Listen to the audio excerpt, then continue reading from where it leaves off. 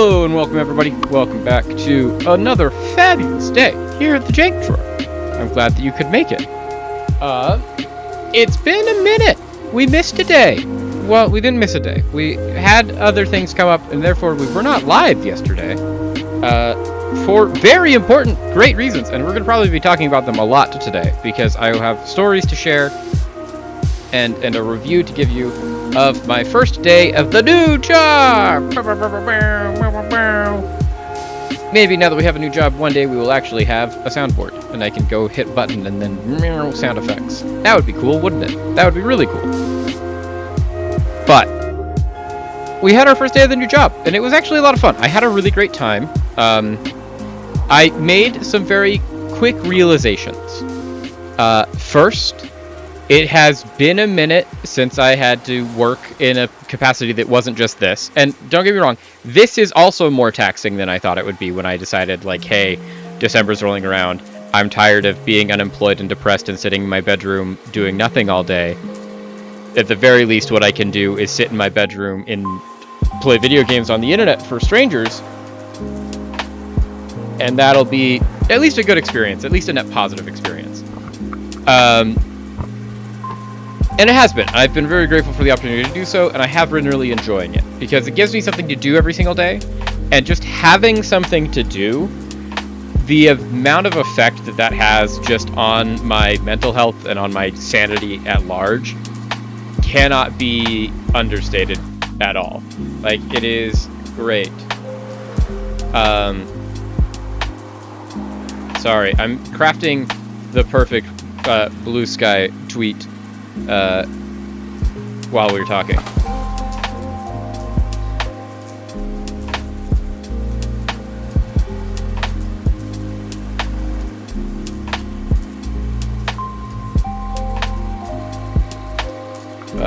So I'm thinking we're back to day 11 on Twitch. It's a new patch on TFT in preparation for a major tournament next week. Is this the patch we finally climb out of Platinum 4? Come find out.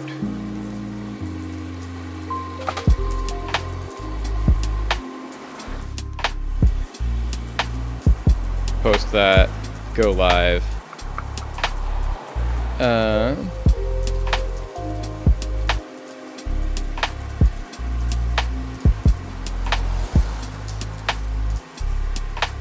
So, we're going to try that out. But, some things that I had learned, chat, in my instances of going to work and being at work for the first time at a job since August of last year. Since, like, I used to be fully employed. And even then, when I was employed full-time and was working 8 hours a day and doing things like that, I don't know that I've had days as exhausting as the day that I had yesterday. And that was with everything going really well. It was just like, you forget how much actual work goes into working. At least I had. So, we're going to talk about that. We're going to talk about other things. We are live. There's a feature that I can use on Blue Sky, Rat King, called Going Live, which no one really looks at my Blue Sky. I believe it. But there's a feature on Blue Sky, not that anyone really... We have 15 followers on Blue Sky, and I think all of them... We have 7 followers on Blue Sky, and I think all of them are bots. But the idea is that you can go live on Blue Sky, and then if anyone clicks on your little icon while they see your stuff on Blue Sky, if they see it, it'll take you directly to the stream. And so I try to get that going every time we were streaming. But yeah, it was interesting. I worked a full day, so like 8.5 hours, more like 9 straight hours, because I did take lunch, which they were very kind, and they provided me with lunch in the middle of the day, which was very nice. They also provided breakfast, which was also great. But even taking a lunch, it was like a 15-minute break max, and then I was back into that. And the amount of time that I spent on my feet was much more than I was anticipating. No, it was dope. They catered in spits. So, like, it was not just free food, it was good free food. And I got to even take some leftovers home that I got to have for lunch today. So, like, it was lunch 2 days in a row. It was great. It's fantastic. I got a lot of free food yesterday because the department that I work for also is having a really busy week because I work for a med school, and this week is the lead up to match day, which is where all of the med school students figure out what programs they got matched with for the next step in their like education process of like they're going to go learn how to be doctors in actual hospitals. And so that's this Friday, and there's going to be a big event in the morning that I'm going to go to, which is why we're not going to do a morning stream. For those of you that have seen the stream schedule, it is up to date. We're just going to do an evening stream Friday night after I get back from my job. And I should be able to do that. We're going to be playing Monster Hunter. It's going to be a lot of fun. But they have match day on Friday, and then the entire week up until then, they essentially Monday, every med student in the entire United States found out all at once whether they were going to be getting an envelope for match day or not. So they didn't know who they got matched with or what their match is, but they do figure out if they got matched. And at that point, a clock starts. Because if you get matched, you're locked. It's all going to be happening, and you can just kind of rest easy, and you go about the rest of your day, and you can continue studying for all of your tests, because they're coming to the end of their semester, they need to just be studying for tests. And if you don't get an email that says that you're going to be getting an envelope on Friday, a different timer starts, and now you are entering essentially the best analog from the people at my work that I've been talking to about it that have been working on this all week is you enter a free agency draft. Of just like, you are now in a pool of free agents that are unassigned, that desperately need to get matched, and you start a process of Monday they have to, before end of day that day, fill out an entire list of their top 45 programs that they would want to be matched with. Sorry, I'm just trying to move that so we can get as little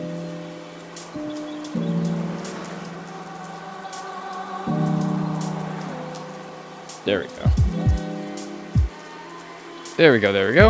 I just want to get as little bookshelf in there as possible. So they have until end of day Friday to pick their top 45 programs that they would like to try and be matched with. That is including like specializations, hospitals, all of those things.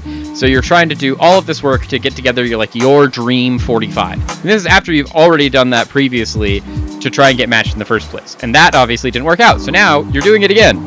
And this could mean that they need to get new letters of recommendation, they need to re-interview with new programs, they need to do all these things. And so the School of Medicine that I work for puts together a whole week of just like, they've got an entire building up on campus that they've just reserved all of the rooms in. So if you need a professional environment to sit in and do all of your like interviews and do all that stuff, you can do that. And they've got that all covered for you there. They have all of the staff on hand as much as possible to be able to, like, if you need 2 new letters of recommendation, they've got 2 different doctors or 2 of your professors on hand to just write you letters of recommendation as soon as needed. They've got all of the support staff there to help you find the programs you want to go to and all stuff. So that was Monday. Yeah, it's crazy. But what that means is at all of the medical school buildings up on campus, which is where I work, they're doing like free food all of this week for all of the students. And so they're like catering in things like that. And so beyond like my job that was being very, very kind and paid me to work there, and then they also gave me free breakfast and free lunch yesterday, because that was all going on. And the person in charge of ordering the catering for that event is my mother. Exactly. If you don't match, you have to wait for a year to try and match again, which is insane. The other thing that can happen, I learned, because this is my first time going through this process and all, is that sometimes you match, but in like a temporary basis, where instead of like your actual match, it's like, hey, we'll give you like a pre-match, meaning that we don't want to match you this year, but we'll give you a paid internship this year, and then you'll come work for us, and then you can reapply next year after we've gotten the paid internship in, and then maybe you do that. And so it's like you trade a year of your schooling, so like you get a whole year behind schedule on how you think you need to be doing to graduate school, but the trade-off is during that year you get to go to the hospital that you hopefully you're going to match with in the future. They pay you to work there instead of when you get matched where you don't get paid, and you're in fact paying them to be there, and then it hopefully increases your chances of getting accepted next year, which is also wild. There's all these things, but needless to say, there was even more free food. And so when I finished my shift, I was just like, I've got all of these leftovers, but like I already had my chicken falafel sandwich for lunch. I'd like something else for dinner. And the other departments on in the School of Medicine had ordered in Jimmy John's, and they had just all these Jimmy John's lunch boxes left over. And I was like, well, I can come down there and I'll pick up a Jimmy John's and eat this entire Jimmy John's. I also needed to charge my phone anyways because I brought all of my things to... Let me walk you through this, because this is... I got to do this yesterday for the first time, and I had done all the trainings, I had done all the things that I needed to do to figure out how to do my job, and none of that could prepare me for the actual job that I had to do. Both in its simplicity and also in like the amount of work that I actually had to do. Which was, you know, not too hard. Like, this isn't me complaining, but it was more than anticipated. Let me see if there's gotta be... There we go. We're going to switch out of the talking head into this one, and we're going to look at Microsoft Paint.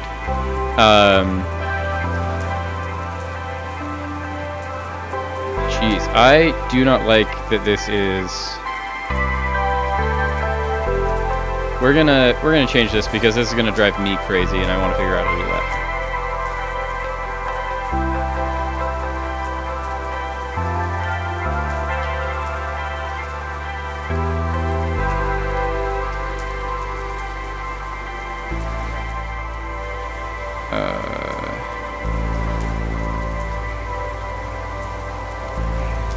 Because I want to put this in dark mode.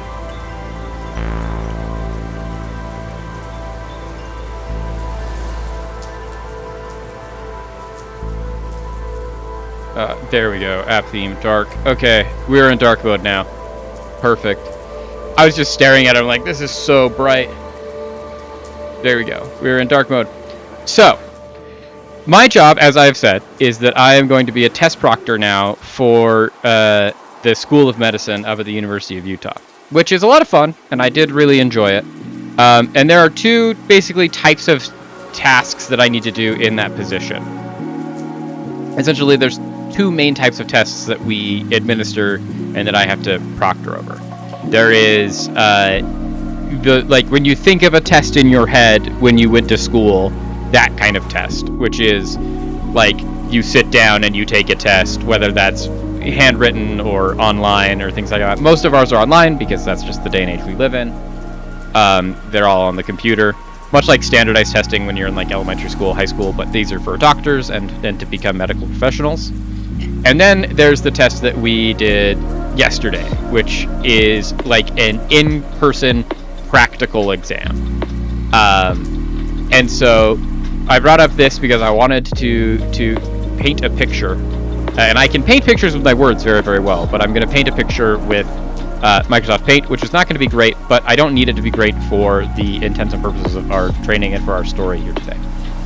But so basically the general vibe of this is that the students are going to show up, they're going to see pretend patients that are people that are brought in. If you've seen the Seinfeld episode where they get Kramer to be a pretend patient for med schools, it's literally that. And then they have to do a write-up on what they think that is, and then they have to present their findings to a senior doctor to be like, this is what I think is going on. It's to try and be a facsimile of like what will actually happen in a real teaching hospital. So like for me, what really struck home is like I've been really into The Pitt lately. The Pitt is one of my favorite shows HBO Max is making right now. It's about a teaching hospital in Pittsburgh, and that's their whole thing, is they're just like, hey, we're going to show you what it looks like when you have a teaching hospital, and these are your student doctors, and they have to try and solve all these cases, and then they have their attending doctor that they have to report all of their cases to. And that's essentially what our test was. And so the general setup of our test is there's a hallway that you enter here, and then there is a big loop all the way around. And then this hallway continues inside. And then the loop goes like this.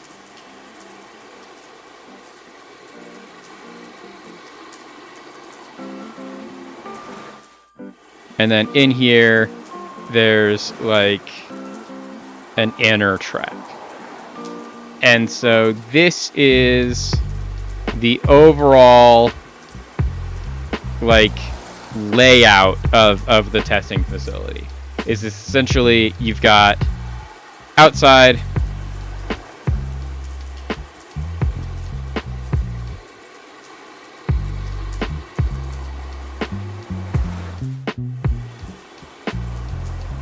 the loop, and then the inside.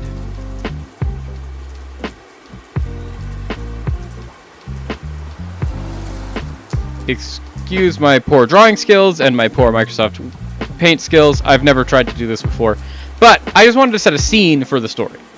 So, essentially, I was working in this loop for 9 hours yesterday. I showed up at like 7:20 in the morning, which was 10 minutes early. I'm like, I'll be early. It's my first day. Want to make a good impression. I was the last one there. And I was like, oh, when we say 7:30, we mean 7. Good to know. I'll keep that in mind for the future. But so I immediately jumped straight into work, and it was really great. I got to meet the team. I got to meet a whole bunch of people. There were people that I had met briefly on my walkthrough that I went through a couple of weeks ago when we had the late start for the Wednesday stream. When we did the morning Wednesday stream. And so it was still a lot of fun, but like I re-met all these people, and it was in a high intensity environment, and we immediately had to just figure out what we were doing.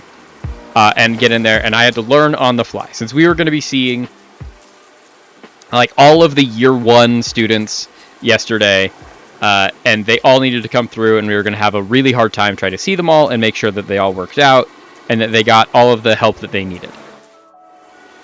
And so essentially how we were doing is we were doing everything in batches of 7, and we had 3 main zones. So we had, let's do green for zone 1,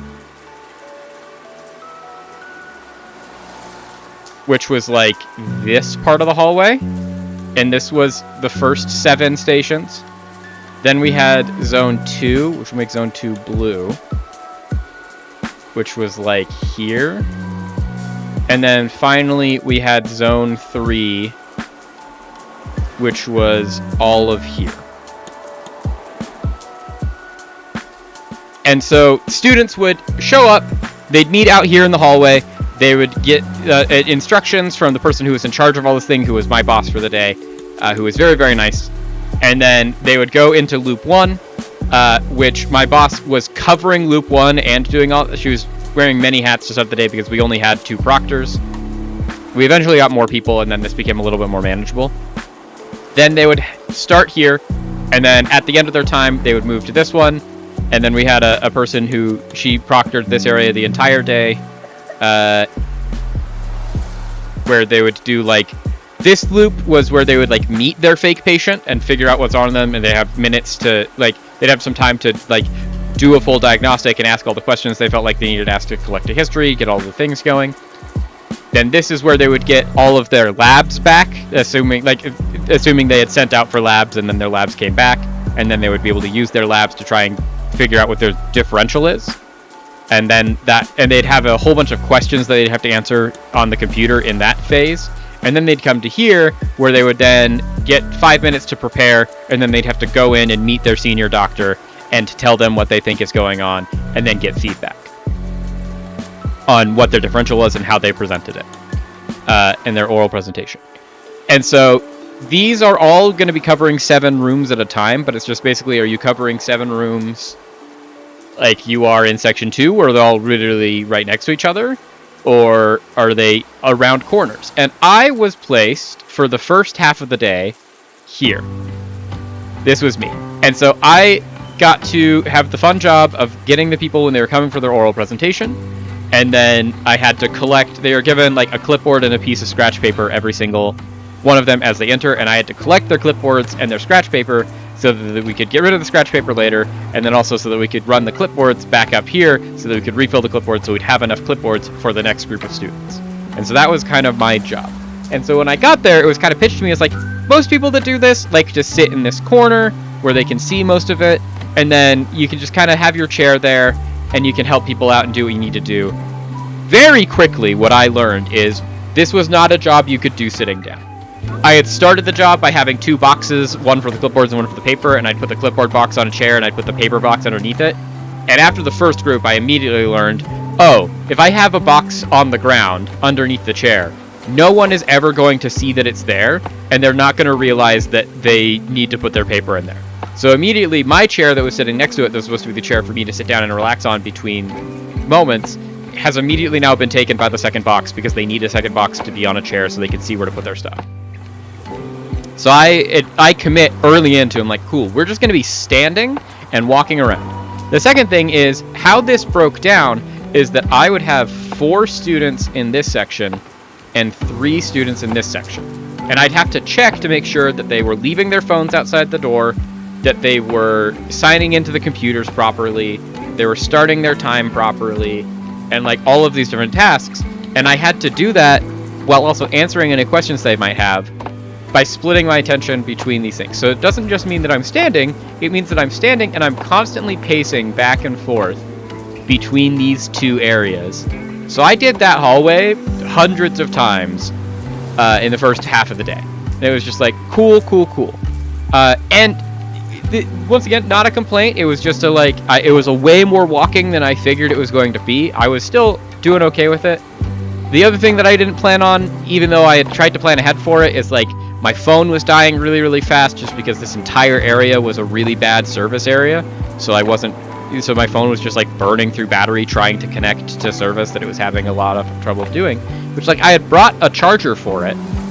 And when I got into this area, I'd finally gotten into a group, which I was like, cool, we did it. And like, it was a much more high anxiety, high pressure environment than I was anticipating it ever being. Because the students were admittedly very anxious of like trying to do all of their stuff and like trying to do that.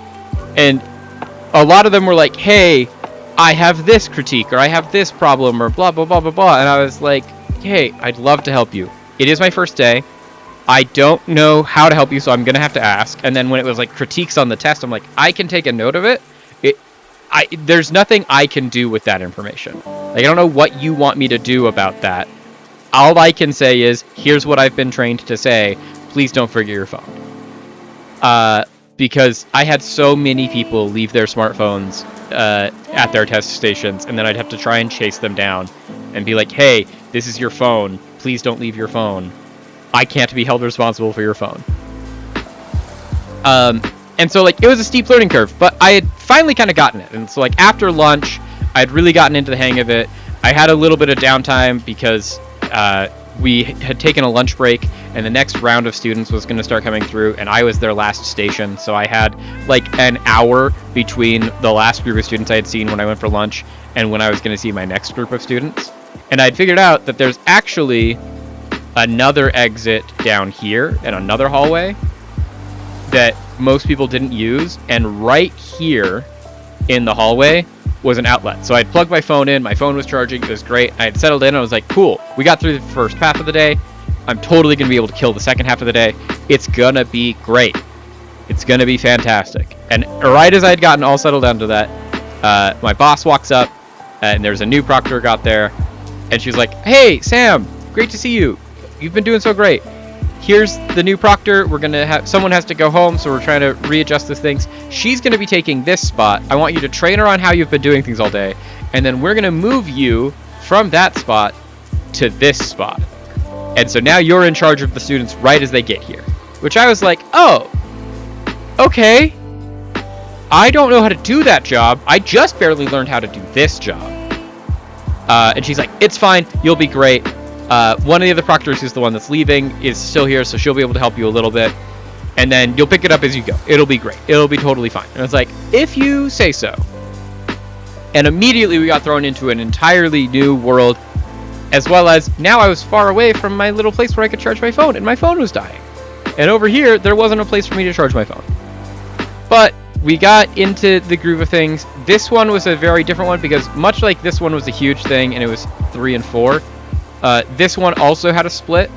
But the split on this side was there were 6 students in this hallway, and there was 1 single student over here. And for the first 2 hours that I was doing this, or first hour I was doing this, there was 2 people assigned to this, and so I covered this entire hallway, and the other person I was working with was stationed here. We'll call them Other Proctor. And so they just took care of this one student, made sure that student was doing well, and then I did all 6 of these students. The other thing that was interesting about this thing is that how we were stacking students based off of when they arrived and all these things is that usually in the last 7 minutes of this step, we would get a new group of students that would come in and immediately start filling in their roles here. And so inevitably, one of the things that I would have to do is greet this new group of students and be like, "Okay, come on in, find your spot, don't touch anything. Someone is going to be in your spot.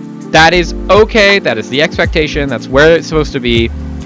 And every single time I would do that, I would immediately get greeted with, "Hey, but there's someone already in my spot, or my spot's already signed in. Like, what's going on? What's going on?" And I'd be like, "Don't touch anything.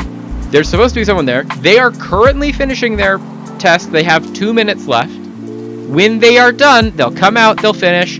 We'll hear an announcement. They'll go to their next station, and it'll be okay. Just find your number and sit there quietly," which was very hard for the students to grasp.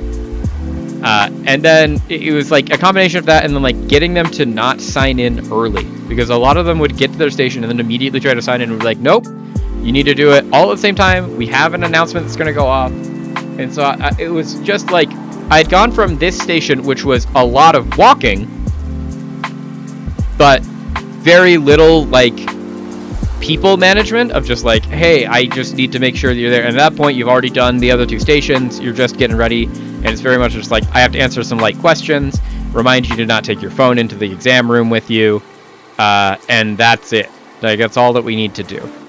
And make sure that you've signed in properly, because sometimes people don't hit all of the buttons to sign in. To now I'm "Hey, I'm the second person you're going to see on your exam. It's going to be great. We're going to keep the energy high. I get it. You're nervous and anxious. This is your final exam. It's also my first day of work. We'll get through it together. Please just listen to what I'm saying. Stop asking so many questions about things I've already told you the answer to. It will be fine. Everything will work out. You will be okay." And that was just kind of what we were doing over and over again. And it was great when I only had this one hallway. Eventually, the other proctor had to leave. And so then it was, once again, I was doing the whole circuit. So I'd have 6 people on this side, and I'd have to do the circuit back and forth between these 2 stations. And at this point, I'd been on my feet kind of consistently for 7 hours. And so my dogs were barking. Luckily, because I was in this position, when we got our last group of students in, I was the first one cut, so I was able to go home a little bit earlier, which was great. But it was just it was super gratifying and super fun, and I'm really glad that I did it. But it was also one of those where I got home yesterday, and after stopping to charge my phone and eat dinner, and then taking the train back home, I got home at I left home at 6:30 yesterday morning, and I got home at 6:30 last night. So it was like a full 12-hour day. And then I was exhausted. And hopefully that doesn't come through in the new video that went out last night. Since, like the pinned comment says, there's a new video out right now. This is the next in my installation of videos that I've been doing here on the channel for the past couple of weeks about the budget midweek metagame. This time it is Brawl, but specifically Brawl, and you have to use a legendary creature from the new set. We, as is going to be apparent from anyone who watches the video and looks at the title, went fast and we did mono red.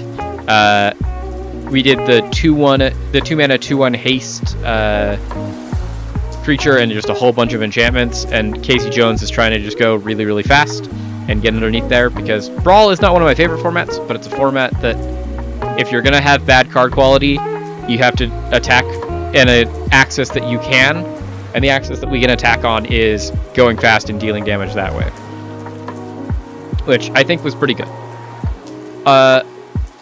With that being said, let's talk about what we are going to be doing this week. And what we are going to be doing this week is TFT. So, we've been doing TFT on the channel kind of since the inception of the channel. I don't know how much longer we're going to be doing it, because we are kind of building towards a tournament arc that we want to go on next month, but it is also like we've been doing other things on the channel that have been taking off more, and it would be worth trying to maybe explore other things. And we're coming towards the end of patch 16. We've made it pretty far. We've climbed all the way to Platinum 4. We'd hope to try and climb out of that today, and if we can, that would be great. But this is the second to last patch of patch 16, patch 16.7. And because of that, they have kind of made the last little tweaks that they are going to make. There was a huge patch on 16.6 where they made everything so much easier to unlock, and then now everything's just been like a, hey, force the best board, force the best board. As part of that, there's not actually a ton of changes this week. As you can see from our highlight here, this is the smallest patch notes that we've read. There was buffs to Teemo, Tristana, and Koboko, another buff to Vayne, a buff to Kai'Sa, a buff to Seraphine, a buff to Yunara, a buff to Aatrox, and a buff to T-Hex. They also have commensurately nerfed Galio, Ryze, Sylas, and Xerath because they made them easier to unlock, and so they have nerfed them so that even if you're unlocking them easier and earlier, they are now not as powerful, and that hopefully you can get good results out of that. And then they've nerfed a whole bunch of augments, because most importantly, they're trying to play this on a major tournament that we are not going to be playing in, but is like kind of like the patch tournament for like official professional players, called the Tacticians Cup. And so this is their, like, barring hot fixes, this is their competitive patch that they are going to be having for the highest level competition, which is next weekend, the 27th through the 29th. I know I'm going to be trying to tune in probably to some of that to see what it looks like, because I have never actually watched high-tier gameplay, and I think it would be interesting to watch. And then after that, there's going to be one last patch in the first 2 weeks of April. That's going to be 6.2.18, which is they're just like, for fun, goofy patch. They're going to make everything wild to try and give us a new playing experience after we've learned everything, which I think will be fun, but that'll also be the end of our climb, the end of our season, and we're going to try and see how far we can get before the end of the season, and maybe even the end of this series. It's been a lot of fun. I don't know that we're going to continue doing it.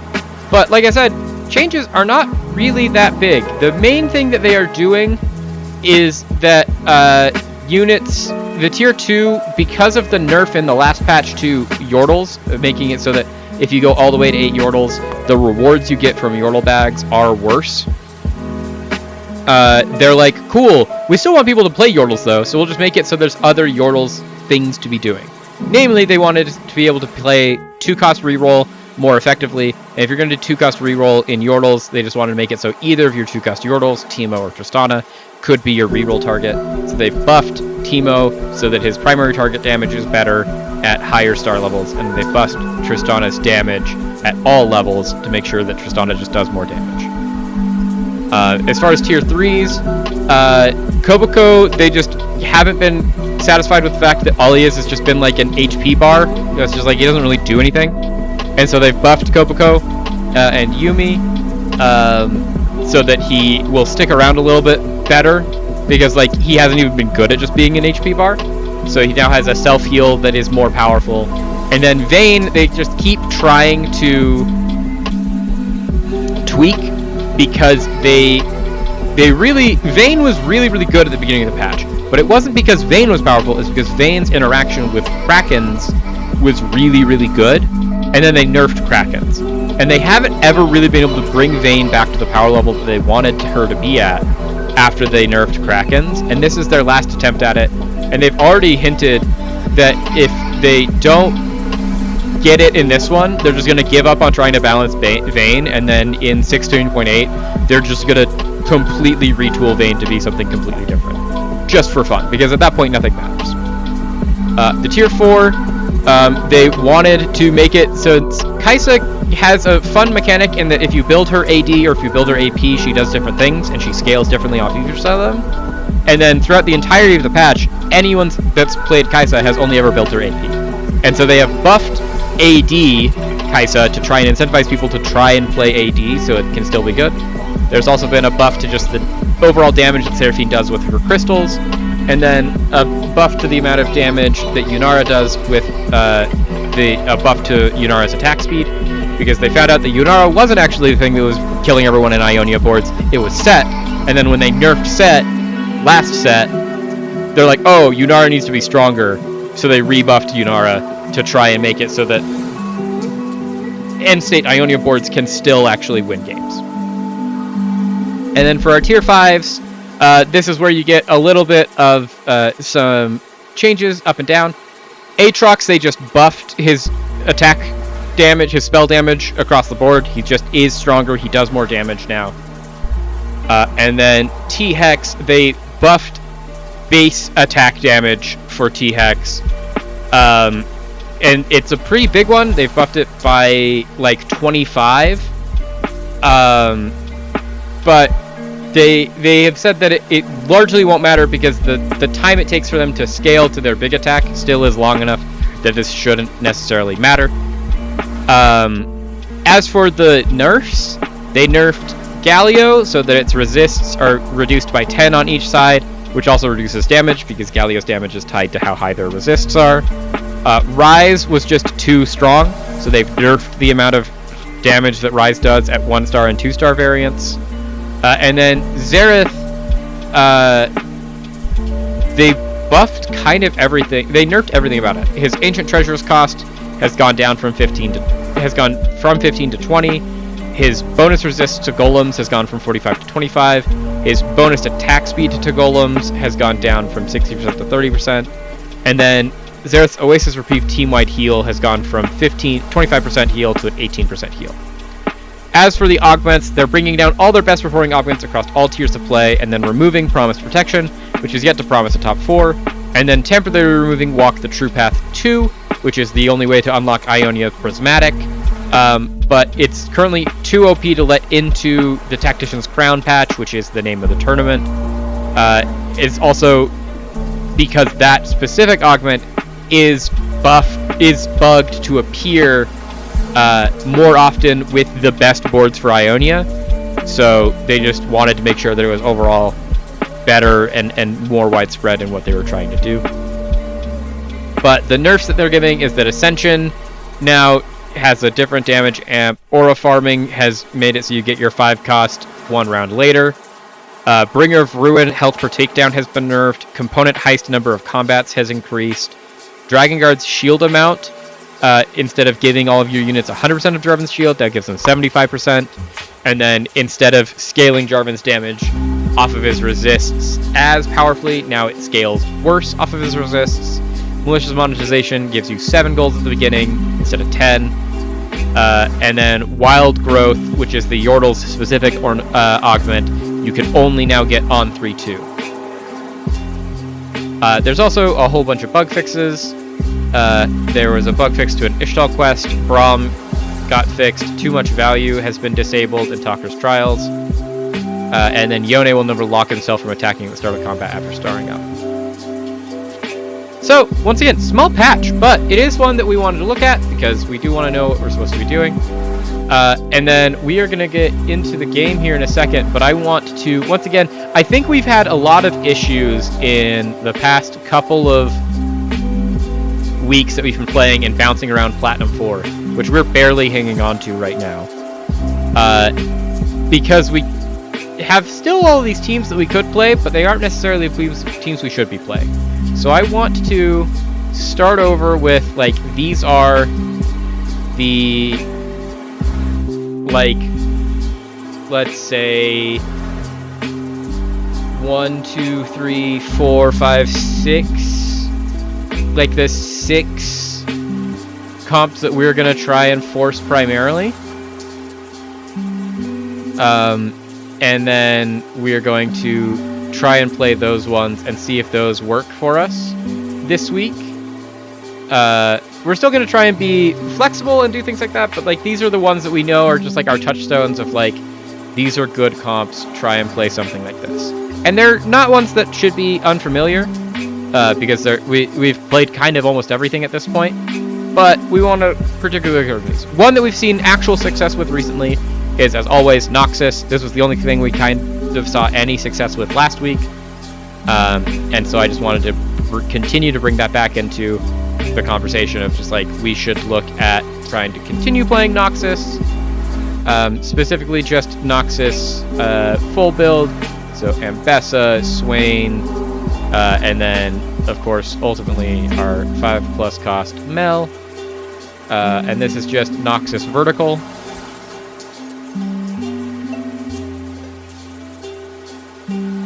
And then we'll do, for a reroll option, we'll do Sona reroll.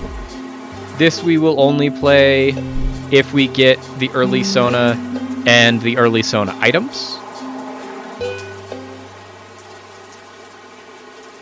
But this is where we want J4, we want Sona, we want Poppy, we want Koboko and Yumi and Vayne, and then Garen, Lux, Swain, and eventually we get our Galio. Beyond that is just then actual Demacia, just vertical Demacia, which looks very similar. We still keep Sona J4, but then we also in this one want to pick up more 2 costs like Poppy and Jinzhao. That was Yasuo. Jinzhao. And then our end board is just a little bit higher. We're going to be getting in Garen, Lux, Swain, Galio, Fiddlesticks, Zillion. And this is Demacia vertical.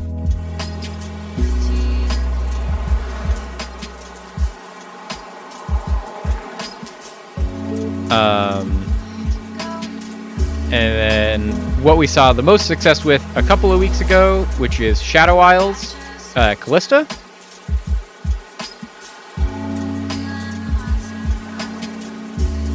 So this end board is entirely 3, 4, and 5 costs, but we build through it with Yorick, Diego, and Gwen.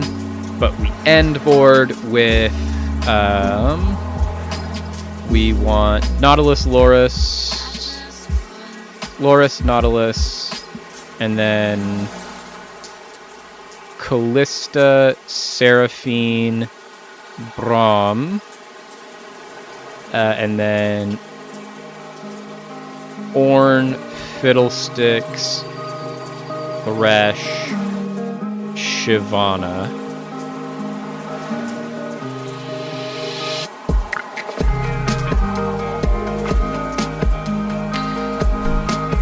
And then other ones we want to look at is Void if we are uncontested. We haven't played Void in a minute, but Void can be pretty good. Got Kog'Maw if we can find it. There's Kog'Maw. Then Cho'Gath, Rek'Sai, although Rek'Sai's not in the final build. Cho'Gath, and then Mundo. Void has changed actually a lot. Mundo. Because this is where it gets weird. We are now going to have Rift Herald, Singed, Swain, Kaisa. And then our 5 is we are going to be getting Shyvana 6. And this is our end form. This is level 9 Void. We're really just kind of splashing Void. And really what we're really caring about is getting this Zon, which to unlock our Singed, and then playing Juggernaut Bruisers.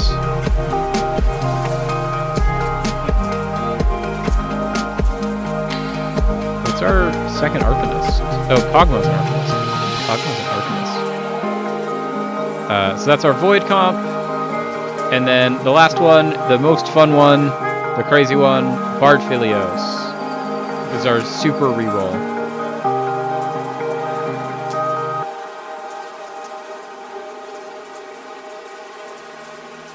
And so this is Alawi, Shen. It's just Bruisers and Bard plus a Philios. And that's the entire comp. We want Kopoko and Yumi. We want Wukong. And then we want Volley. We're just doing 6 Bruiser with Bard and Aphelios, and just trying to 3-star literally everything. And that's the comp. So these are our 6. We're gonna try and keep ourselves to these 6. Pivot into which ones we think there. If we can't find one of those, we'll just try and find a lane and stick to our lane. Stick to all of our fundamentals that we've been working on over the past several weeks. And see if we can string together some wins. That's the plan, at least.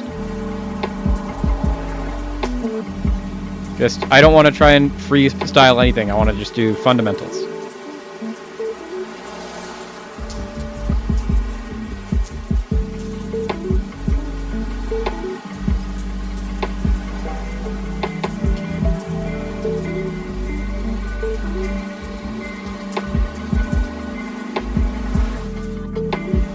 But as I was talking about chat and all these things, getting into the what is my life and how am I doing?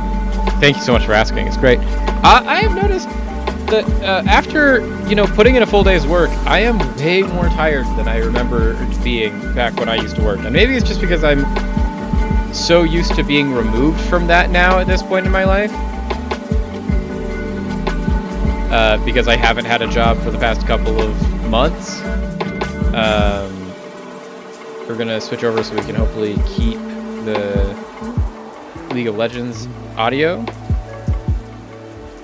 But it's been like, I got home yesterday and I'm still tired, and I still as you all know, have my water bottle that I keep around and I drink on stream and things like that. I brought this with me when I went to work yesterday, and I think I went through 4 of these at work. I had 4 full liters of water with all of my walking and doing around. So I was trying to stay hydrated.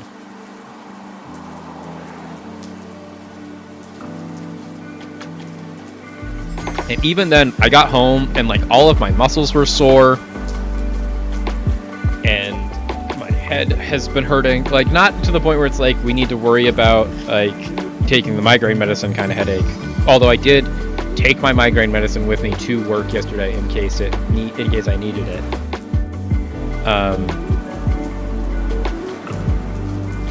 But it was still a lot of crazy stuff.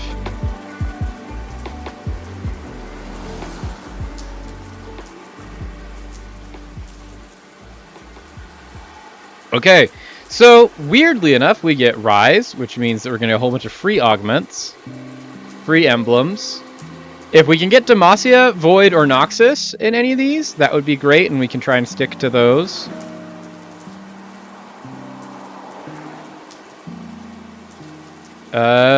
Demacia, Zon, I don't hate.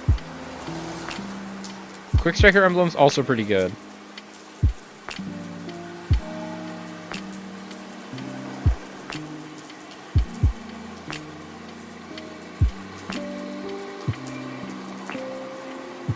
These are interesting orb pickups too. We might have to play some sort of Zon Echo thing. Especially if you're going to just give me this.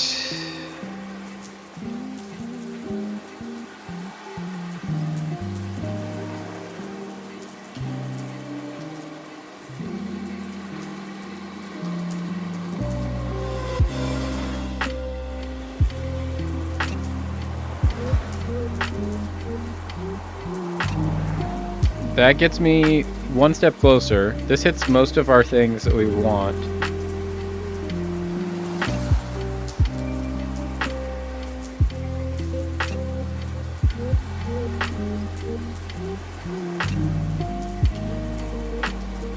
Okay.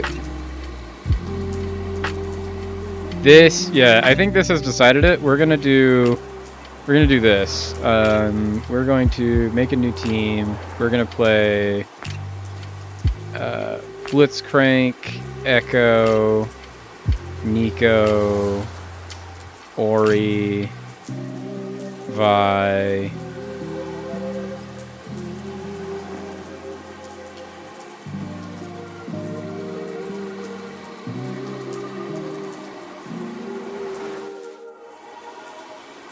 Do this.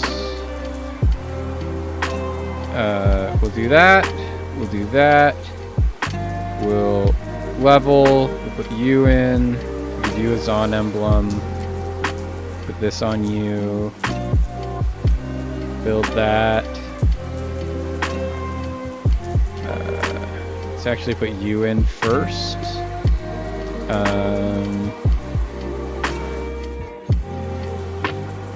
Because we can unlock Ori this way.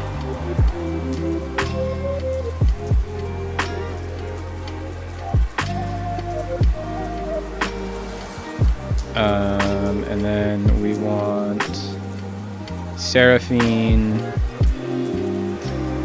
Sint,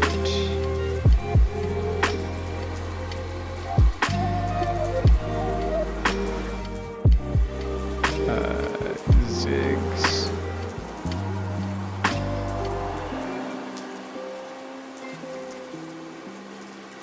We're doing some weird version of like Echo reroll. Unlocked our Ori with that.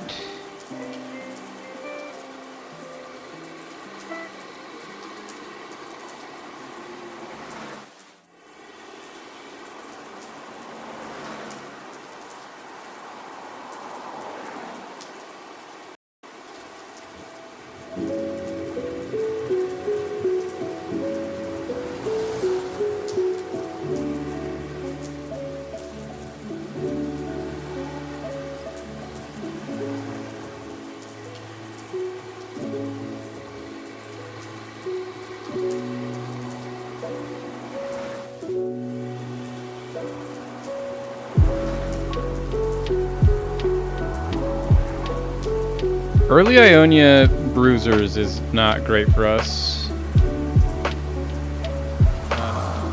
We're gonna look for, is there a random Zon reroll that's still good?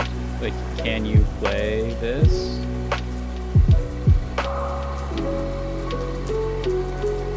Noxus reroll? That's not what we wanted. We didn't want Noxus reroll. We want Zon.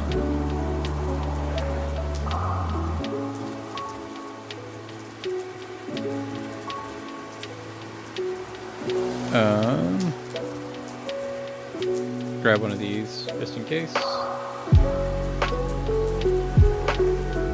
Maybe Jinx Flex.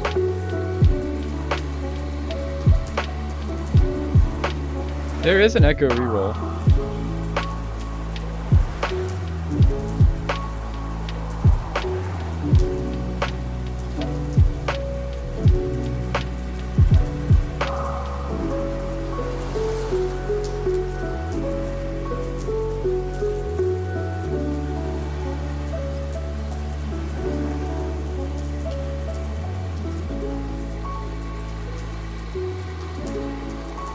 There we go.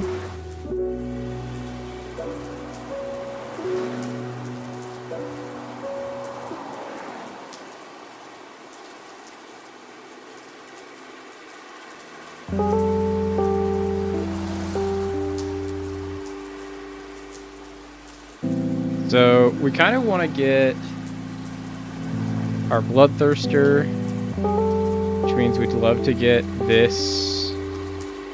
I'd also take the Rod, though.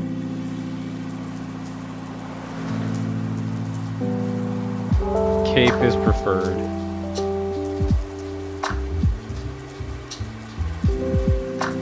This Echo would have also been great, just because then it's one more Echo and we're close to our Echoes, but...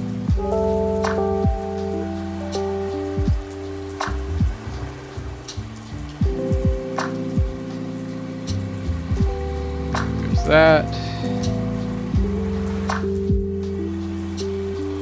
I think if we sell both of these, we can level 5. And have 20 gold. Which is perfect. And then we're going to try to get to 6 on 3-2. And then slow roll from there.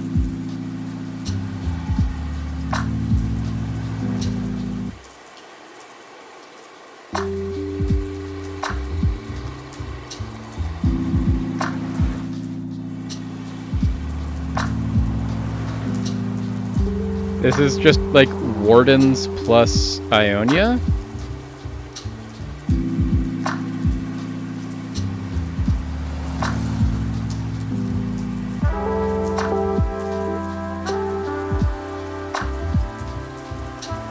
We are pumping damage though, which is nice.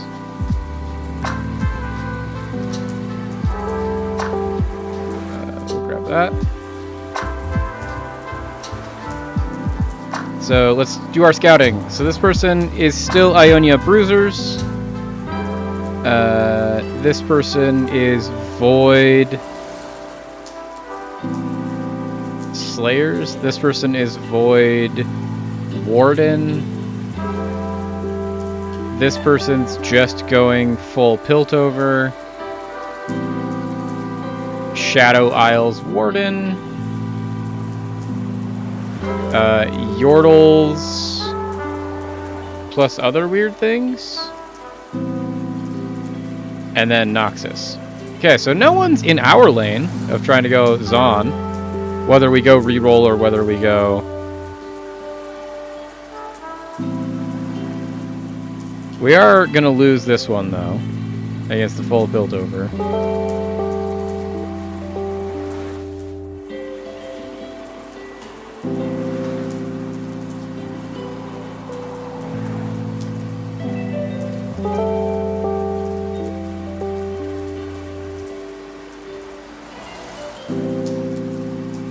Two-starred something. We didn't two-star the thing we wanted to two-star, but we've two-starred something. And then we're going to get to Zon 5.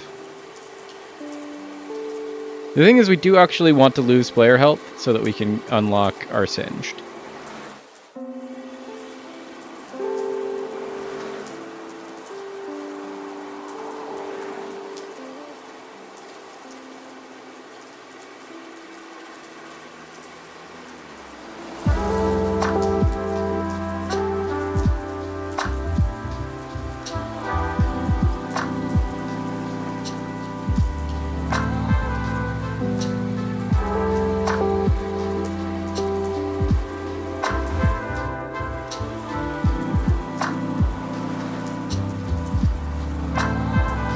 All these. Piltover emblem's not bad.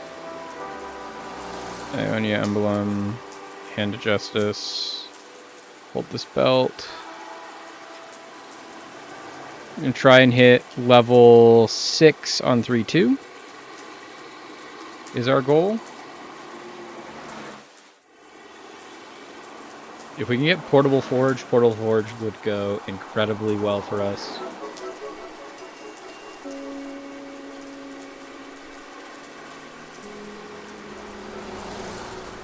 Although we're already going to get our Infinity Force, which is one of our best things on Echo, so we actually have our full build Echo. So we might want to just get an item or a reroll econ. Reroll augment, I mean. Okay, we need to lose 15 more player health, but then we want to go incredibly strong for the rest of this.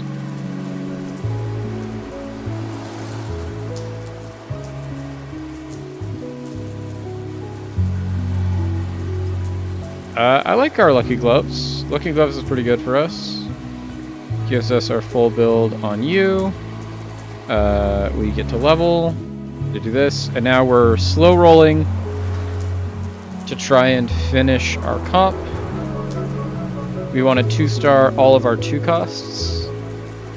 Well, we need to 2-star our 3-star our Vi and our Echo. We will also accept getting anything else.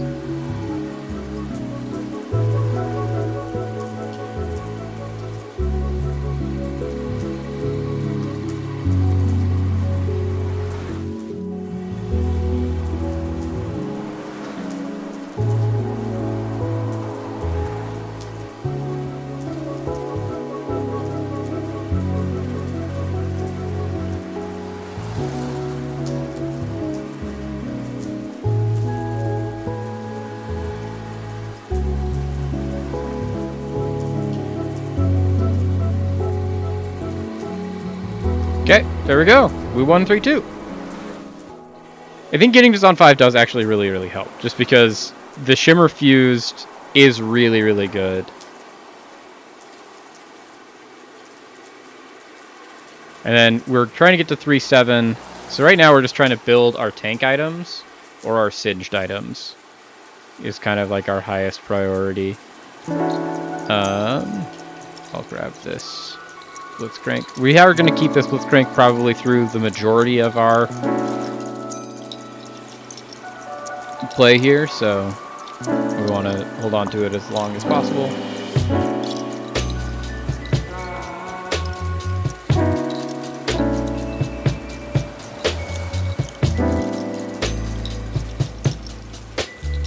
Okay, this is the Noxus player. We haven't had a chance to play them yet.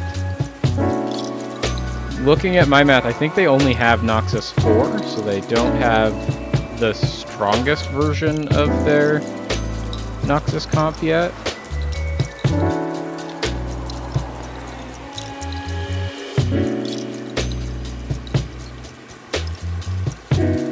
There we go. Like I say, I'm like, we should still beat this Noxus comp. We're trying to be strong this entire round 3.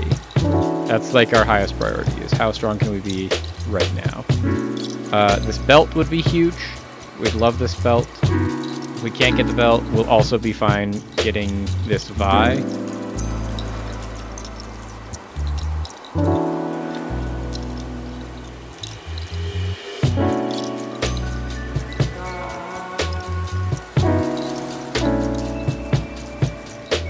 It gives us our Morellos.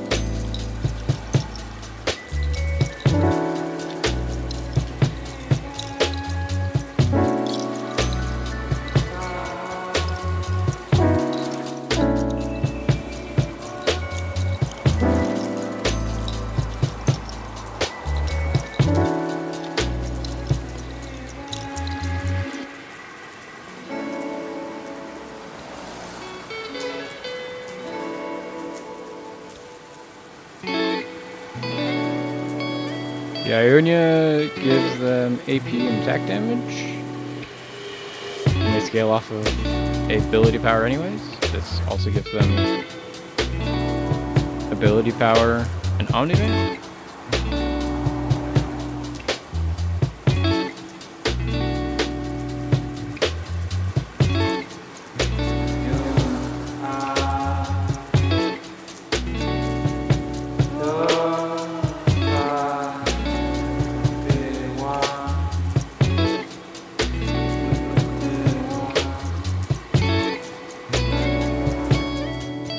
There we go. Okay, so that was the Ionia comp, and we were able to beat them pretty handily. Our Lucky Gloves are really good because they always give us recommended items, so that's nice. This is nice.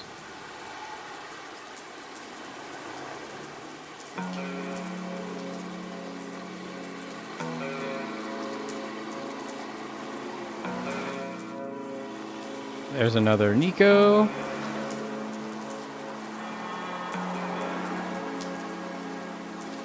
The only one of our 2 costs that we don't have a 2-star yet is our carry, so that is a little bit of something we should be worried about. We'd like to fix that soon if possible.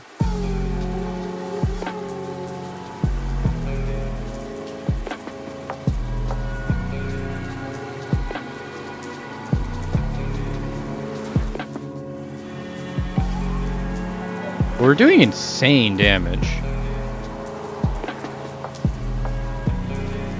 Our Vi is actually currently our carry, which is not how this is supposed to be working at all.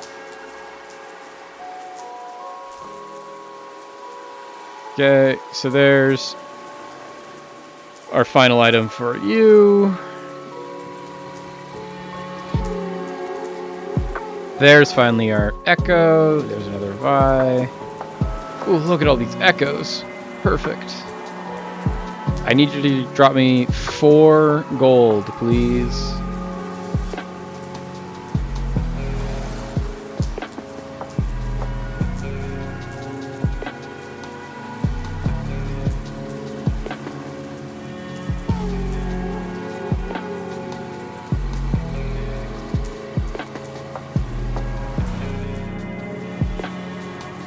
Okay, so we're gonna put this on you, we're gonna put this on you. We're going to put this on you. We're going to put this on you, this on you, this on you. There's that. There's this.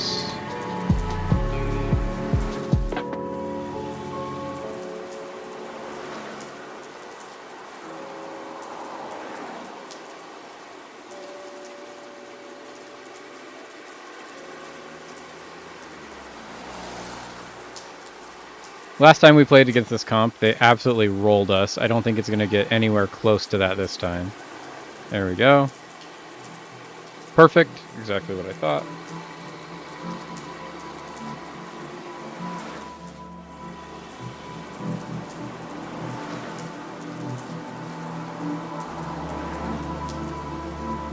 I don't hate Unsealed from Steel, but I also really like Reinforcement.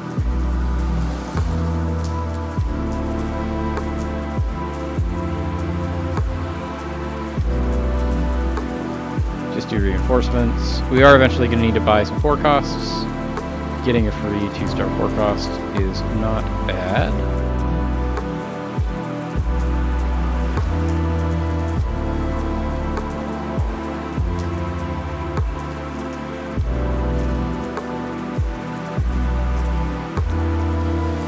We also eventually need to get this singed, and to get the singed we need to lose 15 more player health. What has everyone else settled into? This person is still doing Warden long shots. They just got their Kaisa. This is the person that's doing Freljord.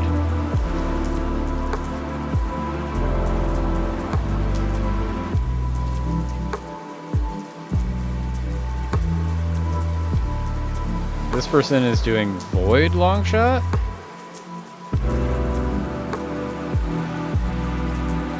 They're almost dead though, so their comp has definitely not materialized into what they thought it would be. Trying to force some sort of void comp.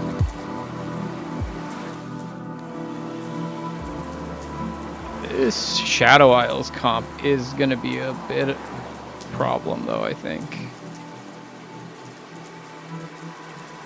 We don't want the Ambessa.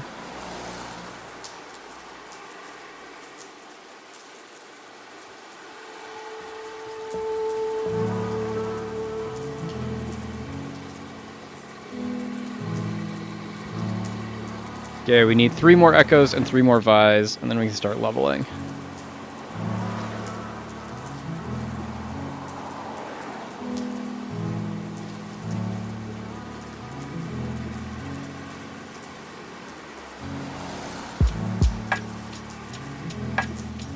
Okay, the Noxus has gotten...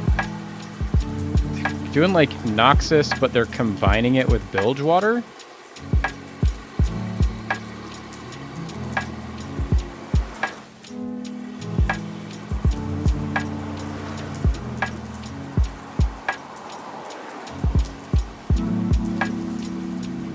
Our Echo is doing big damage, just really pumping. We'd actually really like to get a chain vest here. So this Yasuo with the chain vest is our current highest priority.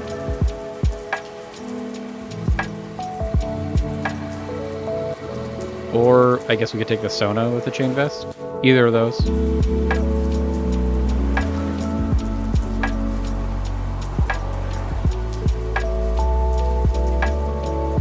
Looks like we're guaranteed a chain vest. So there we go. And then now we have 3 tank items. We have all of our best in slots on Echo. We have 3 tank items.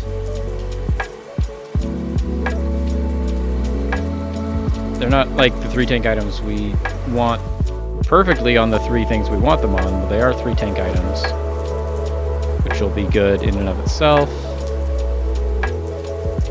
Okay, so there's another buy.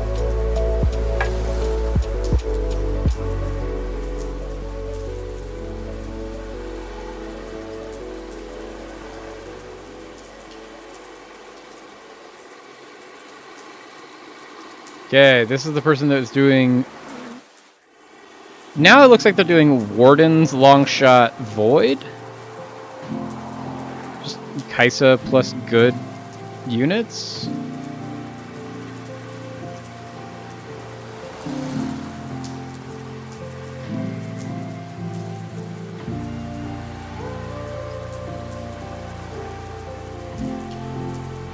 It looks like they're doing AD Callista too, which is not the recommended Callista generally, but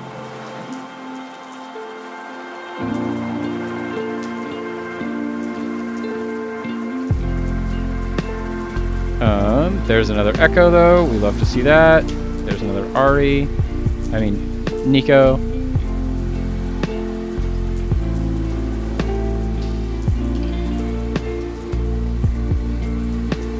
So we need 2 more Vi's, 2 more Echoes, and 3 more Nikos.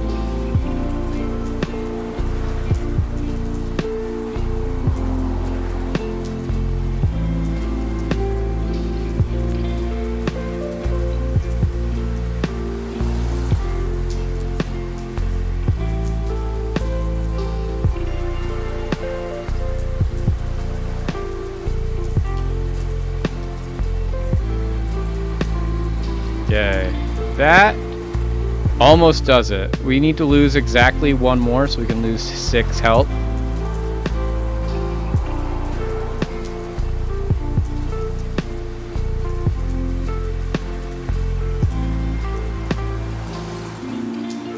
Okay, so that's gonna give us our Vi. That's gonna be huge.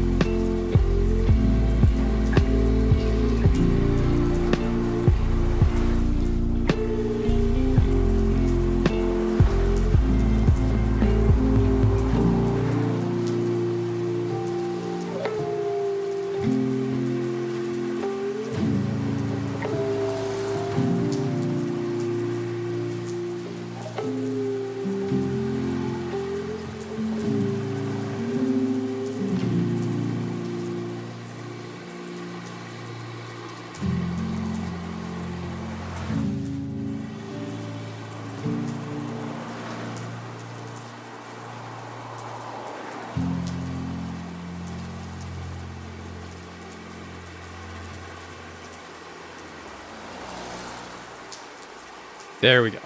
We're back on top. That eliminated Shork and Feather Knight. We are going to be really, really strong. At this point now, we're just trying to rebuild our econ and level. We unlocked Warwick.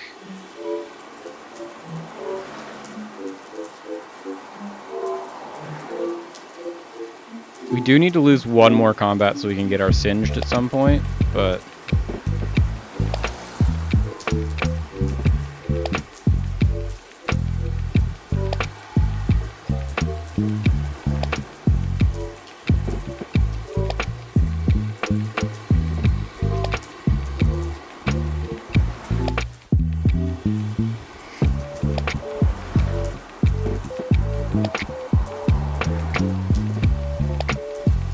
Okay, here's the Bruiser Ionia. Looks like they went all the way to RE 3-star, so they might have just been RE reroll. They do also have Yone and Yasuo, which is just the Ionia comp now.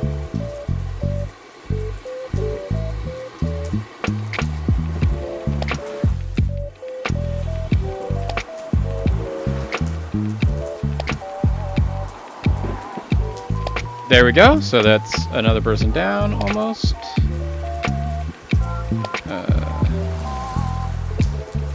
Don't think that we need to get to 3-star Jinx.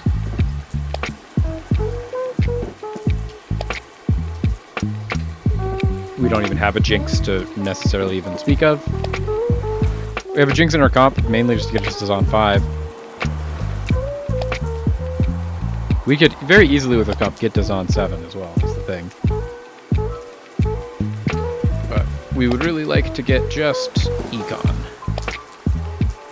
This is the Warden Longshot Void comp.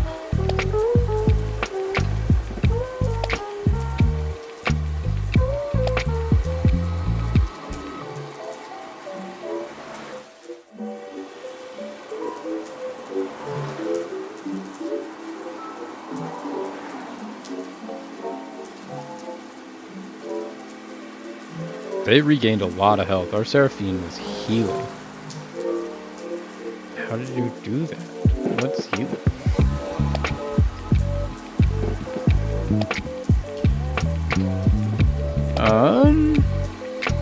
Take this.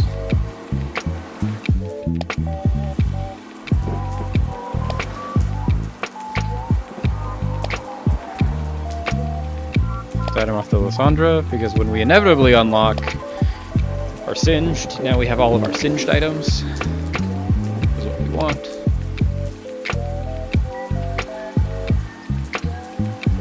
We can sell this Lysandra.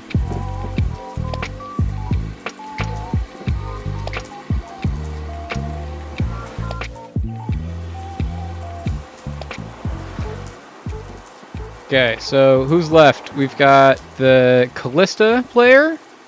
We've got the Piltover player who's gone all the way up to T-Hex. Got the Freyleur player who's the last person to beat us, and who now we are playing. And they're full Endboard Freljord Invokers. I think they went Ashe Tryndamere, although they haven't finished 3-starring their Ashe or their Tryndamere.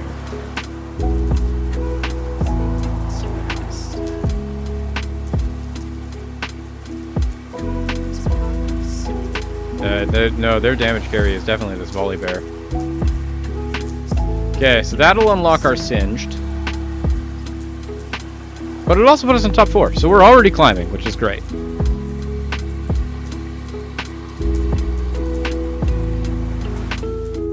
So there's Singed. We are so far away from level 8, which is unfortunate, but we can drop this. Put in you.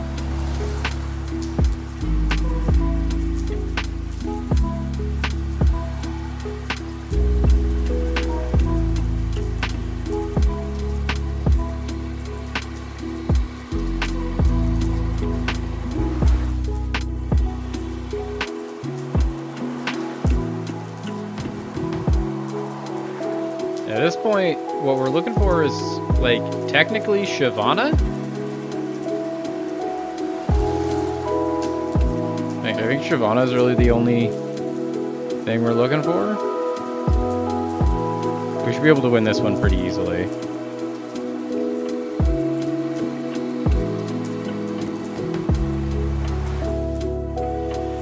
Yeah, there we go. We unlocked Nidalee, which isn't what we were looking for.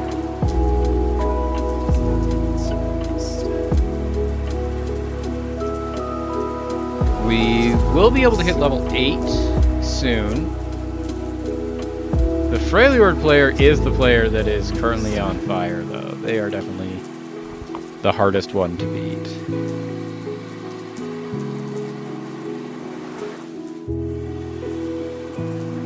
My watch has decided now to remind me that it's time to be live to be streaming this for you all, so I hope you're feeling sufficiently entertained.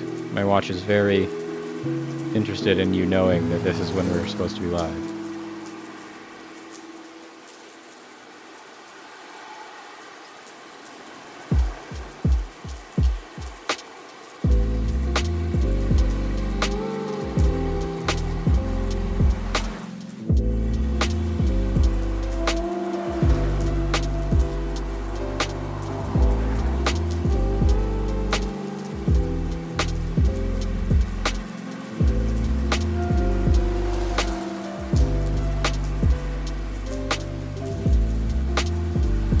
The hope is that by getting to level 8, we're able to actually beat this Freljord comp.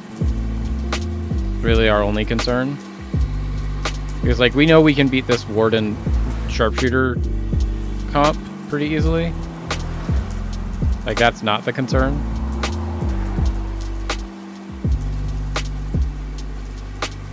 Yeah, since that's done.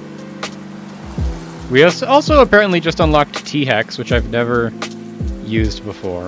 And Volibear.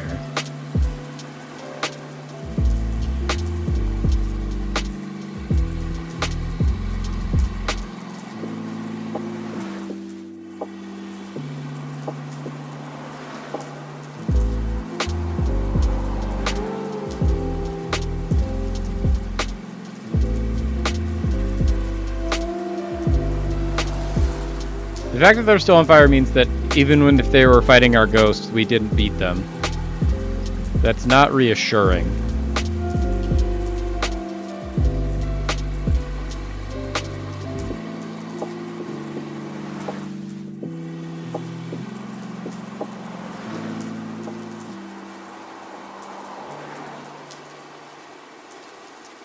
It's like the main thing is we need to find a way to kill that Volibear, which we did just kill the Volibear, so that's actually kind of huge. But then they just Lysandra ulted and absolutely eliminated our main damage source.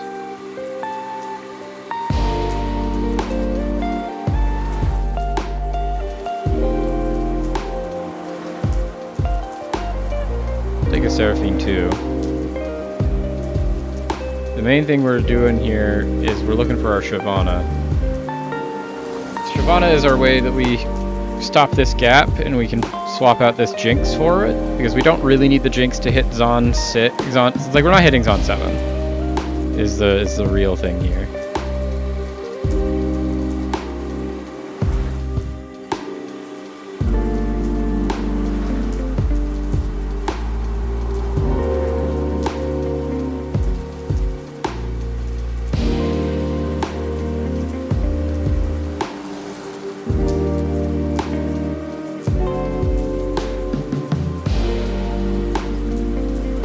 There we go.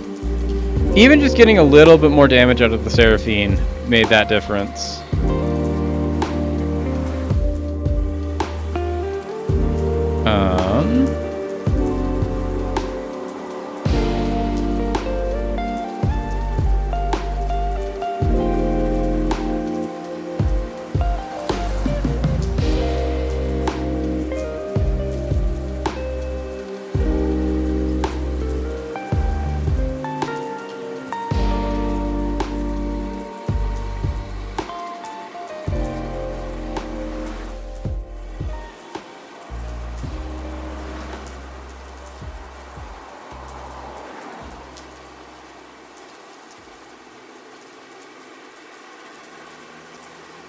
They're repositioning.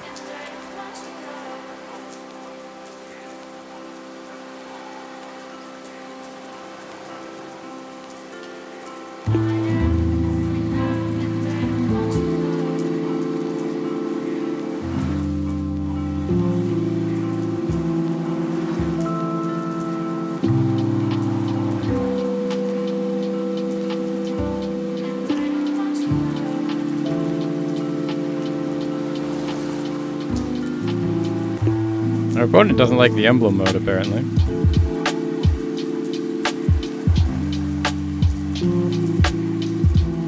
It was their tank versus our tank, and we won. There we go.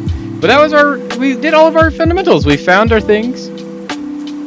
Jeez, our opponent was not happy about that. They called us congrats garbage.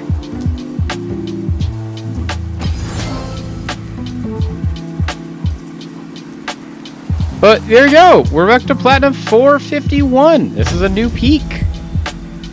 This is doing great. But we identified very early on with what we were given with our beginning augment, which is great.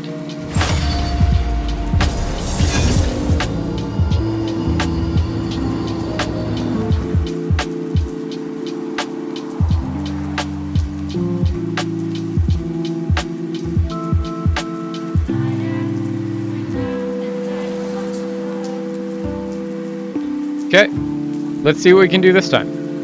Since I think that went really, really well. Like, I'm actually very, very happy with how that all turned out.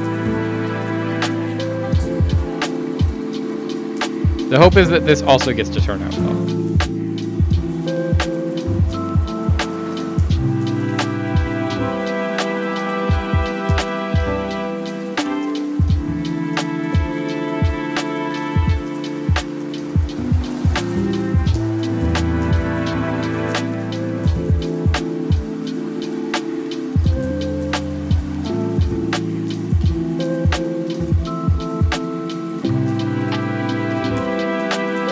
Okay, so 88%, we're almost there.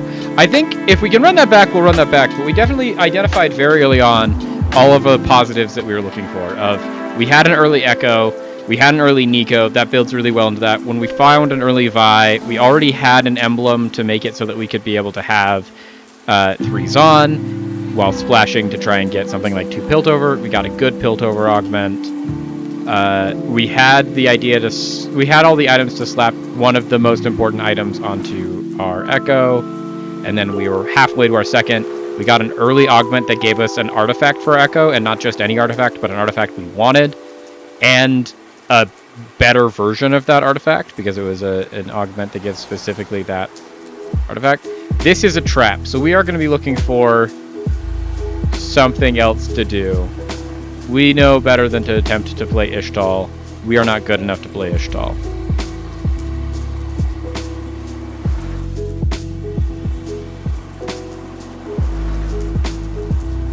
But 2 veins, we can easily do 2 veins.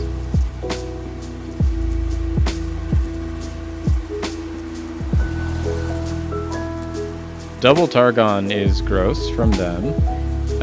Demacia.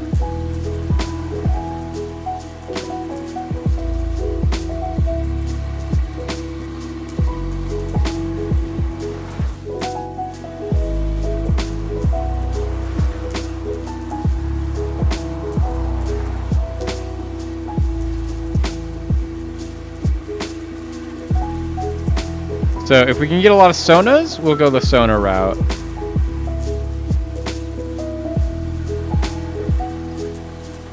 If what we really want is we want a 3rd Demacia unit. Like, we want to find this Jarvan.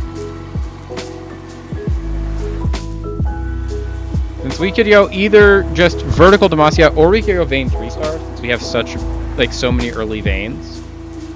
And that's not bad.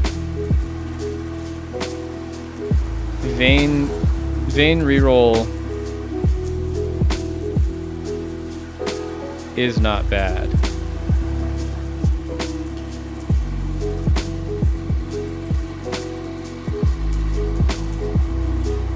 Although Seraphine's Staff is like the best. Oh, there's our Demacia.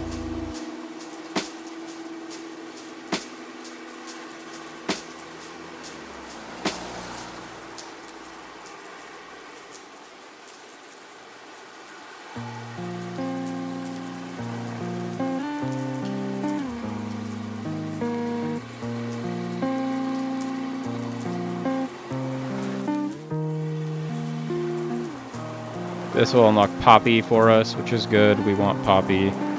We're going to... This is going to be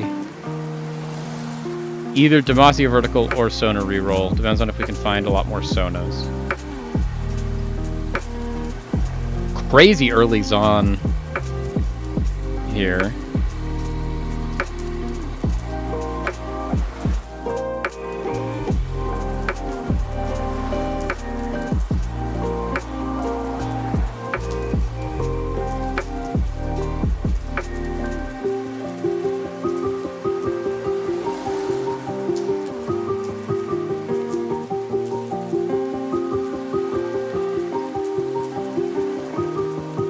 Okay, so there's a Poppy.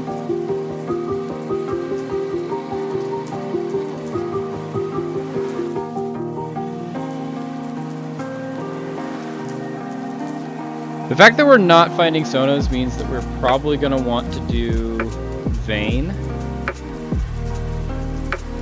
3.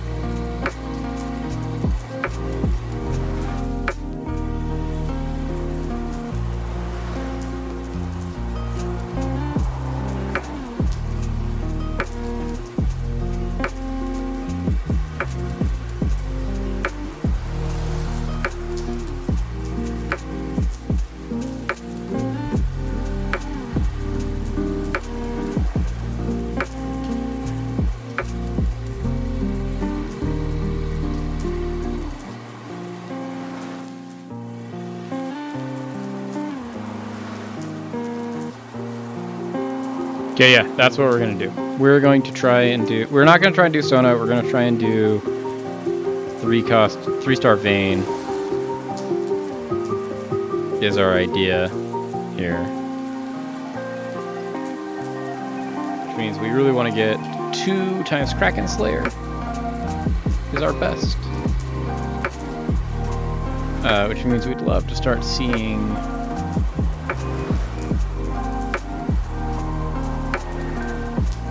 capes and bows. We also, like, bows are high prio for us, capes are high prio, tiers are high prio.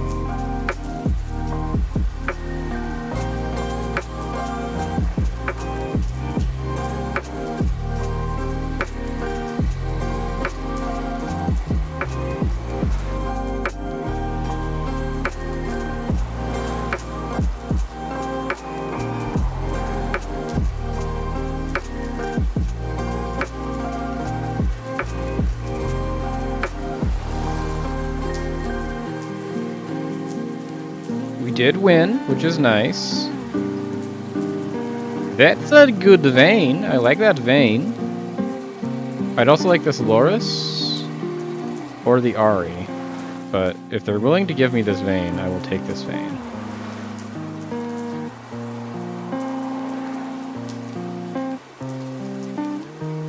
Vane 2 cannot be bad. It also gives us a first look at a tank item, which we do want tank items eventually.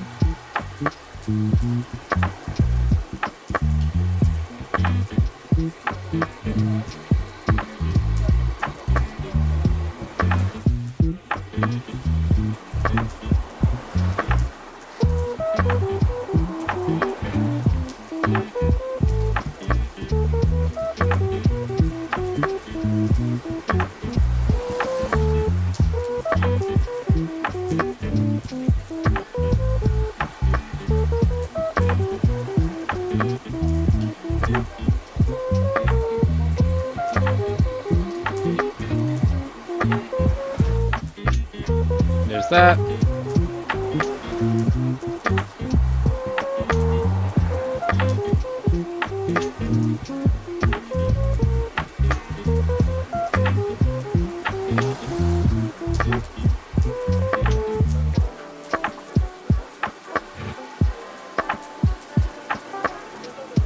So, could not beat the Void comp. Once again, this isn't a comp that necessarily wins. This is a comp that hopefully just top 4s. And that's mainly what we're aiming for, is trying to get to top 4. One thing that I do want to pull up is what is our 3-cost leveling path.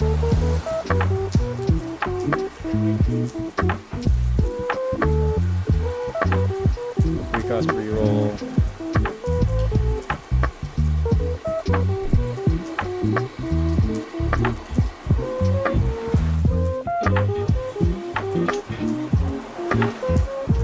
We want a 5 at 2/7, we want a 6 at 3/2, and we want a 3/5 at 7 with 40 gold.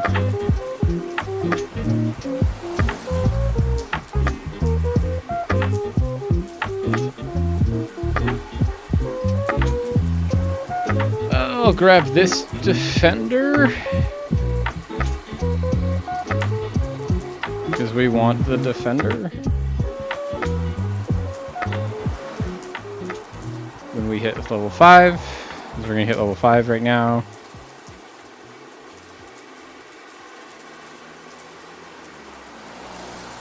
It's a better defender. We'll try that one. Once again, we're trying to get damage here. This is our highest priority, is trying to get damage there.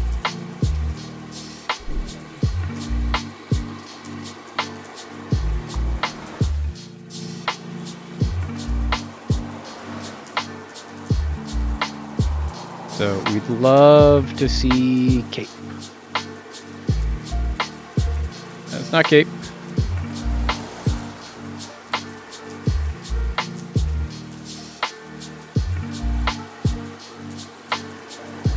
There's cape. Perfect. We want to get more bows, more capes. More bows, more capes. That is the goal.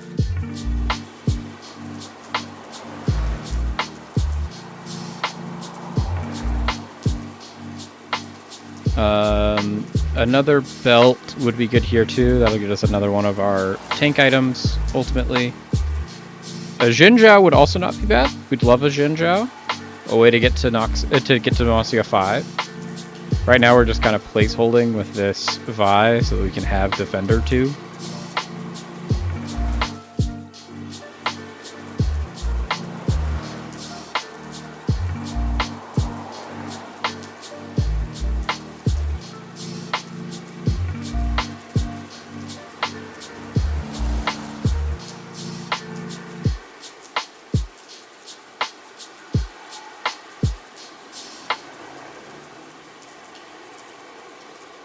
So this is the Targon person. No scout, no pivot. Plus good Targon stuff. There's a reason that they are very, very good. Best is currently the Void player though. I don't hate Portable Forge. Portable Forge is probably really, really good. If we can get Demacia Forever. Couldn't. I'll take Portable Forge.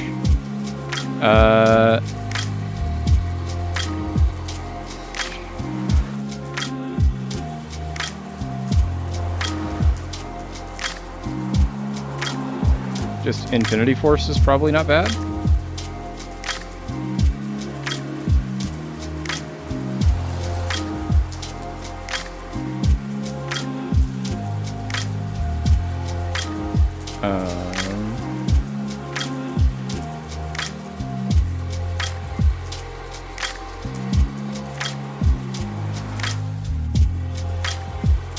So this is the Zon comp again. They were really good last time we faced them.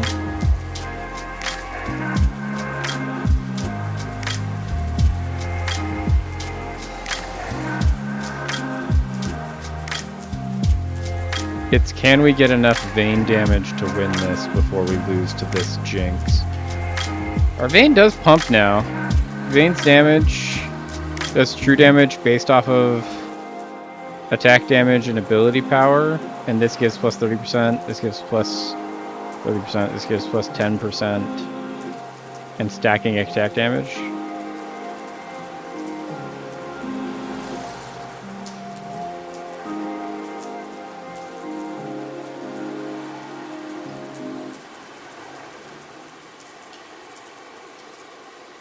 Okay, so we're trying to econ to get to 40 plus gold and being level 7 on 3-5. Which I don't know that we're going to be able to do. If we could get a Demacia 5, that would also be great.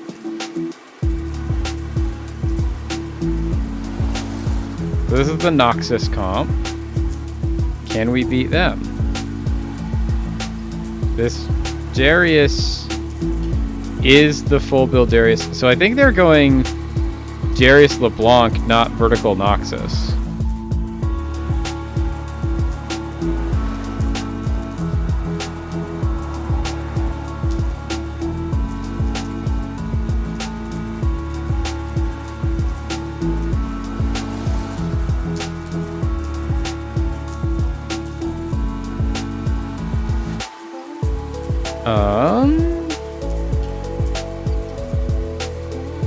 I don't either.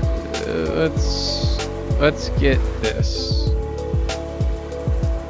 Probably should have actually gone and get this because we haven't gotten as many bows from the pool as we have gotten capes.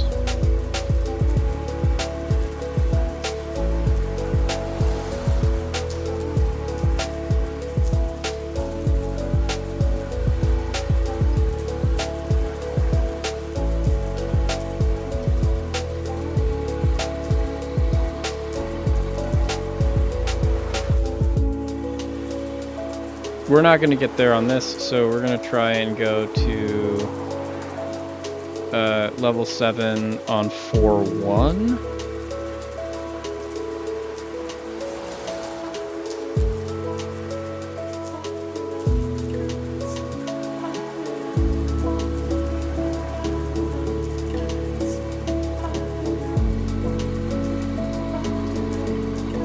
This is the Void comp that's been really, really good, so... They've dropped off recently, though, which is nice.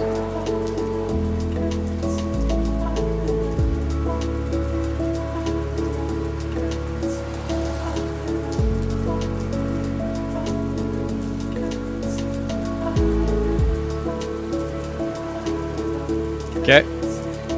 Our Vayne is still doing pretty good damage. I don't hate our Vayne. We'd really like to get to Demacia 5. We haven't seen a single Jinzhou to try and get us there. We are more... It's more important to us to level by a lot.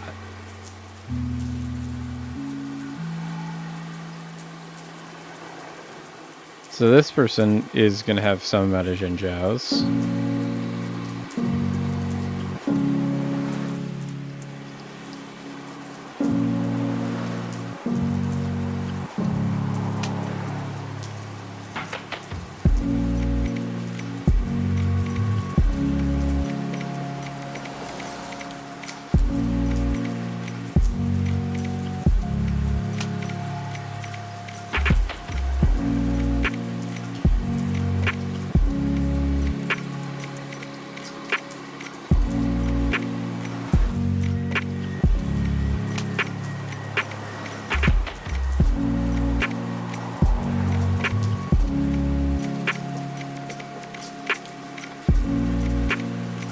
Okay, we're still getting there. This Vayne plan is working.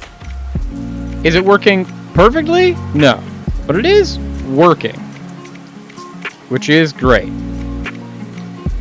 So we're going to be able to hit 7, and then we want to slow roll on 7 to try and get as many Vaynes as possible, is the goal. And if we can get another... Like, if we can get another cape here to make our second Kraken's Fury and be full build on our Vayne, that probably is really good.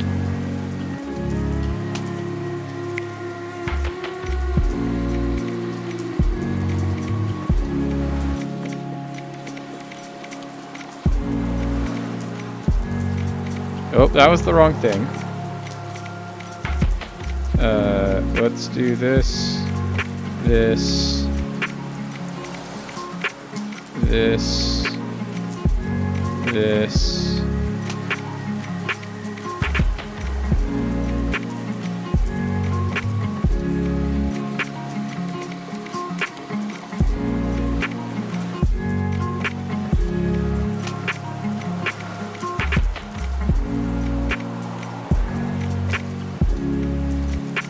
There's our Jinzhou.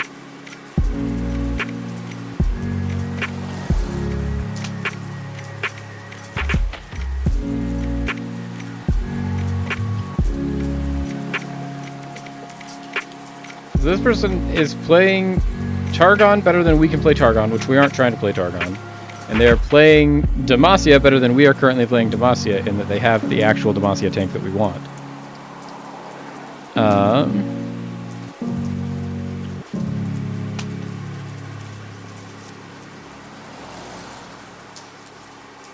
I'll do Sweet Treats.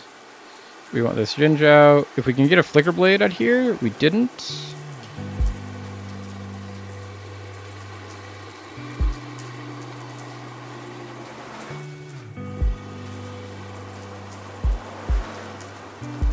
There's a Vayne.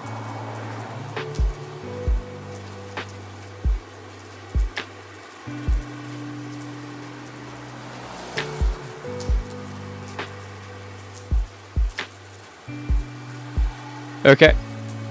So,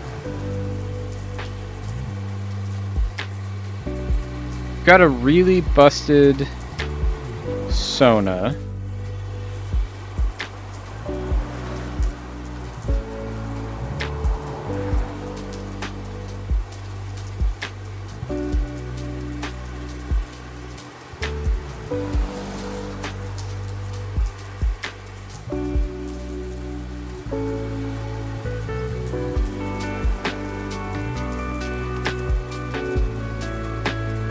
Okay, so the good news is we're going to be really low health, so we're going to be really high prio to get our final item for our Vayne, which is good. We do want that.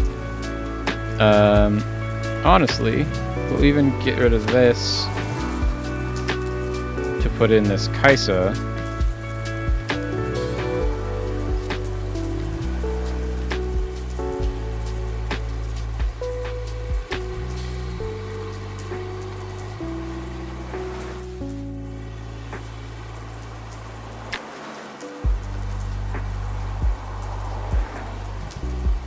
This will now give us more damage on our Vayne.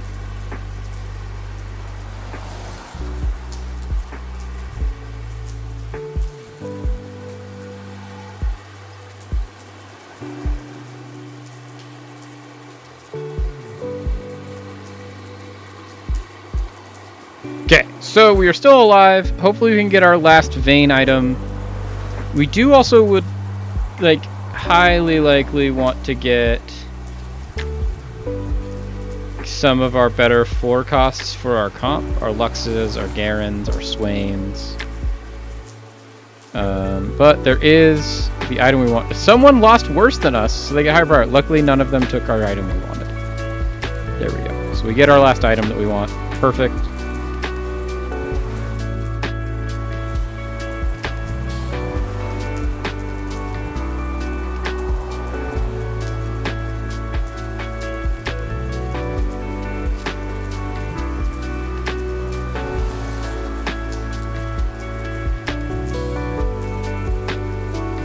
Take this Jinzhou for now.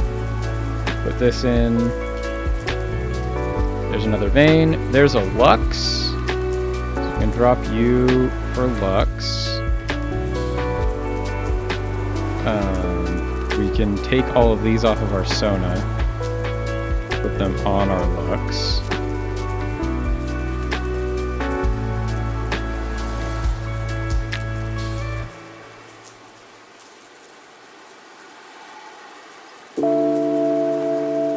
And there's another Vayne.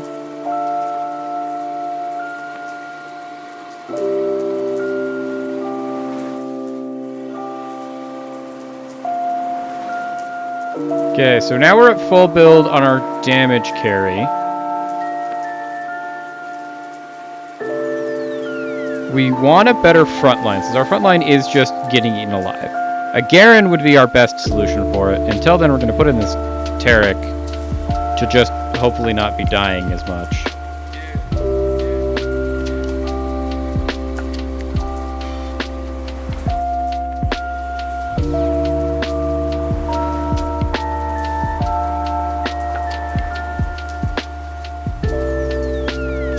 There's the Garen.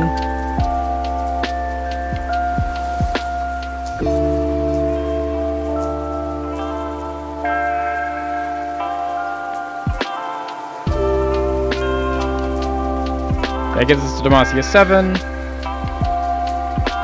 Ooh, that Swain's also going to be nice.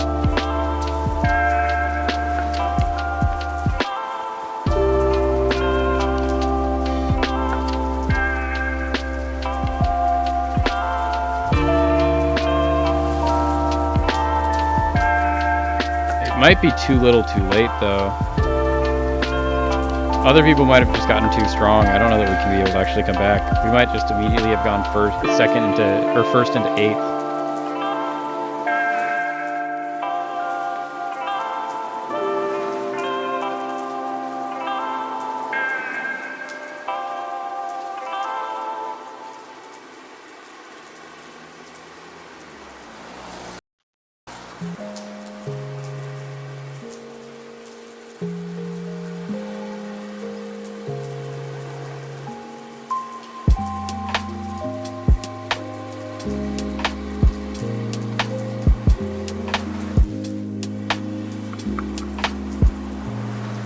If we get level 8, we can get our Galio. We can drop this.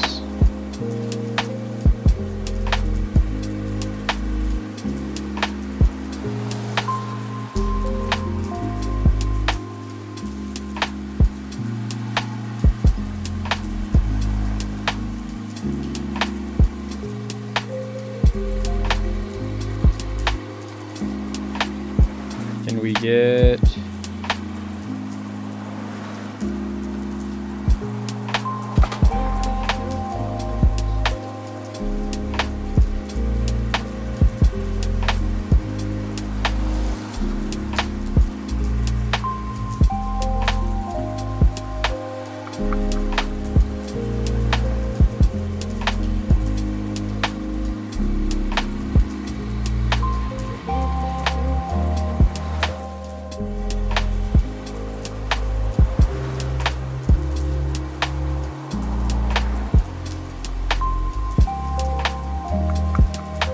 Can we get enough damage in this?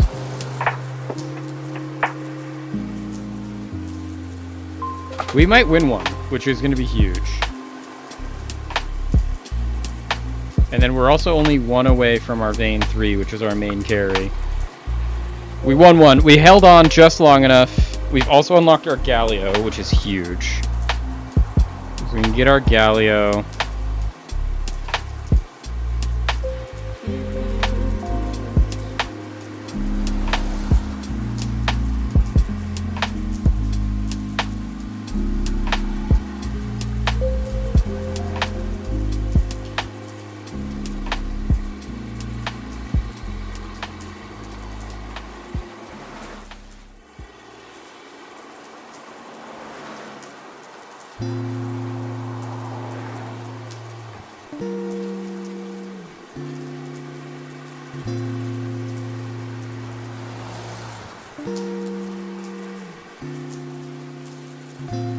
Go Galio.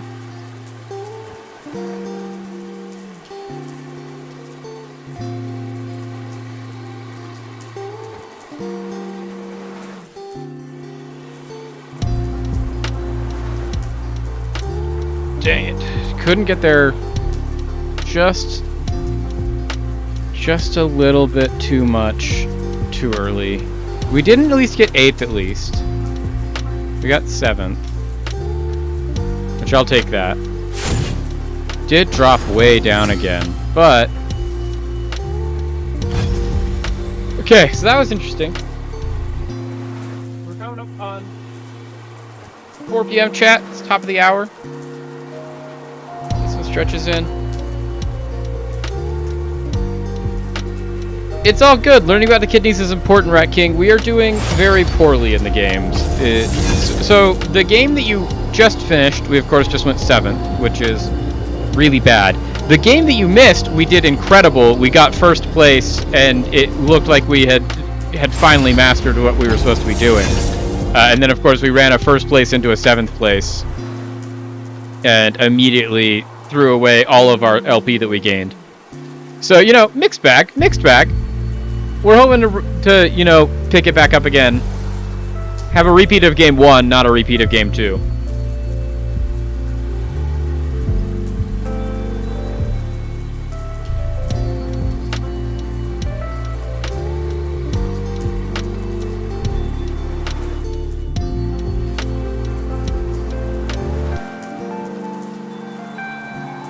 No encounter. Okay, so this is just vanilla. Exactly. It's the hubris pride cycle that we do a lot. Okay. If we can get lucky with it, we could try and pivot this into a Noxus vertical. That would probably be pretty good.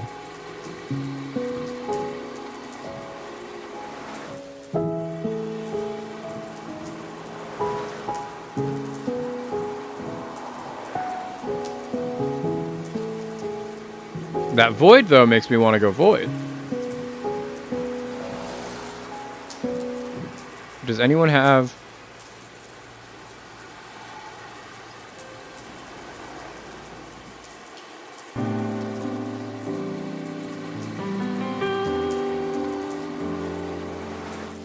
Multiple we have Viegos, so I don't want to contest on Viego.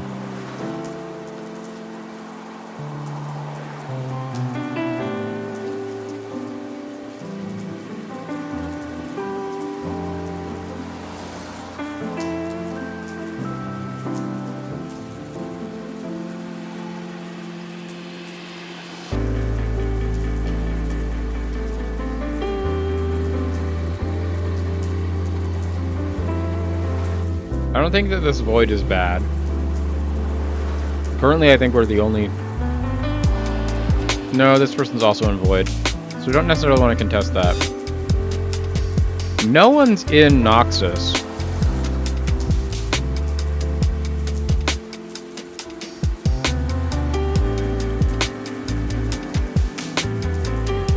Also, no one's in Zon, though, so like, we can get that going. I don't hate that.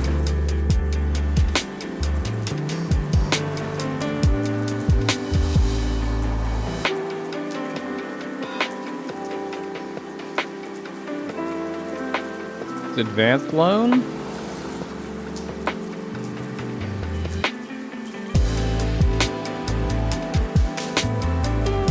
There we go.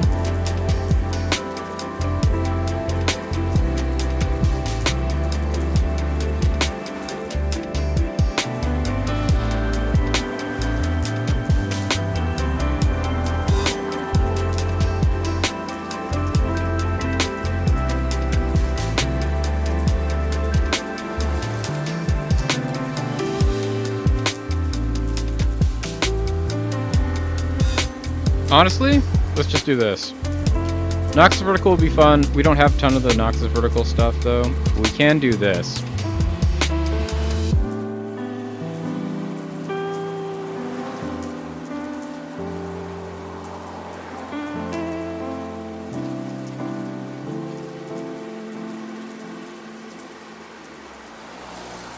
So, we're playing Bruisers, we're playing Bard, we're playing Aphelios.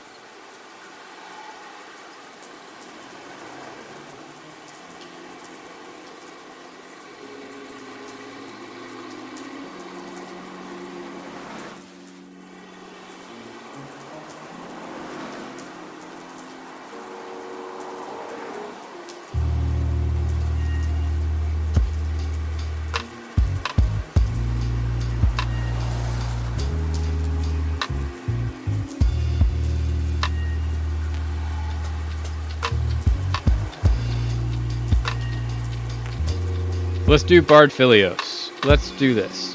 It's Bard Scion is one of our best things. We got a good Econ Augment. We got early Scions.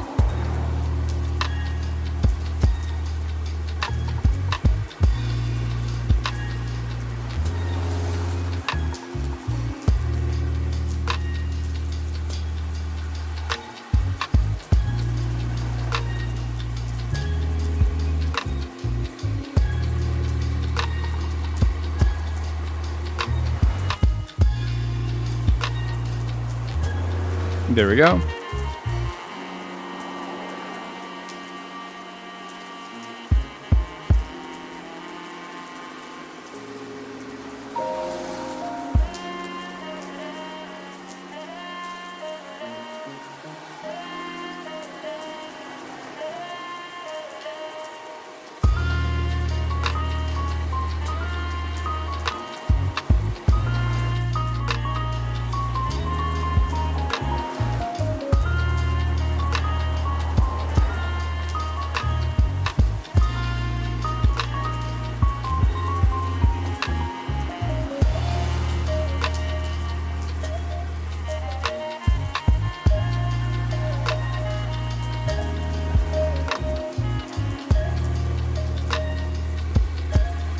So we really want to remake this Bloodthirster since we don't actually want this Bloodthirster at all.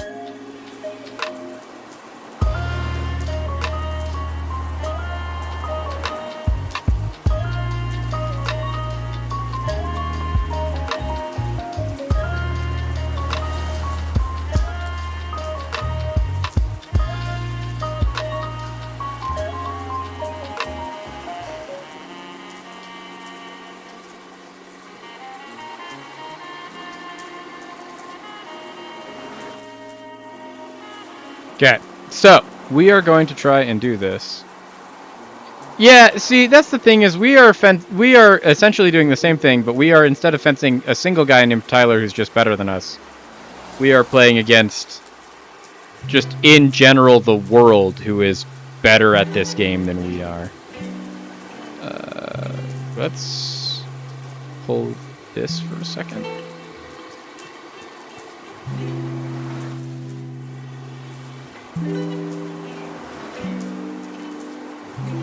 So, the whole world is just objectively better at this game. Well, not the whole world. We are in Platinum, which means we're better than, like, 60% of the world at this game that plays this game. Like, we are in the top 50.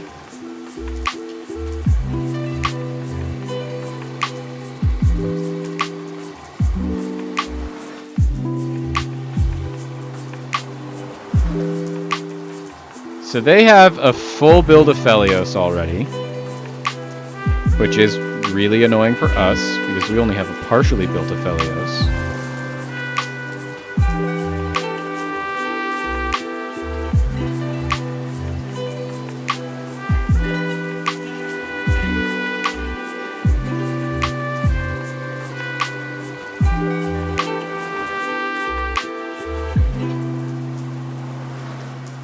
And then next turn we can put our Shen in. And then we'll get to 6 on 3-2. And when we get to 6 on 3-2, we'll be good to go, is the plan. We've had a lot of plans so far, chat. So, yeah, get better. Exactly. And you will get better. I believe in you.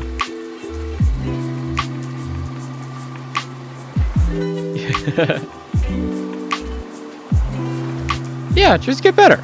That's what we're doing here, is we're just trying to get better every single time we play. If we just keep constantly getting a little bit better, eventually we climb out of this. It's the same with any game we play. We're just trying to get incrementally better, little bit by little bit. There you go. See, not only have you identified what you need to do to succeed, you're actively taking steps to achieve it, which is how this goes. That's the perfect thing to be doing. Continue that trajectory, it'll be no time, and then you'll be able to just completely overtake them. I also believe that. It's also one of those where it's like, getting close to your opponent in fencing is not something that I generally think you want to do. But once again, I don't fence, so I could be deeply wrong on that.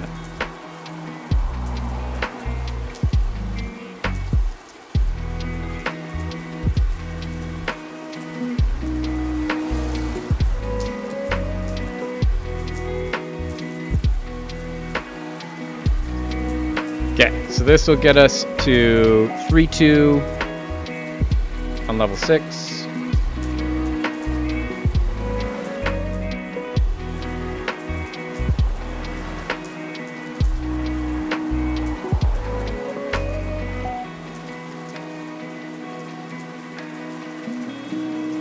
So we want Darken's Aegis if we can get Darken Anvil. Spirit Visage, Dragonclaw, which we have Spirit Visage. We're halfway towards Dragonclaw. We have the only thing that we need for our affiliates, which is Rage Blade. And then we just want attack damage items. Once again, we'd love to remake that.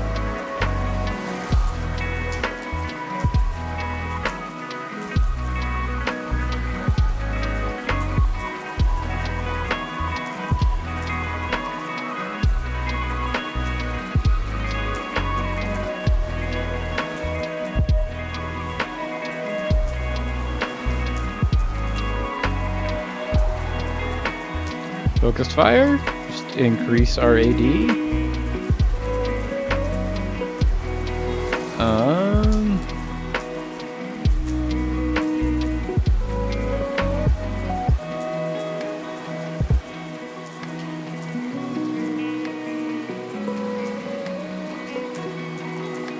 Throw that in for now.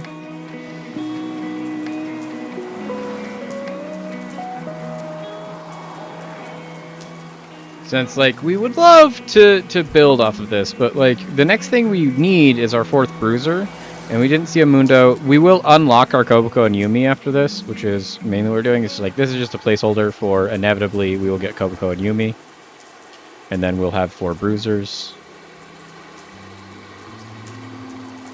So, unfortunately, they did get their Unsealed from Steel. I don't see their Darken item, which must mean it was already on a unit that we've killed.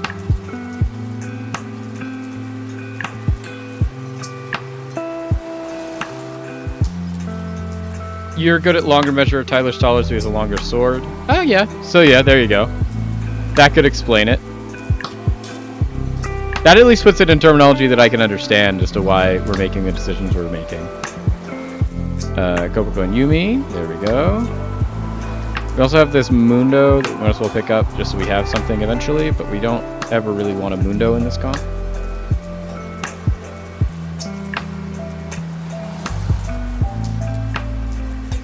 It makes sense, makes sense. I can understand that. I can understand that, Rat King. Ooh. No, I am... It reminds... I took some combat lessons when I was younger. Namely, I did Muay Thai and stuff like that. And it was very much, in any combat sport, you have to know what your ranges are, know how to work best in your range, and how to know best to disincentivize your... yeah, if you don't close in, he'll get you because he has the longer range, because he has the longer reach. It's the same principle of just like...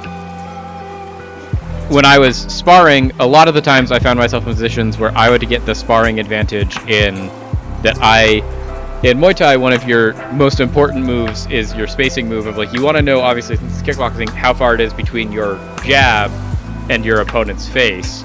But then second most importantly, you want to know how far it is between your foot and your opponent's chest. Because your longest reach is actually your kicks, and most importantly, you have like a forward kick that you use your your lead foot for, that you put your lead foot out, and you just kind of put your foot in the center of your opponent's chest and push them away from you.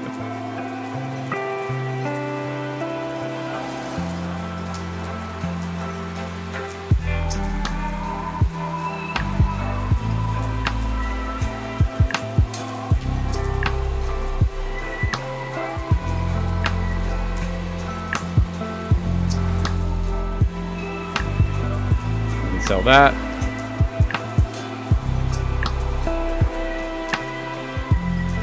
But yeah, so it's all about ranges and knowing your ranges and knowing your opponent's ranges.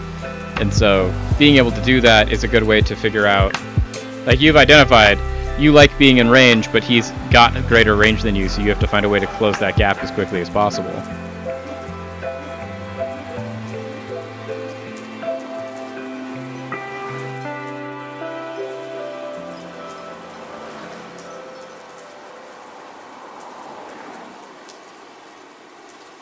our Aphelios is going to just clear people out. There we go. Perfect, perfect, perfect. So once again, we'd love to take the Bloodthirster off our Aphelios at some point and replace it with an item that actually does something. But we're a little far from that.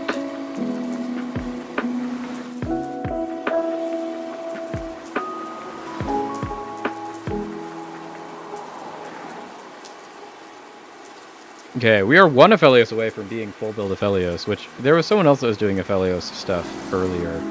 Are they still doing Aphelios stuff?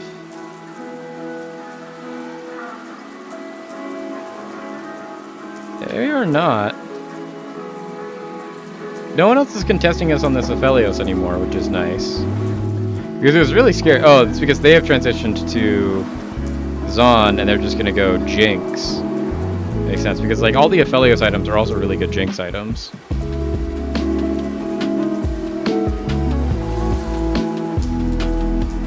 We just almost have a full build Aphelios and a 3-star Aphelios, so our Aphelios is about to just pop absolutely off.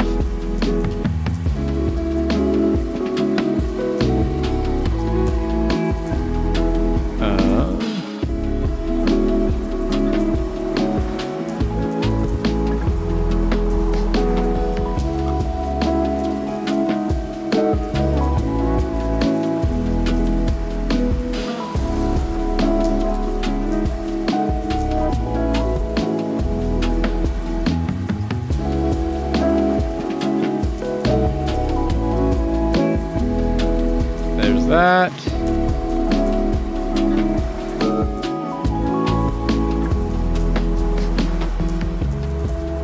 Don't need you. Steadfast Heart. I don't hate. There we go.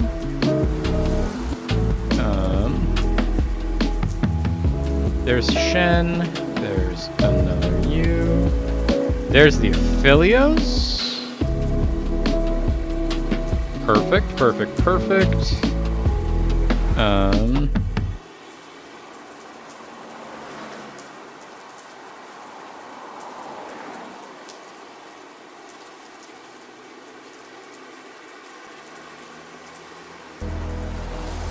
We now want to start building our off-tank items on Shen.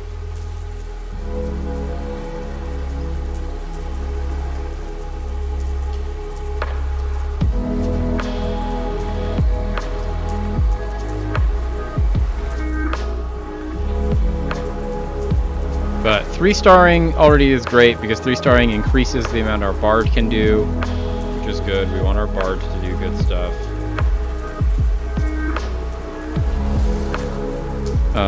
We don't need Mace's Will.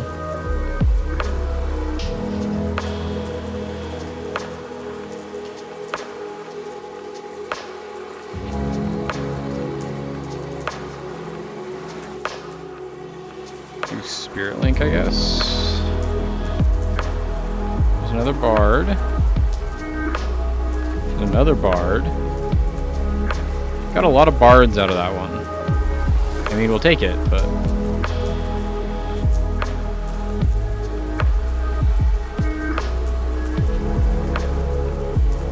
Ooh. Big news hitting the group chat. I have D&D tonight is another thing, so if I'm seeing a little distracted, it's partially I'm focusing on the game because I need to focus on the game because I am not good enough to not focus on the game. But secondarily, I have D&D tonight that I'm kind of background processing, trying to get ready for because we're trying to wrap up this big campaign. But it did just hit the group chat that I had forgotten it might be one of my players' birthdays today.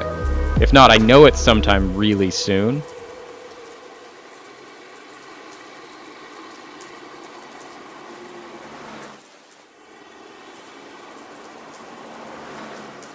So the thing is like, as much as we aren't a huge fan of this Bloodthirster, and we would like it to be anything else, the Bloodthirster does keep our Aphelios alive pretty well. There's 3-star on you.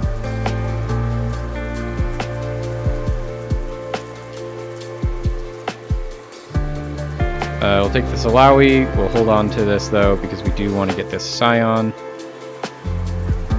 We want to 3-star all of these, and right now we're very far away from this Alawi. We have to keep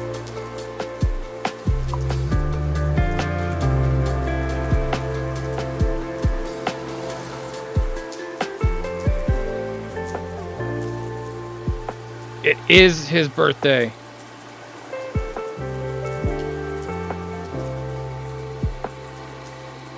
There we go. Happy birthday to my player and my roommate. We have to do something about that now. I don't know what we're gonna do, and I don't know how to necessarily figure out a way to do something about it between now and when we play D&D in like 2 hours.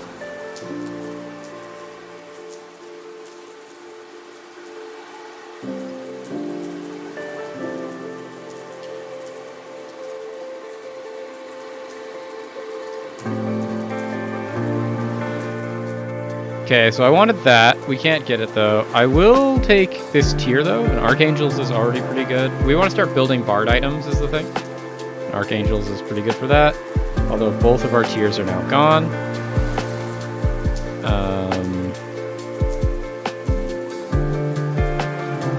This gets us our best tank item, though, for our Scion. So, I guess we'll do that. There's our Scion.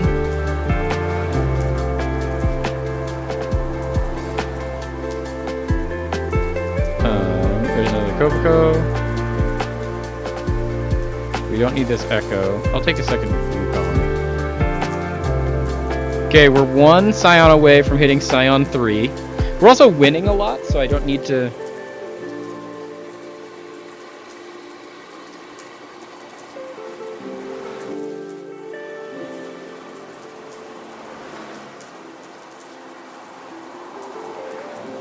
It looks like the group is taking care of things. They're trying to get some stuff put together so we can properly celebrate that one of my players is having a birthday today. Okay, so this Shadow Isles comp is popped all the way off.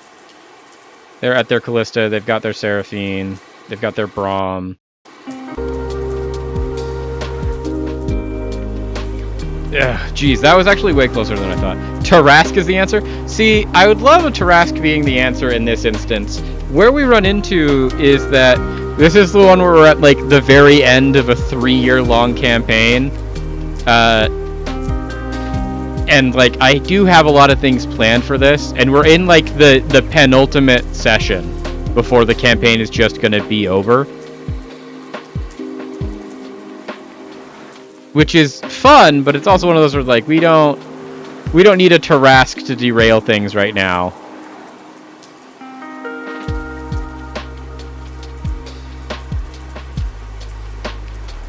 It's already going to be derailed enough if, like, the current plan that I have for their session today is they're finally... The 2 whole characters' plot points have been that they have been looking for any semblance of their family that's still around after this century-long war. And they're going to meet their mother today. That they didn't know if she was alive or not. So, like, it's already going to be a huge session.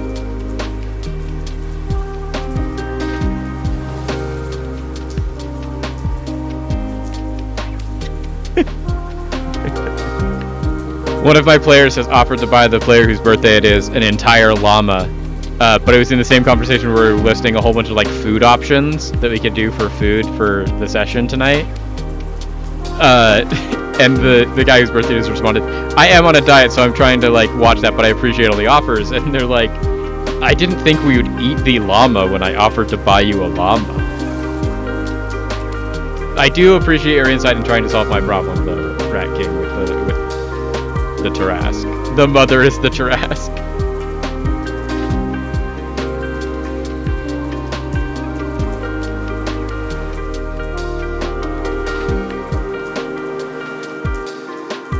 Okay, so I love that. Oh, there we go. Okay, so we are going to put the weapons that we want on you. We're going to take this, and we'll take this, and we will reforge them.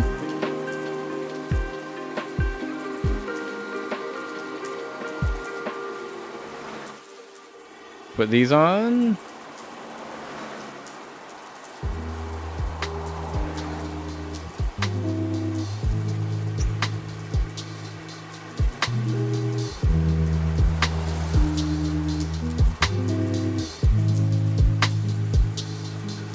We just want one scion, please. A single scion would make my day.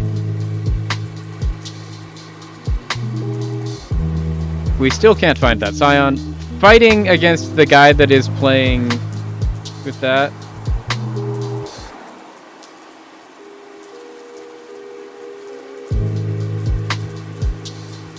Let's restart this Koboko and Yumi. One more Alawi. So now we're looking for one Alawi or one Scion.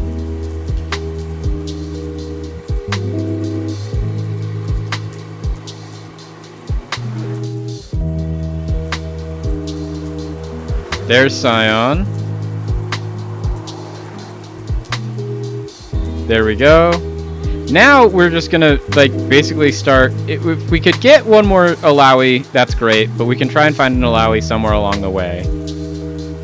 Most importantly, now I'm really glad that we did not go into Noxus. This is the second Noxus opponent that we faced in a row.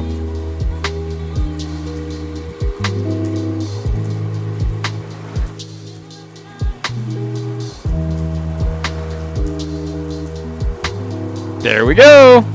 Our Bard is doing big damage. Our Aphelios also doing big damage. Your mom can't be killed into Forever War if she's a world-ending apocalyptic event. See, the big reveal that my players are going to get to learn about their mother is that she caused the world-ending apocalyptic event. So you're not that far off. There's another bruiser. Now we're just going to try and level up and put more bruisers in.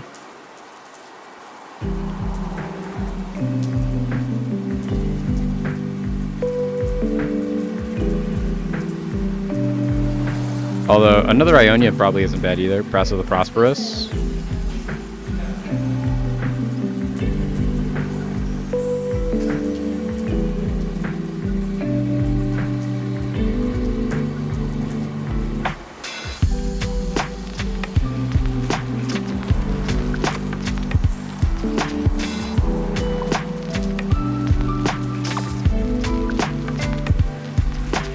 Yeah, this Shadow Isles guy is going to be very, very hard to beat. So, like, you're not too far off, because she's just not a Tarask. She's a robot, which is going to be devastating for some of the players in this party. Because they are very racist towards robots. We'd love to pick up this Mundo with a Sunfire. There we go.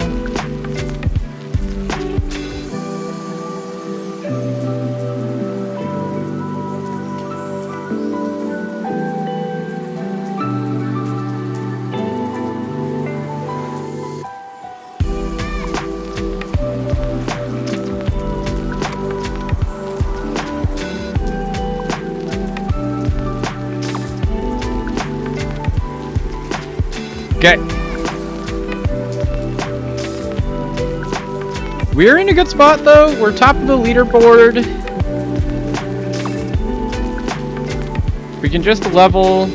We're almost to level 8. That'll get us our Volibear, which is our final unit.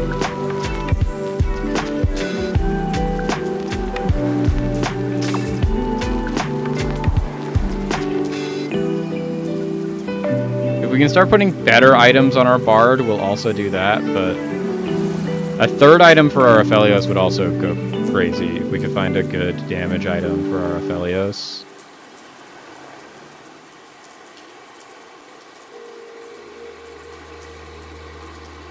Okay, so there we go. We're gonna be almost done here.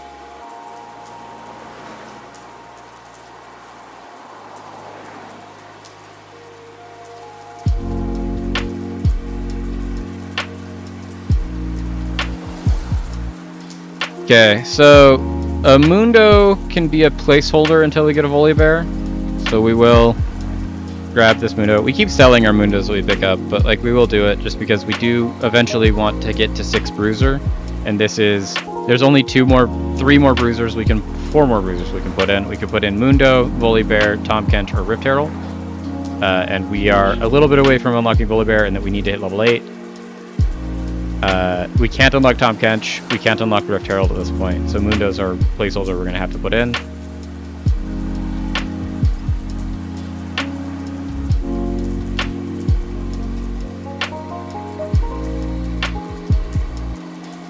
So this is just Noxus Invokers, it looks like.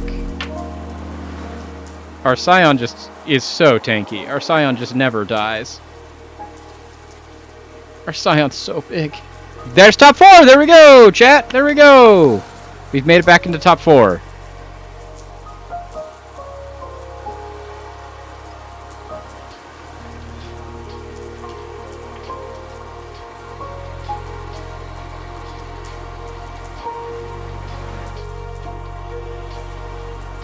Okay, we're gonna unlock our Volibear. Which will be good. Once again, we'd like to get an item to put on him. Like a Deathblade would be great.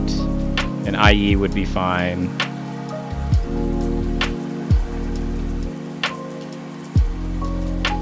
There's Volibear.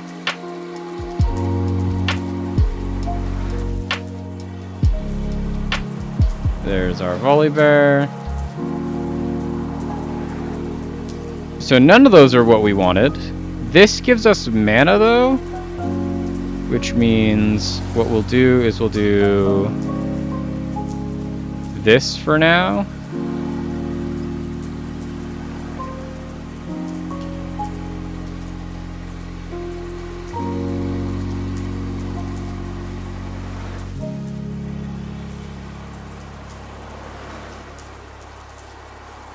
Okay, so now we're against the Shadow Isles guy. We have yet to beat this Shadow Isles player a single round.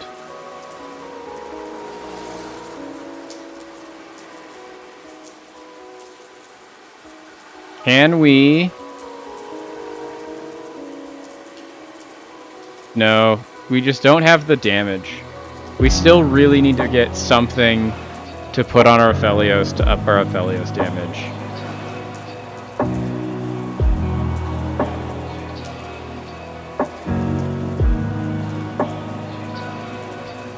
Okay, we are 2 Kobukos away from Kobuko 3.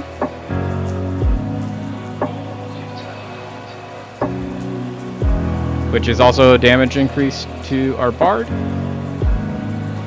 We also finally have a Bard increase in mana, which is nice. It's so good. I read it last night. It was so good. They're just so cute. Control Resign is one of my favorites, and it just keeps getting better and better.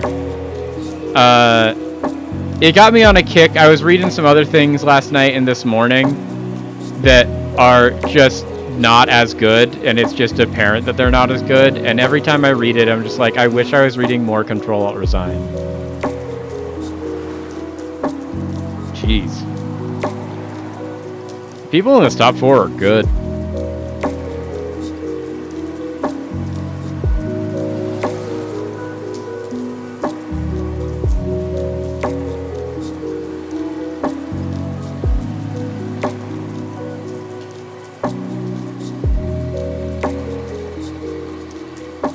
No, it was so good. It was so good. I have a lot of stories like that I wish I could, you know, forget everything, go back, read it all again. The other one that's gotten me kicking off is it's not a original. It's a canvas piece, so it hasn't been picked up and like serialized yet. But one of my favorite authors is an author that goes by the handle Peach88, just kind of everywhere on the internet. And they have made a whole bunch of comics. One of their more famous ones was the one called like Oni Girlfriend. They have a whole bunch of different comics, but their one that I'm reading right now that I really like is this like reintroduction of 2 characters later in life, like in their early 30s. And it was like the jock girl from school, and then the art guy who, instead of doing PE, would like sit there and just sketch things, and now he works as a graphic designer. So it's like he followed his passion and it paid off. And when they reconnect, she's now a chiropractor, and he goes to get his back fixed by her. And when they interact, you find out that this person that was like a track and field star is now a double amputee and has 2 prosthetic legs. And it's been really fun watching that like whole like budding romance come together. So that's been fun. I have a couple of like, to try and do like a facsimile of the I forget the story, because it's hard for me to forget stories, to go back and read them again, is a lot of times... Also, we got a second there, that's kind of huge. A lot of times what I do is I'll just like stop reading a story for a couple of months, and then I'll come back and I'll have a lot of it to read, and then I can read all of it again. And so I did that recently with...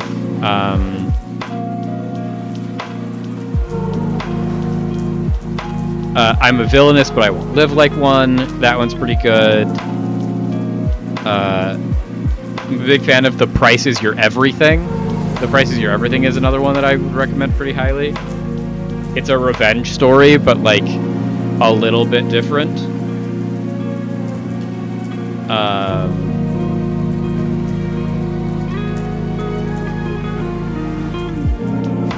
What else are other ones that I've been really enjoying lately? Rat King, have you read Mr. Tiger's Snacks?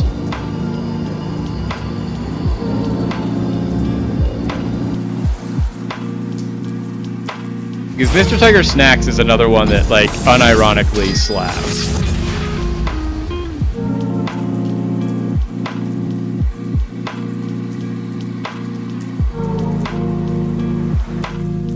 Ooh, it's really good. It's really good. It's a little more slice of life than it is romance, but like recently they've kicked into a romance subplot that they're doing really, really well. But the basic premise is that it is about a tiger who has spent his entire life working in organized crime, but has hated working there because his whole thing is he's a tiger and he's big and scary looking and he's covered in all of these scars. But he's actually the biggest softie in the world. He doesn't want to ever get in a fight with anyone. He hates hurting people. But because of how he looks, no one would hire him to have a real job. And so he's worked for the mafia for his entire life. But he's never gotten in a single fight, and he doesn't even know how to. And so the first chapter starts with him getting fired from being a mafioso. Because the people that have been trying to have him be a mafia member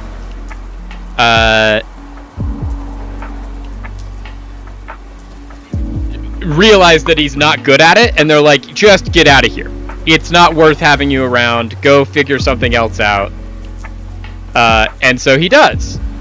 But he doesn't know what to do because he's like, no one will hire me. I'm doing this stuff. And then he finds this old retiring person that's selling a carp bread stand. And they offer to sell it to him. And so he just takes them up on it.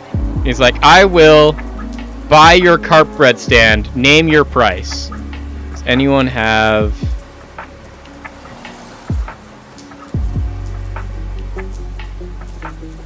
No one has a Viego, so we're just gonna go Viego. We're gonna pivot to this. What is the Ionia?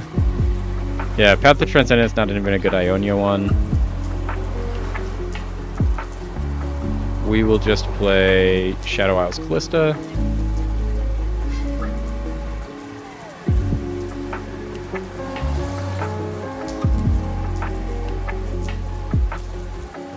Shadow Isles Callista, I think what we want to do for this is... Yeah, but it's really cute because it's just this guy that's down on his luck, trying to make his own fortune, and figuring out how to find a passion and follow it later in life, and it's beautiful. It's just such a good, like, comic.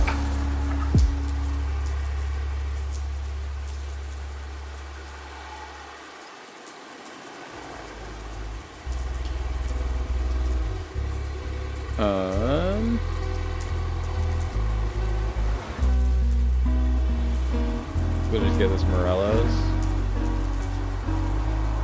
And then Eventually, we want to turn this into a Titan's Resolve.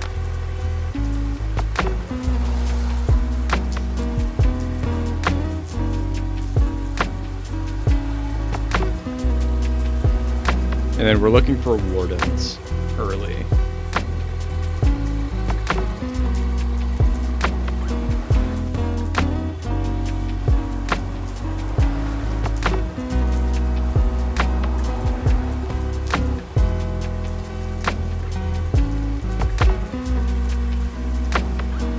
There's Viego 2, that's nice.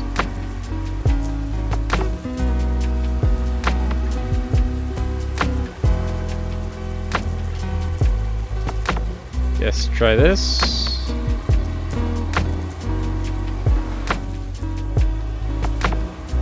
We should get a Gwen pretty soon. We do have to hit level 5. We would like to never have to spend money again, so we can go fast 8.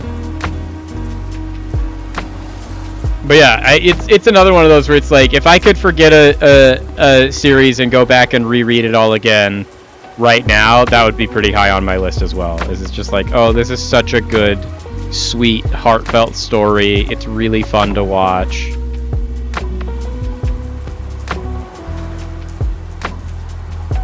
It's just so cute.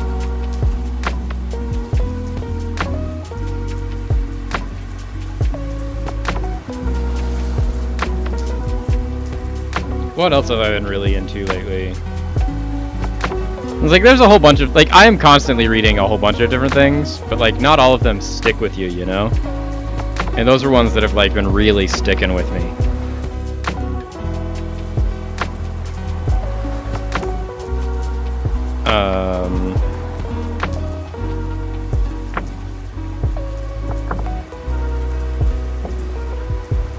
I mean, like, we can talk about,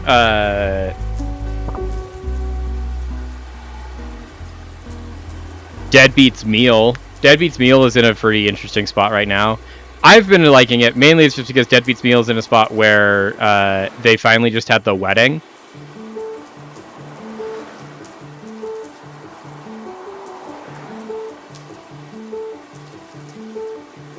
And so that's been a lot one, but that's been like several years coming, and they finally just got the two main characters married off to each other.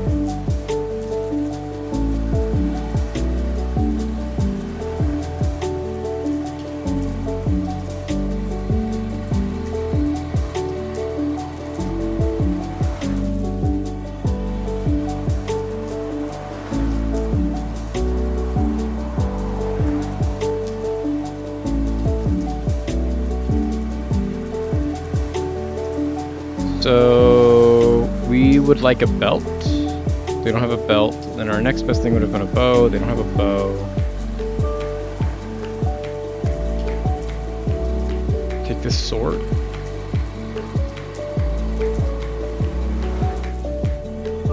Just really want belts and bows.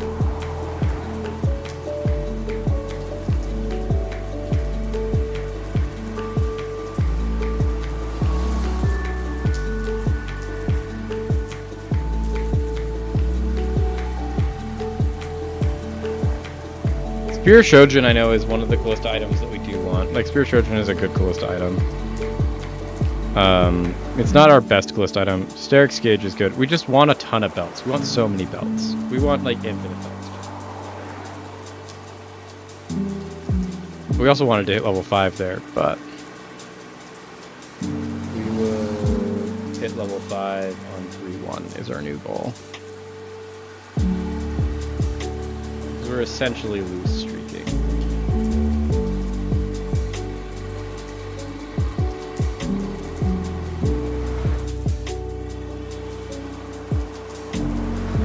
And Ash would also kind of be great instead of our Aphelios, but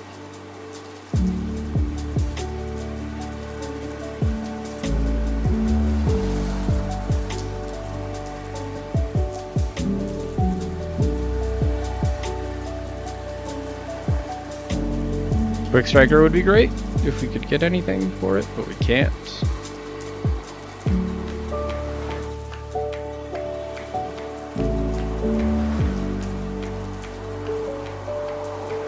Okay. So what do we want to do? We are lose streaking pretty bad, and we're not getting the items we really would like.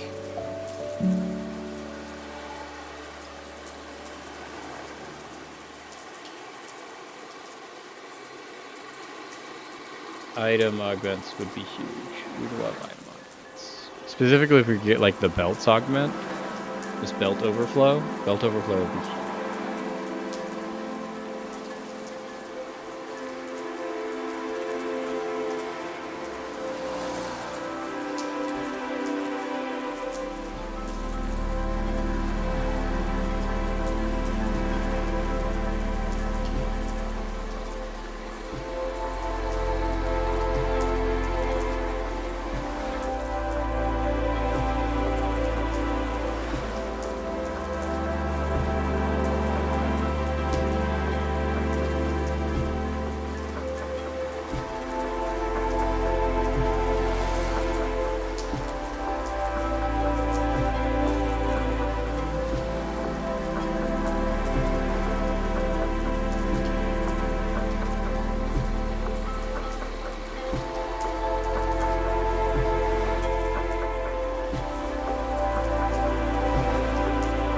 Okay, so I do like both of these. These are good Callista items. We also somehow unlocked Darius and Gwen. We don't need you. We'll take you.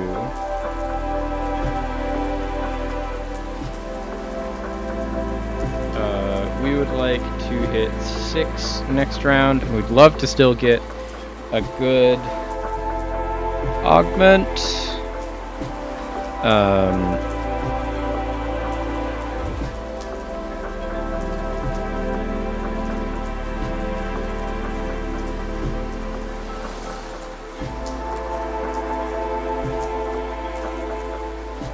Is this some sort of Kog'Maw reroll? I didn't even know that was a comp.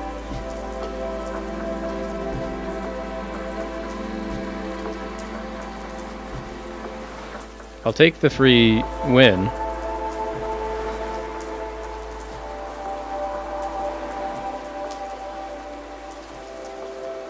Okay, so we are trying to level. We already have our Callista unlocked, which is great.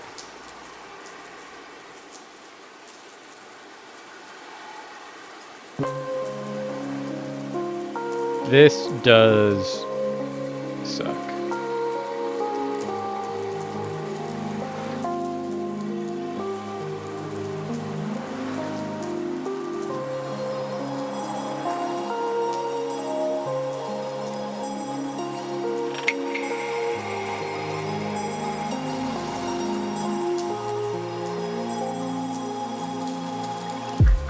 Try that for now.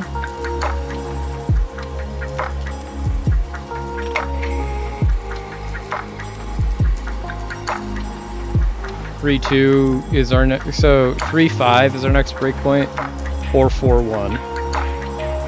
We are not going to have great econ. Also, this is a really busted Ionia board, but also I'm glad that we didn't try to contest Ionia, because at one point we were going to try and contest Ionia. Because we had gotten an early Yone, and this person just is also playing that, and it would have been impossible to contest.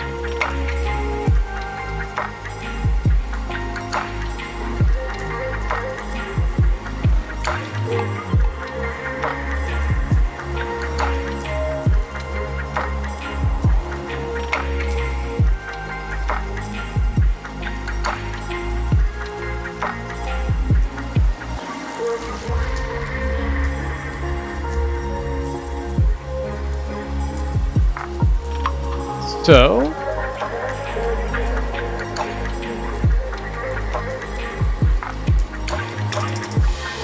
next round, what are we looking for off of this carousel? Belt, probably highest priority. These belts build into just so many of the things we need. Whether that's generic good tank items, or whether it's building into our crit item that we need for our Callista.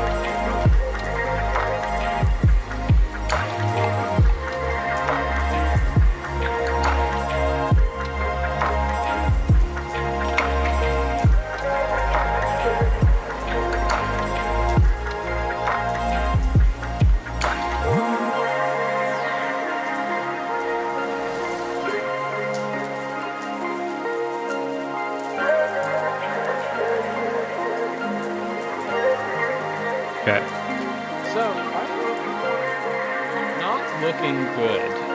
That Braum does help a lot. It doesn't have one of the items that we want, though.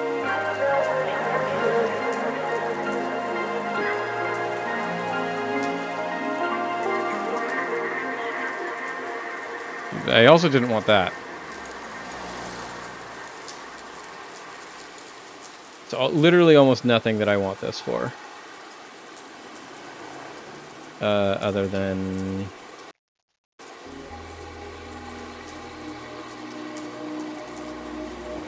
potential tank item stuff. Ooh, but that's huge. A Nautilus is good. Gets us up to Warden 3. Yorick 2-star is also going to be nice.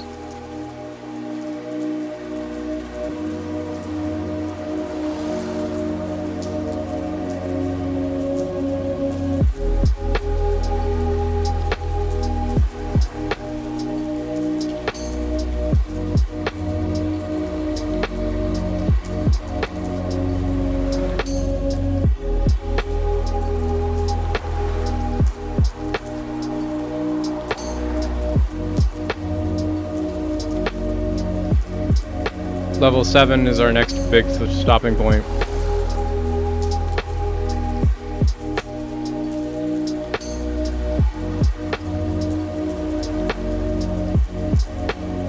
Hopefully you can make it there with enough health.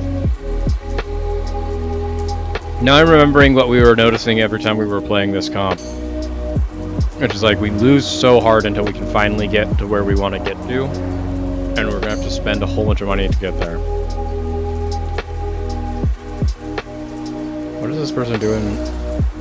They're doing so well. Sonar reroll?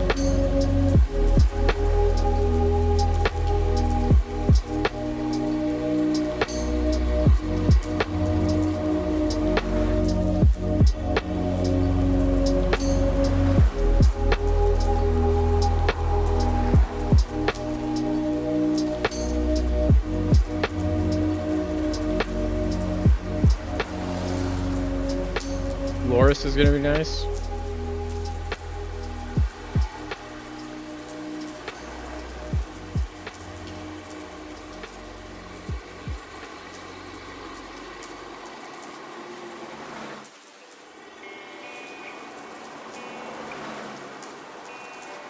So they killed our damage. They've melted our tanks. We really need this Callista to just start doing like any damage, don't we?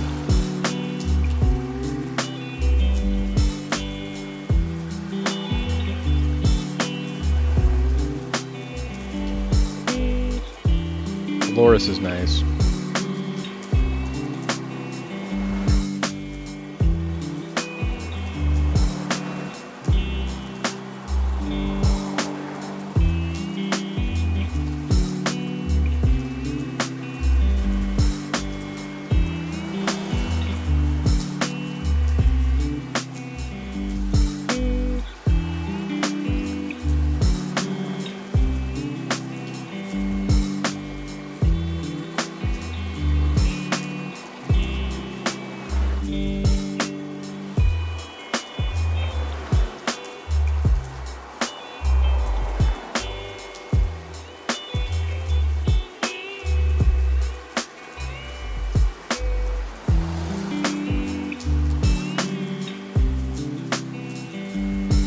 Okay, we've got 4 Warden, we've got 3 Shadow Owls. We are going to unlock our Callista this turn. And then we'll get to buy our Callista. We are 1 item away from full build Callista.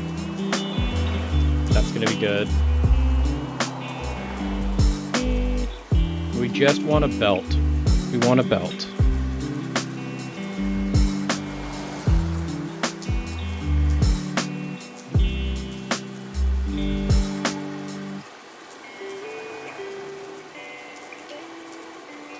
Weirdly, this Ashe is doing way better than our Draven ever did.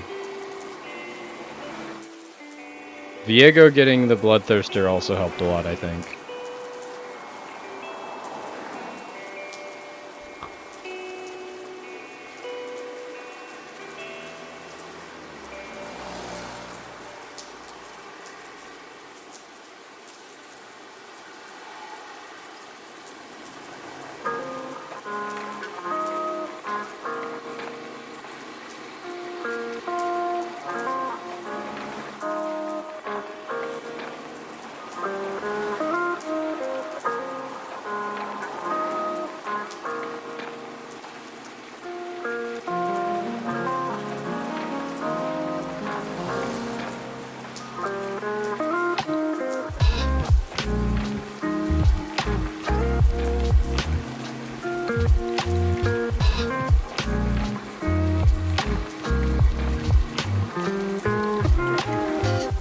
So we're going to try and get thresh here, and we can put our thresh items on our thresh. And we're trying to get Ornn, Fiddlesticks, and Shyvana. And a Braum.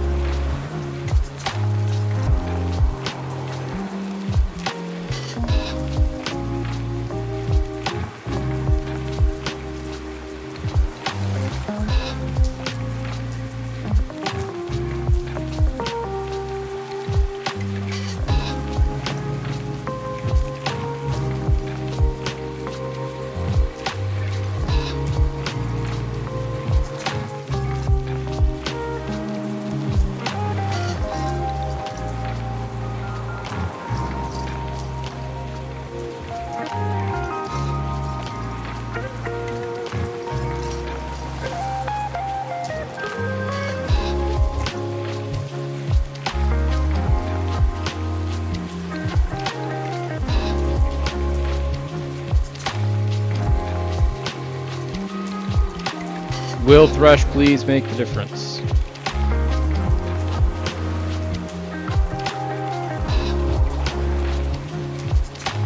Warden 5 is also huge. And we do just want to improve upon the wardens that we have. Because like our wardens are going to be Braum and Ornn that we put in, and we're going to take out Yorick and Jinzhou for them. Like this Ornn is huge. Picking up this Ornn is going to be huge.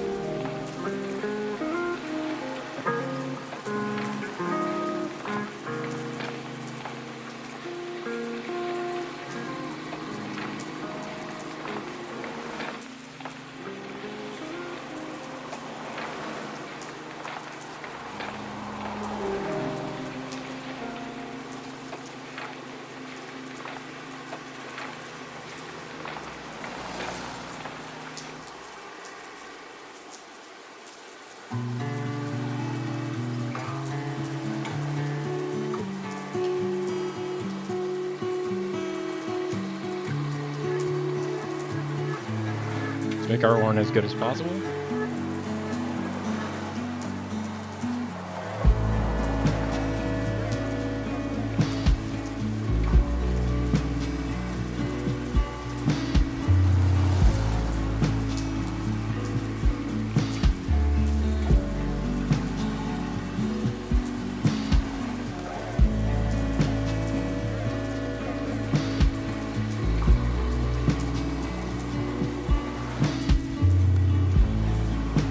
We're somewhat stabilized. We're still really at risk.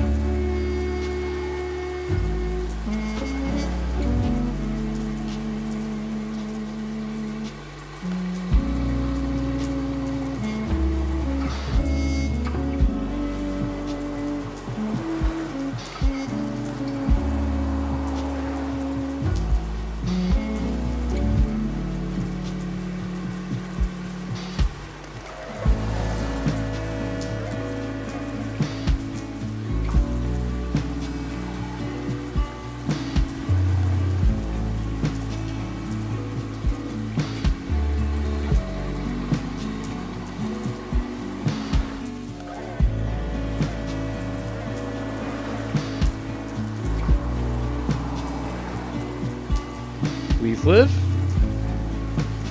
Okay, we are on 5.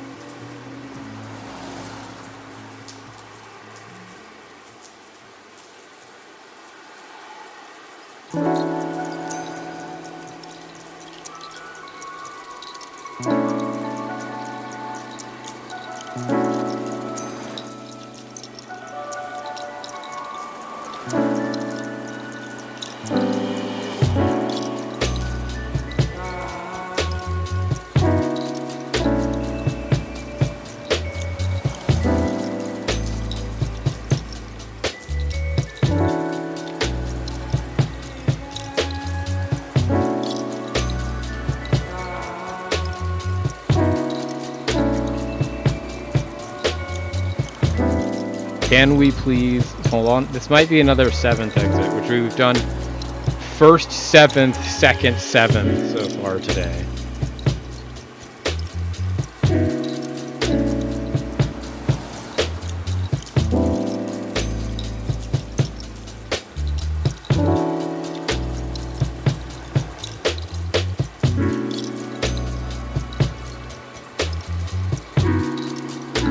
Yeah, there we go. Well, 7th is not great. Okay. Last hour of stream. Let's try and end on a win.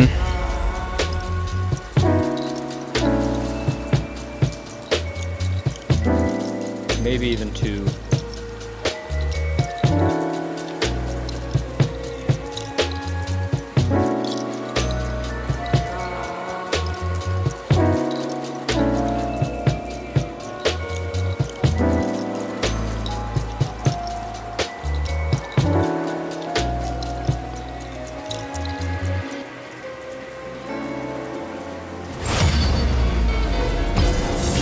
Take that.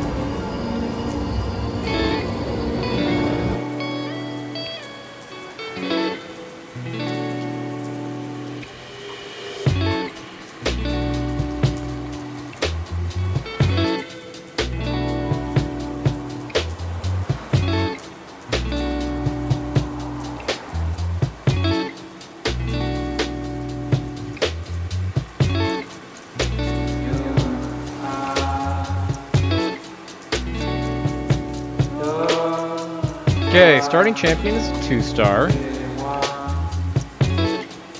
Interesting. Hopefully we get something that we can work with.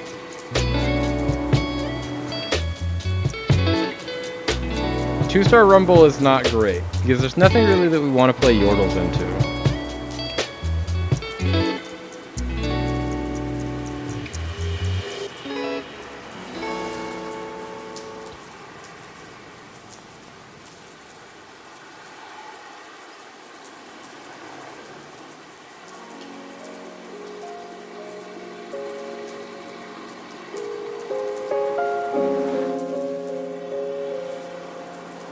Anyone else got? This person's got a Viego. This person's got a Viego. This person's got a Viego. Then I don't know that we're actually going to want these Viegos. There's enough people also going Shadow Isles. I don't think we want Viegos. A Nico's nice. I like a Nico. The Kraken's Fury.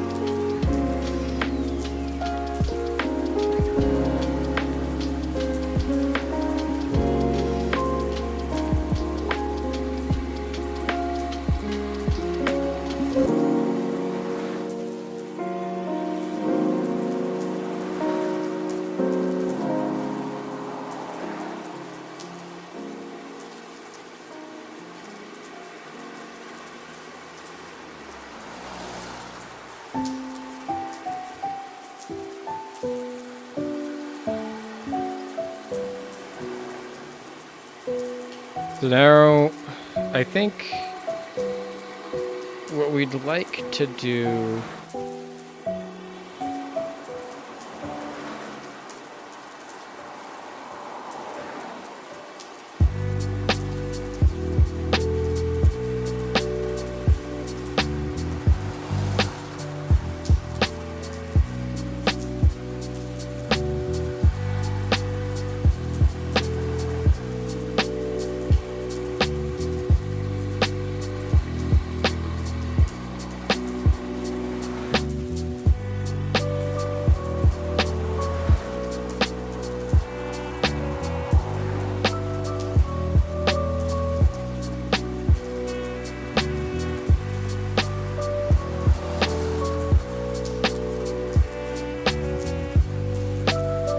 is like, we can either try and play something that uses this bard in a reroll comp. In that case, we would like these. Or more likely, I would like to do like the echo. Either way, we could probably play this bard. So I think that's what we're gonna do. I think we're gonna do bard, echo, reroll.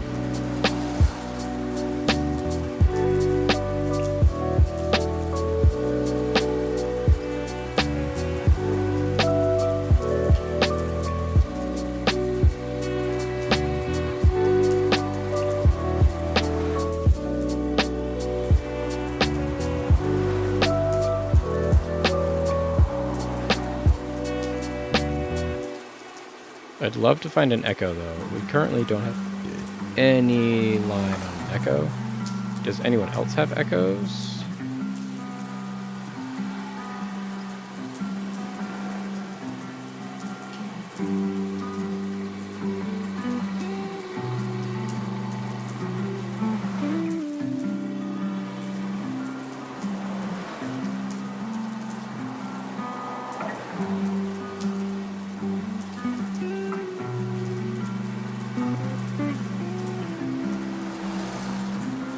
Once again, we're going to try and get to 3-2, and then we're going to rolling on 3-2 since it's a 2-star reroll comp.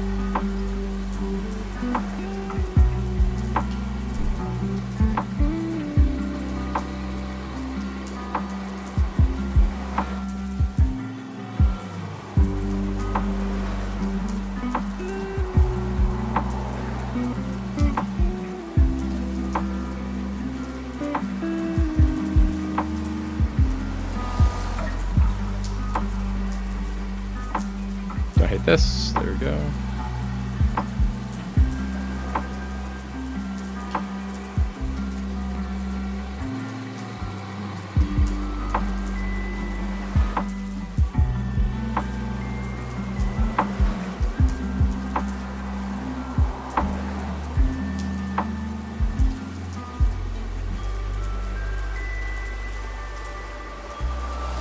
There we go. We got our echo.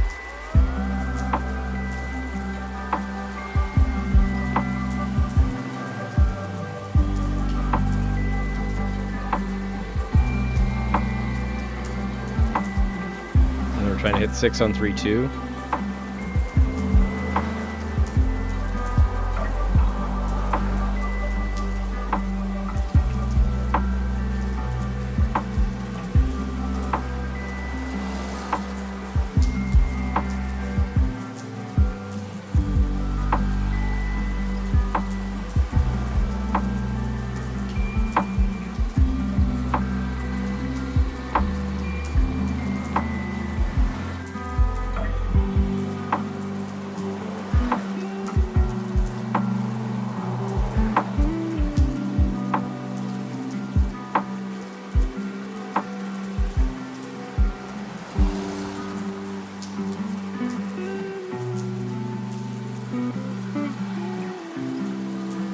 There we go. No.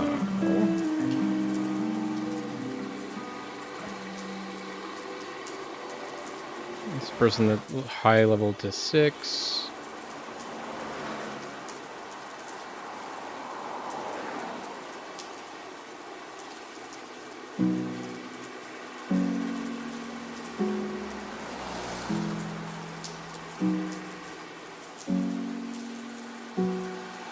just barred Yordles is probably not bad, actually.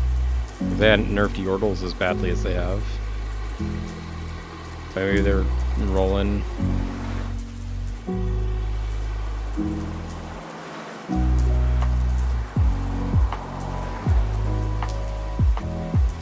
These will probably both be good pickups. We want to get an econ or a reroll augment on 3-2 because like we are pretty far from hitting 6.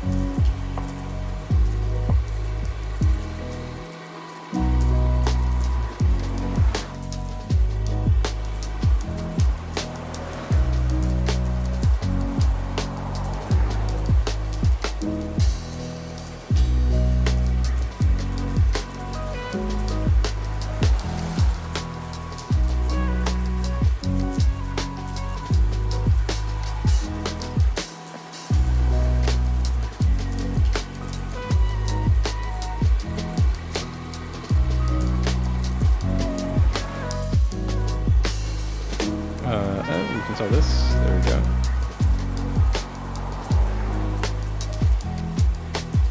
Okay, so if we can get, once again, econ or reroll augment, that is what we're aiming for here on 3-2. And then we're going to get to 6, and then we're just going to slow roll on 6 to find all of our echoes.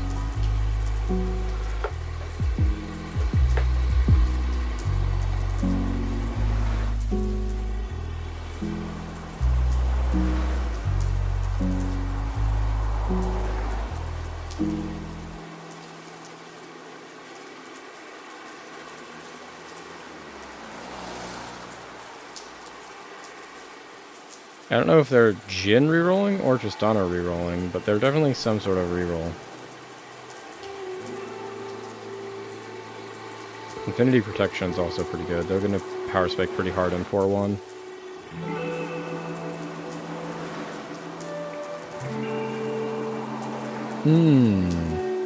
I don't hate Belt Overflow.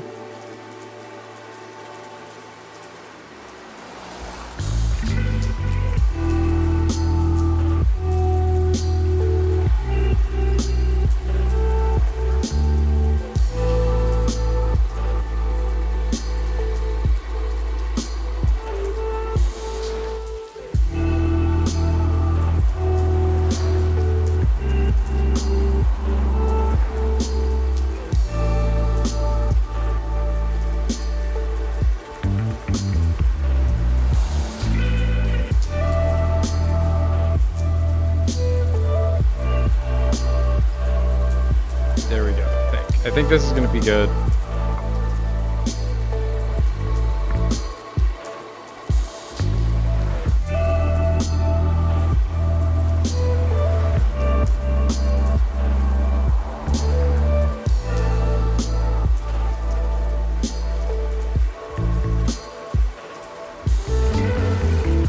The good news is that we've already almost lost all of our player health for our Singed.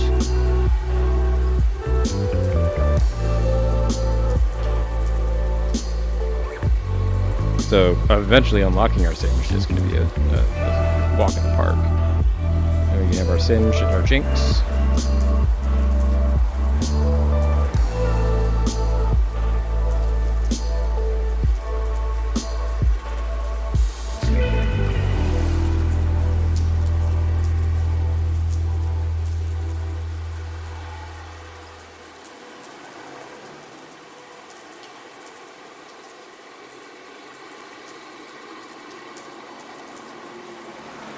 We almost have a 3-star Blitzcrank, which would be pretty cool. That immediately starts making our Bard better. Which our Bard we're only really holding on to until we get all of our 3-stars. And then we won't need to hold on to our Bard anymore.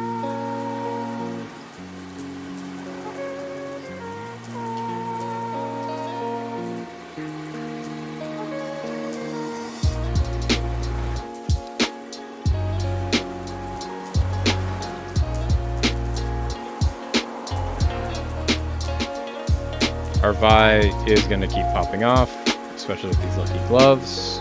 That's going to be good for us. That'll get us finally up to max econ. I would like either a belt to put on there, or honestly, this isn't bad. What do we take to make a Zon emblem?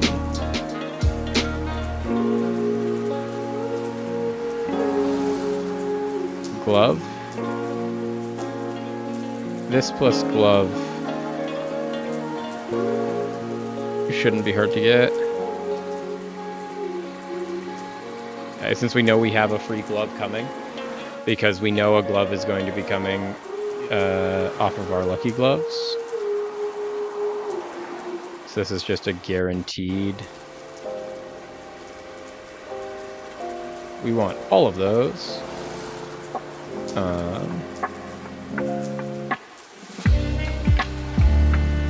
When do we get this glove? 4 player combats. So we're gonna get that on 4-1. And then this is gonna become a Zon emblem.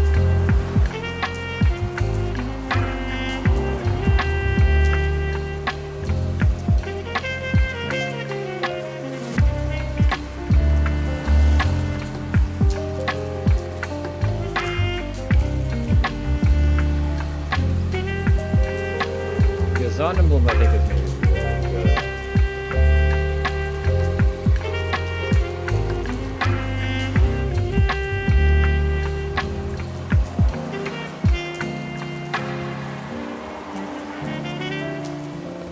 I want Echo Reroll.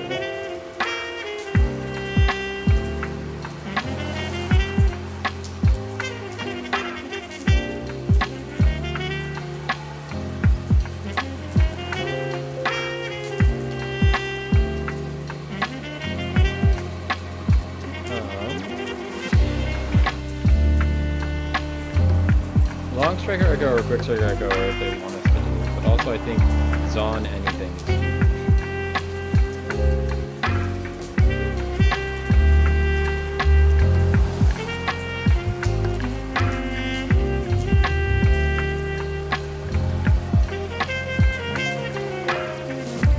There's so many people going Yordles in this lobby.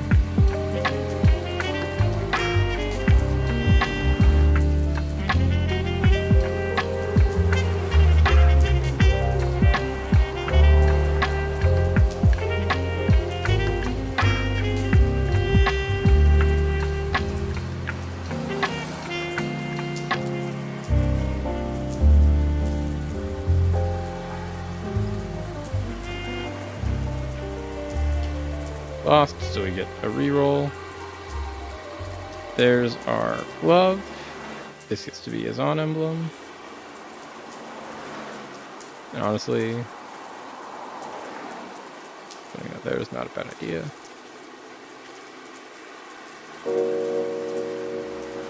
Nico. I'd love to find more echoes. Echoes would be great. We found like 0 echoes.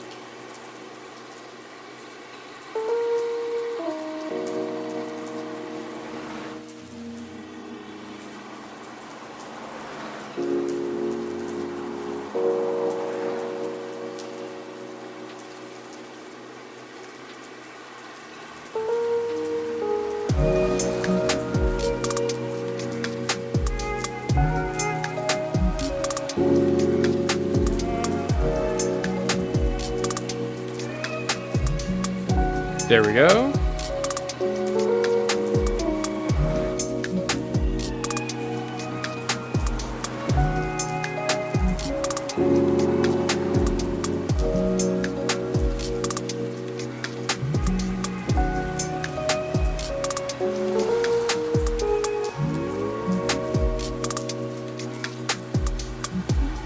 This is where they hit their power spike off of the Infinity Protection.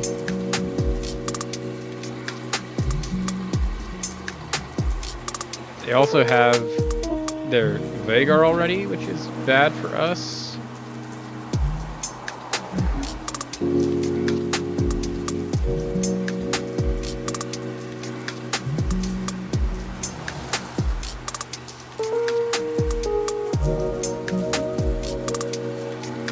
Seraphine would be a big pickup. If we get Seraphine instead of Oriana at some point, that would be huge. Singed is also very nice. We were just gonna probably Singed instead of Oriana.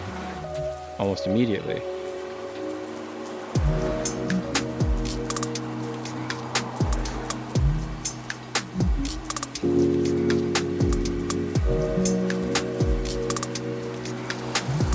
Okay, so what is Artifact is the best thing we could have gotten. Wits End, Zone Use Paradox, Mittens, Seekers, Arm Guard, Third Blade, Infinity Force. Mittens is what we got, so we will put on this, Mittens, grab you, put this in, put that on.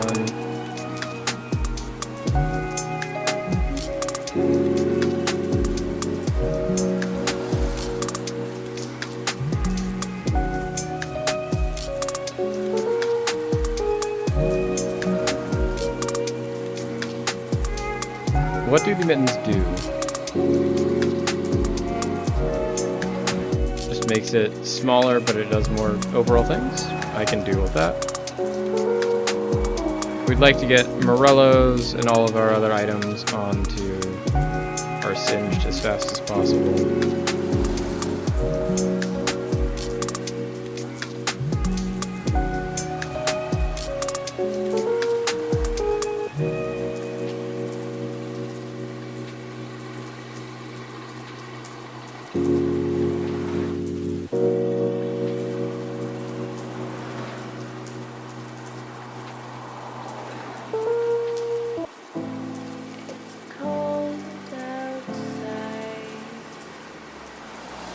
There's our Echo.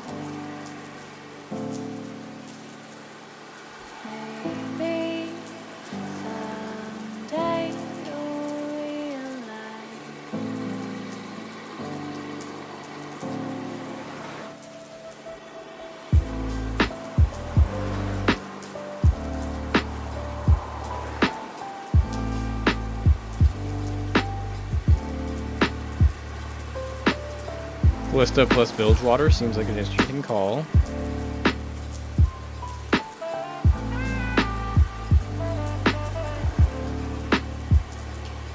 There we go, though. We turned it around. We're starting to win games.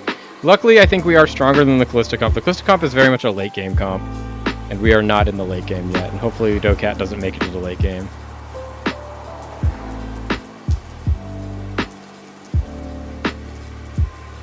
Okay, the top lost. Interesting.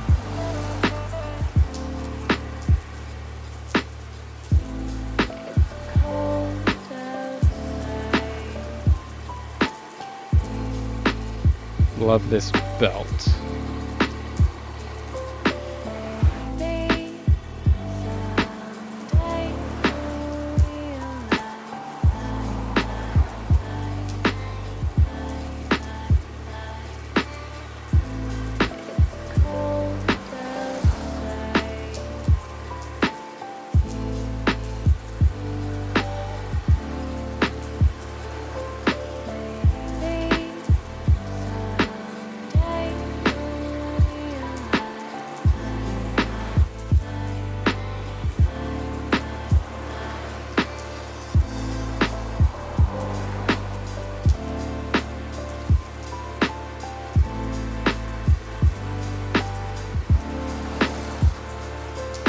Okay, we can get this Nico next turn, and then we're 2 Nicos away. The main problem with this so far is that we have seen literally 4 Echoes. We know no one else is fighting us on Echoes.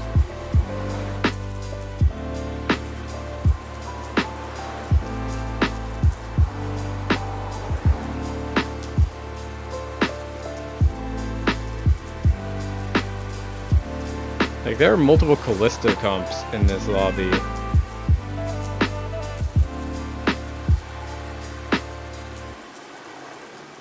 So, like, I can understand us being fought on Seraphines, but we're not, there's no way we're being fought on Echoes. And so the fact that we can find 0 Echoes is not great.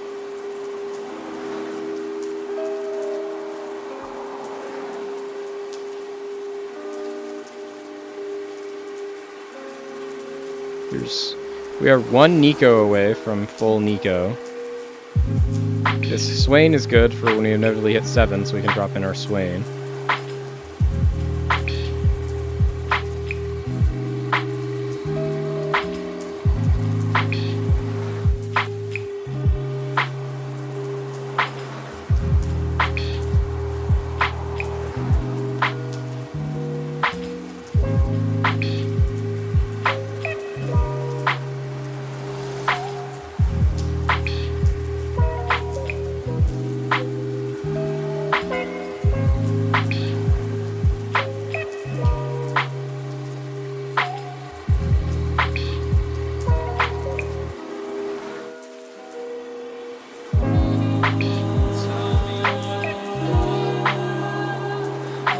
Okay, so this opponent has popped entirely off. 2-star Annie Tibbers is very good, especially that early. Finally, another Echo.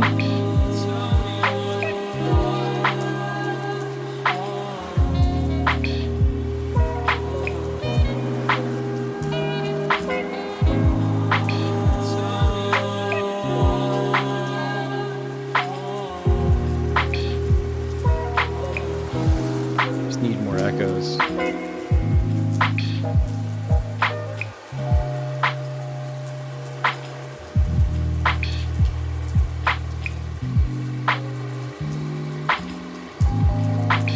There's another one. There we go. There's a belt.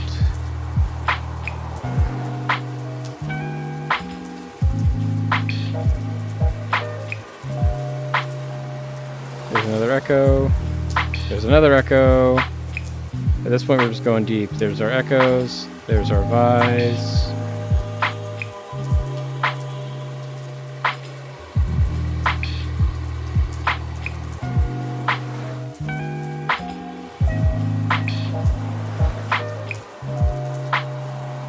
One Vi and one Nico away. Getting to Echo 3, though, was huge.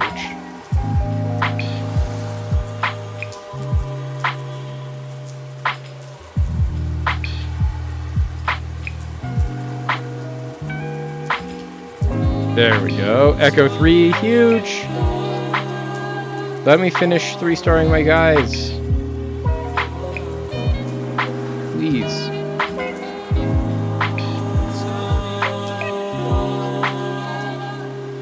There's Nico. There's Vi. Okay.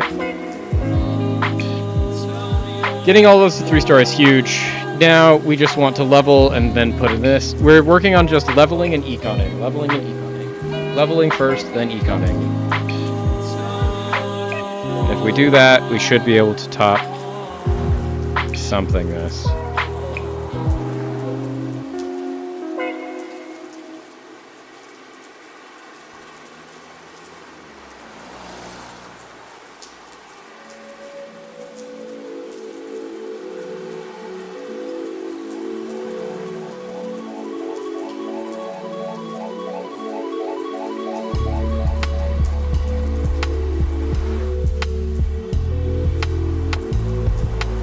Yeah, because like now that we've got our damage in and we've got everything going, these Yordlecons have nothing on us. We found our way into 3rd. We unlocked Cannon, which doesn't matter since we're never going to use a Cannon.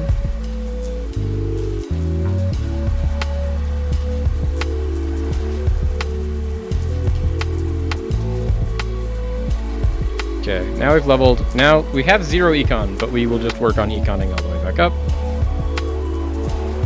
We're looking for Seraphines, we're looking for Shyvanas. But mainly we're trying to get our econ back up and then eventually get to level 8.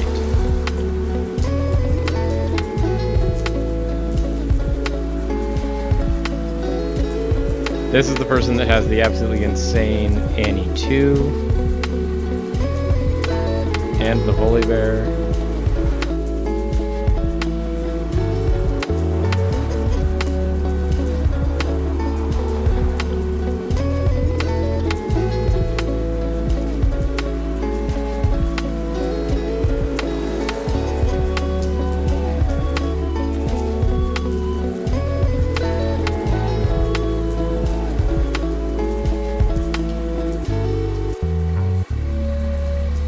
There's Warwick in Italy.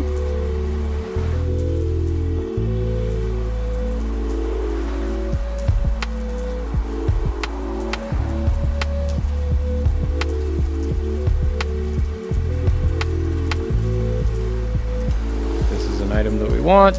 It goes onto our unit. Honestly, we might drop the Swain to put in the Warwick to go up to Zon 7. Currently.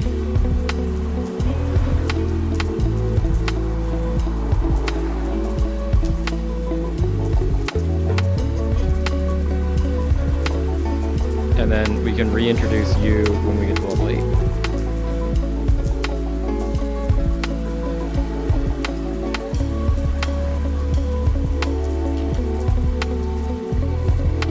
Okay, so that's going to be the idea here, is we're going to do...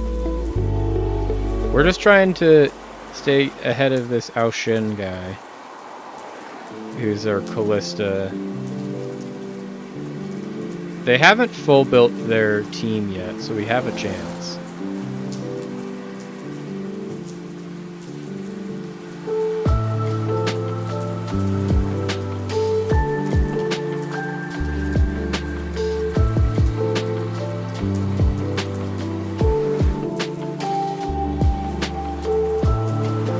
Couldn't beat them, so we need someone else to eliminate them, because right now we're teetering between 5th and 4th, and we really want 4th. We kind of really need 4th.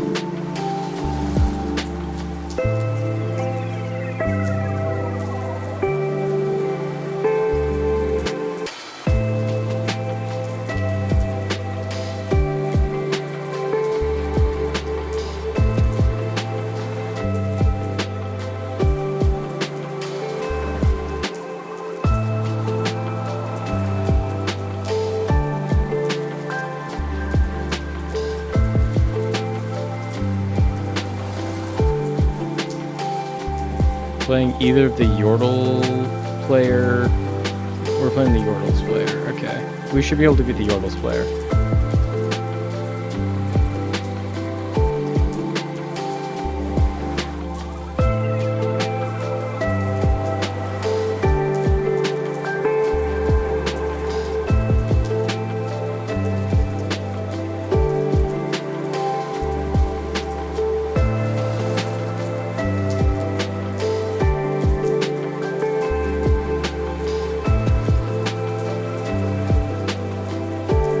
Go.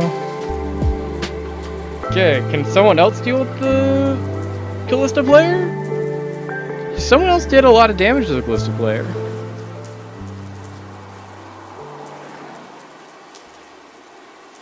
We just want like 1 billion gold out of this dragon. Like, if this dragon could just give us like 1 billion gold, that would be huge. That would be fantastic.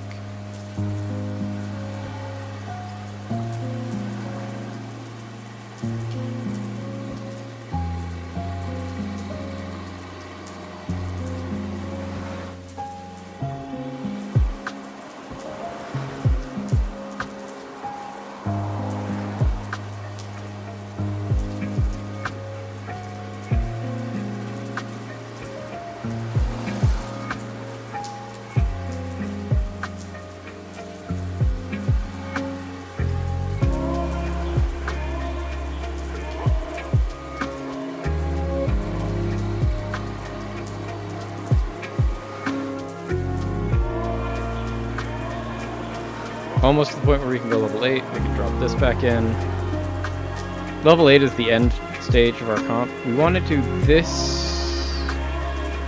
Honestly, Feather Knight probably is our preferred.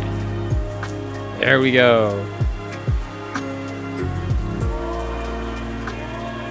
They also have a 3-star vibe, but their 3-star vibe doesn't have Lucky Gloves.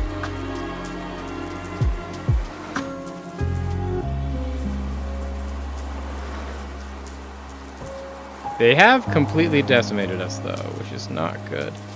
So we're going out. The only hope is that the Ao Shin loses even worse than us. They did. So we take 4th. They take... We made top 4. That's all that matters. We barely got there. 3 people got eliminated that round, and we got finished 4th. Perfect. We will take that. That's huge. Okay. It's not new peak, but it is new highest we've been on. Let's see if we can squeeze in one last game for the end of stream. Get a new all-time peak. We didn't climb out of Platinum 4, but most importantly, we didn't get relegated from Platinum 4, which is almost better.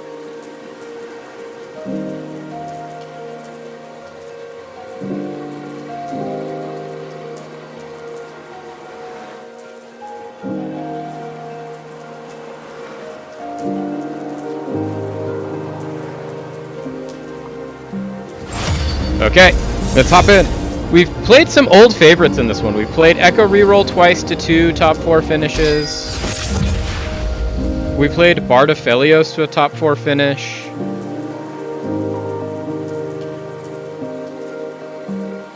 We have been doing pretty well.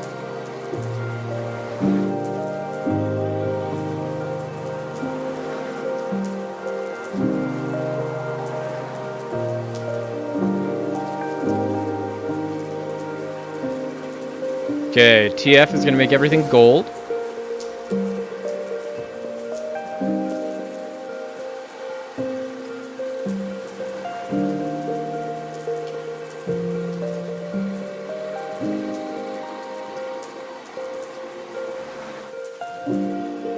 This is as good of a reason as any to be the guy that forces the Shadow Isles comp. I'm currently the only person in it.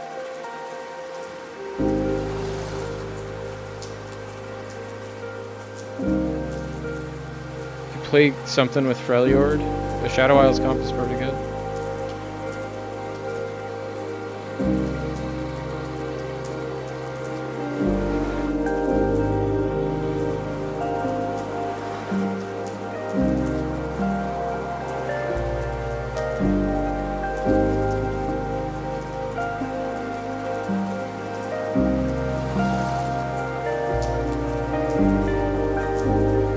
Definitely not going that one.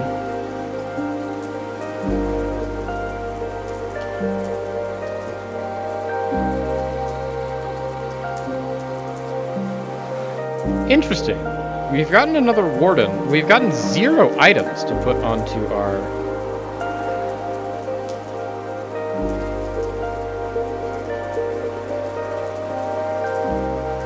Interesting, interesting, interesting. I don't know what we actually want to do with this.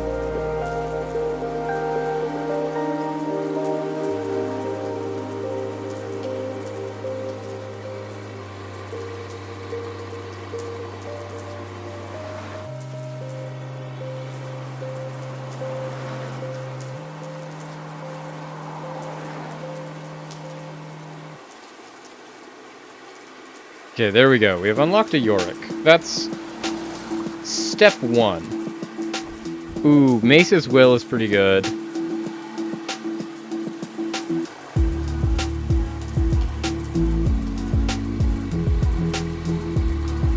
Take the Mace's Will. We'll take the Yorick. We'll put this away for now. Sell both of these. Put this in.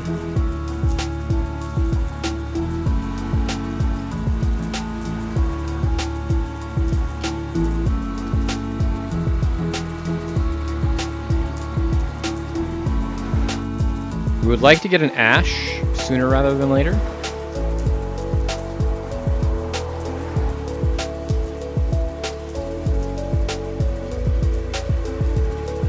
A Jinzhou or a Nautilus would also be huge.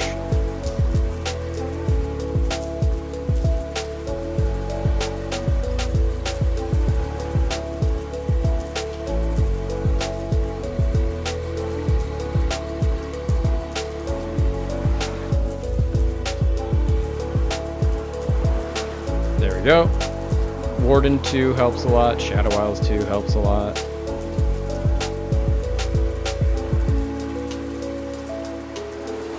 Swap this for you, get to Warden 3.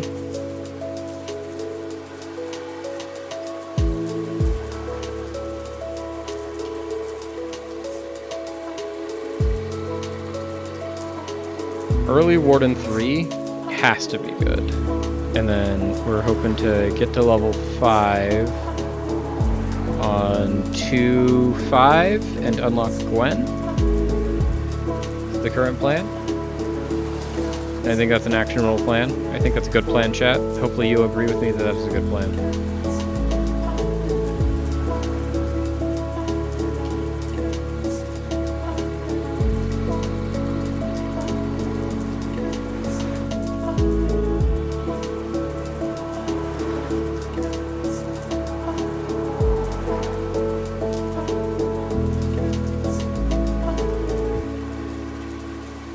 Go. We are now up to 9 souls, so we'll be on track for Gwen on 5.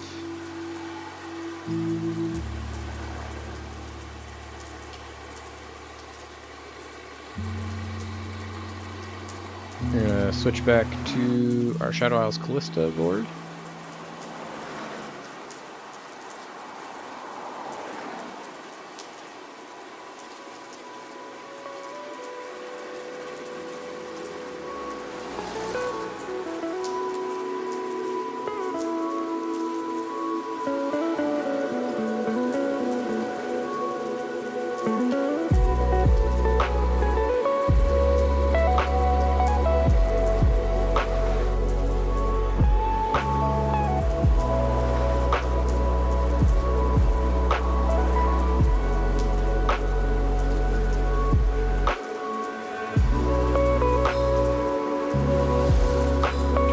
Callista.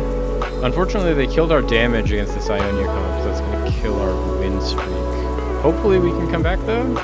Can 2 Wardens beat 1 Ari? The answer may surprise you. And we did. Perfect.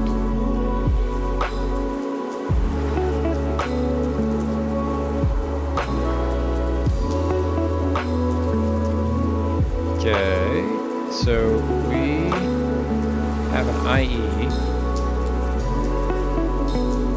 We want belts.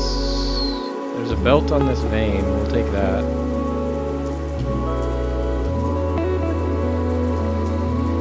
Belt on the vein is gone. Let's take another glove. These bows also were not available.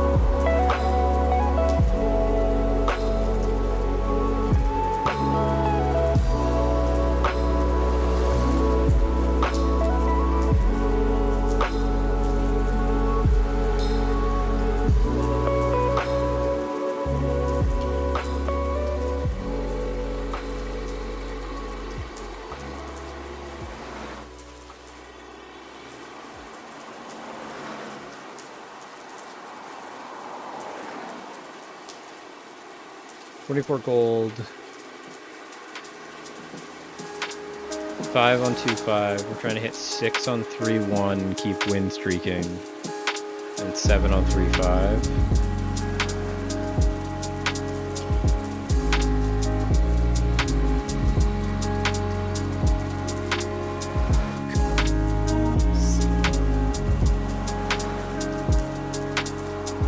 There we go. We should win this one pretty easily. That'll get us a Gwen. I don't know that we actually want to put the Gwen in, because this is actually a really strong comp. We will unlock the Gwen. We'll buy the Gwen.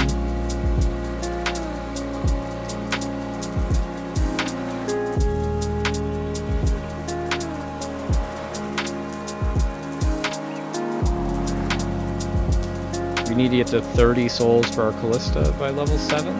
So we need to get to 30 souls by 3-5. So our only options that we can do is we can play against this person. It's pretty good.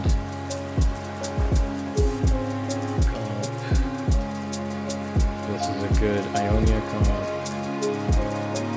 Okay. We have gotten the guy that is playing a very good Noxus comp. Noxus Bruiser front line with powerful bruisers.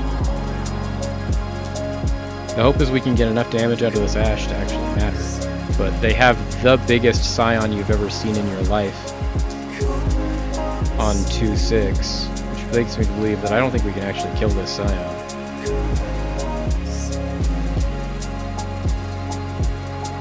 Yeah, checks out, we could not kill that Scion. So.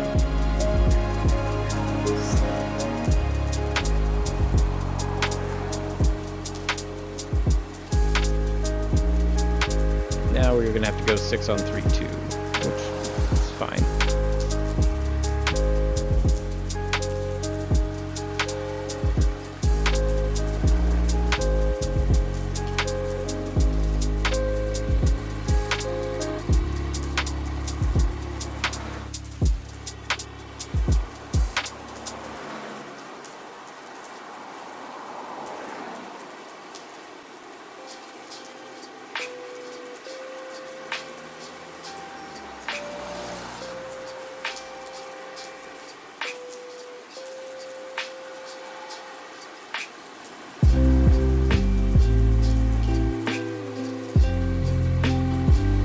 Okay, so 3-2, we're trying to go there.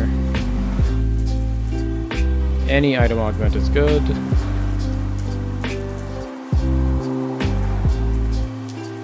Once again, belts is, I think, the best item augment. So we need, like, 1,000,000 belts.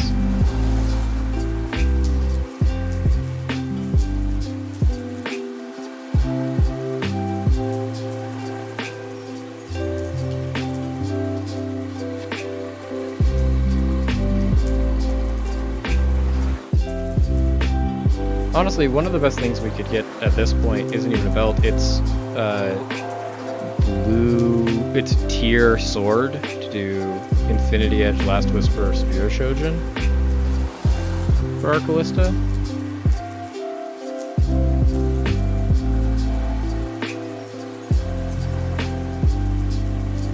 This is good. I'll take big grab bag.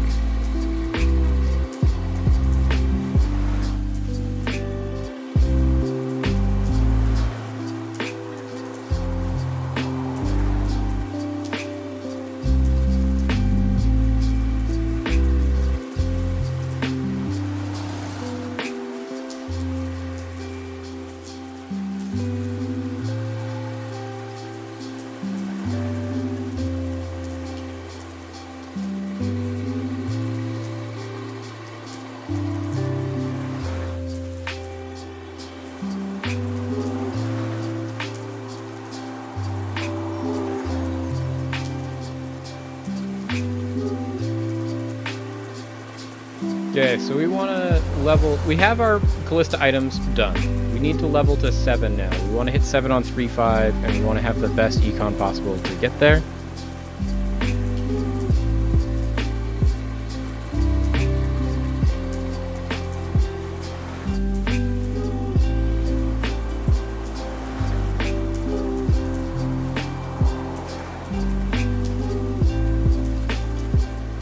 Good damage from the Ash. It'll do even better once we get a Callista. Games have been okay. We've been going back and forth, SCCamJamX. We've gotten a first, a second, a fourth, but then we've also gotten like 2 sevenths. So we are overall climbing. We're higher than where we started, but we're not anywhere near the highest point that we have been today. But we're in a good spot right now. Right now things are going pretty well. We are uncontested in our comp. We've been scouting pretty well.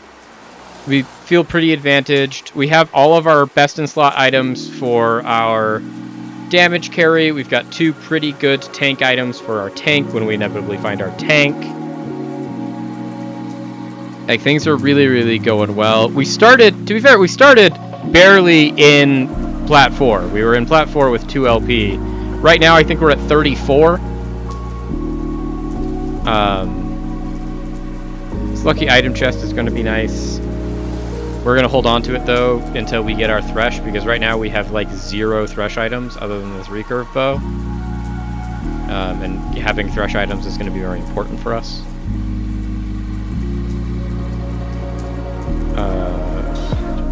So either we want to get this Swain with a belt or this Jinzhao with a tier.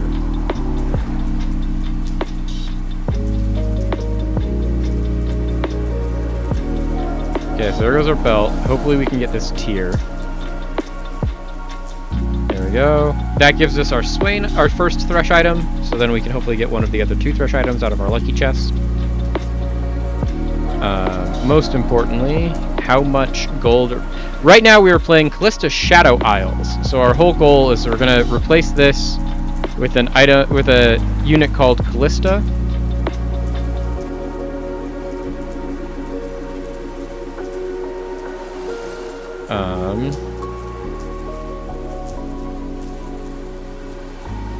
And then this ash will come out, the Callista will come in.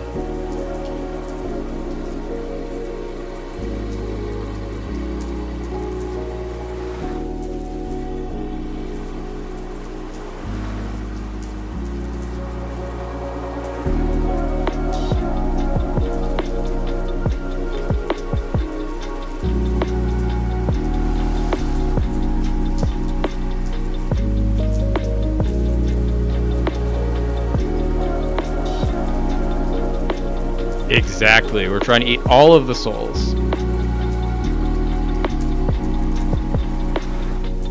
Perfect, perfect, perfect. There's our Callista.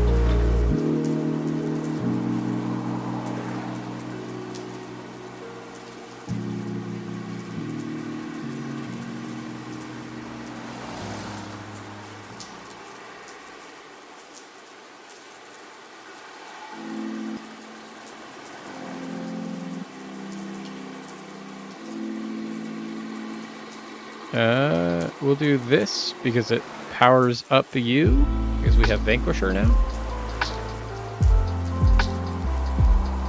Ideally, we try to find a fourth Warden, so like a Nautilus or a Braum.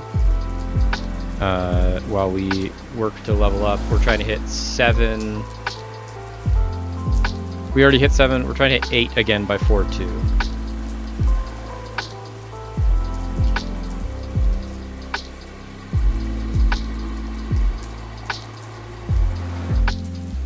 There we go. And then we get to Warden 5. And then we have all of our Wardens plus Callista. And then, like, honestly, replacing our Rek'Sai along the way with Gangplank, Ambessa, Fiddlesticks, any of those that we find, huge.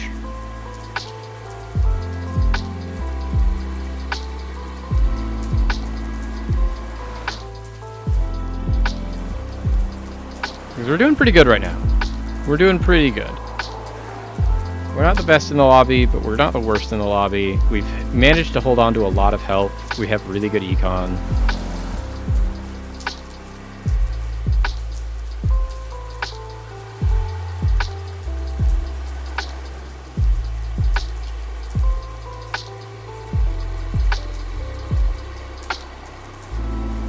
Oh, there we go. There's one more reward for us to get. Oh, perfect. So we like this. This is one of the items we wanted. That's another one of the items we wanted. Does this turn into something we want? Not really, but we can put it on you. We can try to level. The idea is that we hit level 8 next round.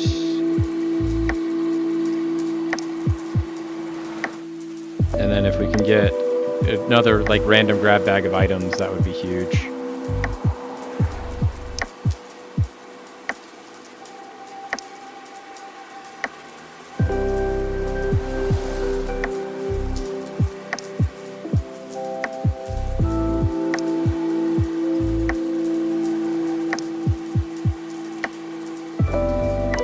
Okay, Yorick, stay alive just long enough, please. There we go.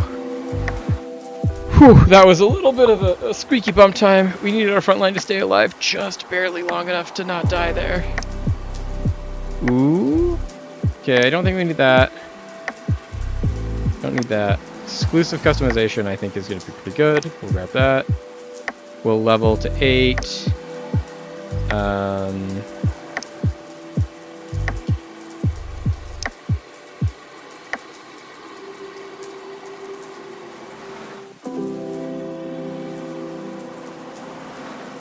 Put in this Swain for now. It can't be bad.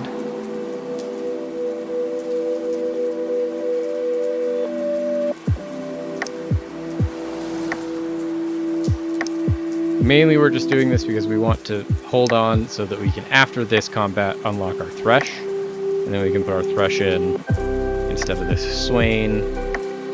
Put this lucky item chest on it to hopefully get one of the 2 items we're missing. Specifically, we really want to get Bloodthirsters, because we're 1 item component away from full build on our Thresh. If we can get Bloodthirsters. If we can't get Bloodthirsters, then we're 3 items away. There we go. That was an easy win. Now we've got a win streak going too. We're finishing strong here. There's our Thresh. Ooh, and a Nautilus? Don't mind if I do. Nautilus, Thresh. Let's put you here. Let's put you there.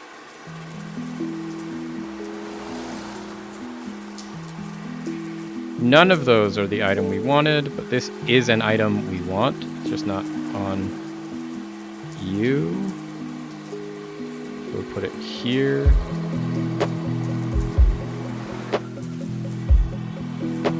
Okay, this is the guy that had like the biggest Scion in the world. Do you think we can beat the Noxus now that they've gotten all the way up to 7 Noxus?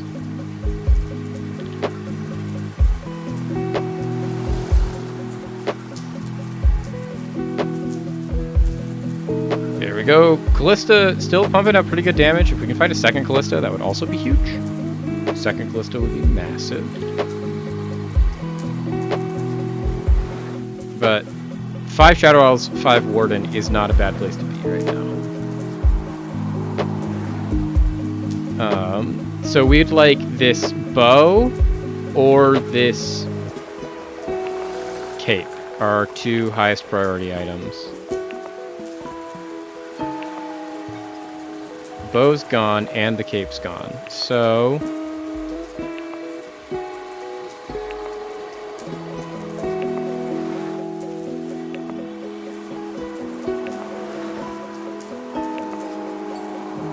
grab this. We can make something with this. I do have some big swords.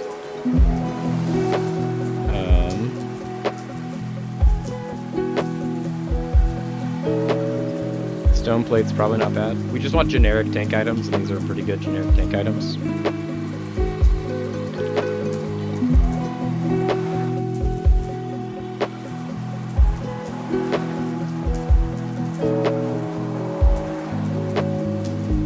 So the things we're looking for to replace these 2 are Fiddlesticks and Shyvana specifically.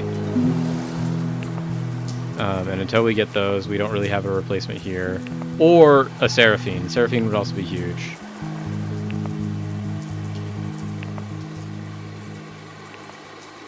Callista Spears are doing Callista Spear things. There we go. Win streaking through 4 is a huge thing to be doing, since we're already starting to see people drop out.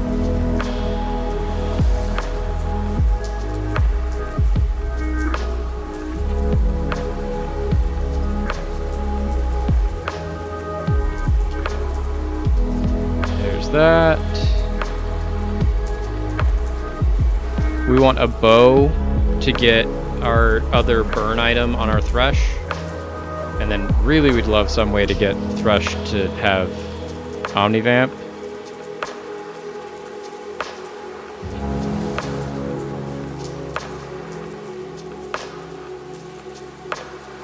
Okay, so Targon, they already have a Diana. This is like a real Targon comp. They also have a 2-star Seraphine, which is gross. We would like a Seraphine, please. Where's my Seraphine? I don't even need it to be a 2-star. Just give me a 1-star Seraphine. I would be so happy. Our Callista is doing work, though. There we go. It'll just get better if we can find 1 more Callista, too. Get a 2-star Callista going. 5-2 is when we want to go 9, and then 9 is where our comp levels out. It's just like we want to be level 9, and we're trying to get there as fast as possible. And once we hit level 9, we will guarantee to be top 4. And that's all we're looking for, really.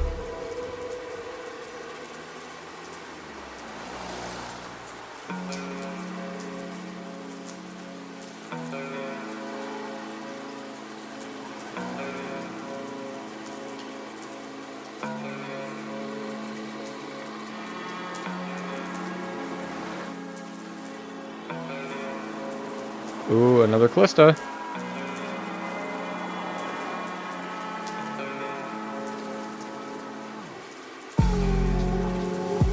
There's a bow.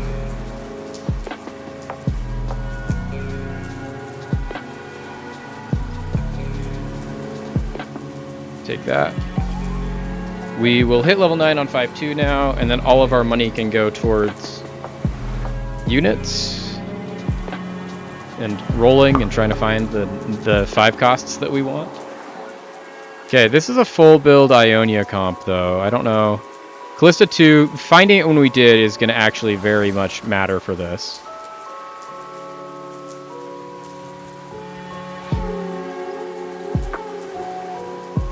Fortunately, not quite enough.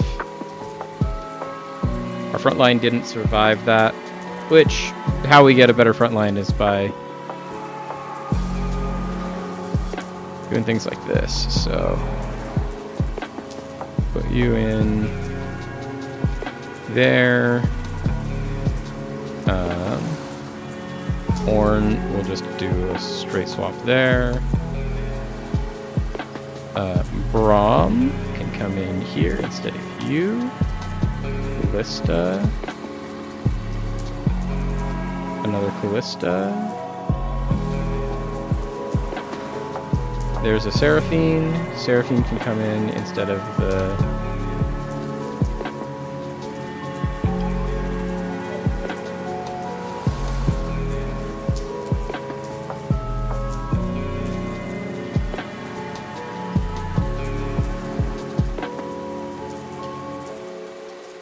Okay, Braum stayed alive just long enough. Please didn't do it. No. Okay, so we'll fix the items so our Braum will stay alive. And we'll put our Seraphine in so that we can get 2 Disruptor. So do that. Also put on Blast Shield. Sell you. Let's itemize correctly. Okay, so we want this. We want this. These 2, let's remake them, see what we can get. Put on this. And this. Shyvana will be good. We can put in Shyvana next time.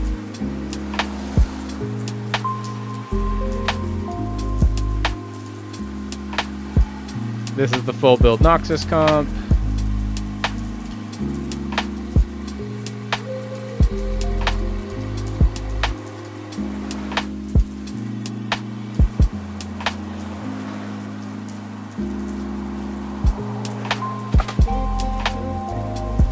We have, the thing is we have honestly too many tanks is the thing. We need a tank and we have 5. All of our things that we're playing essentially are tanks of some kind or another. That'll be nice.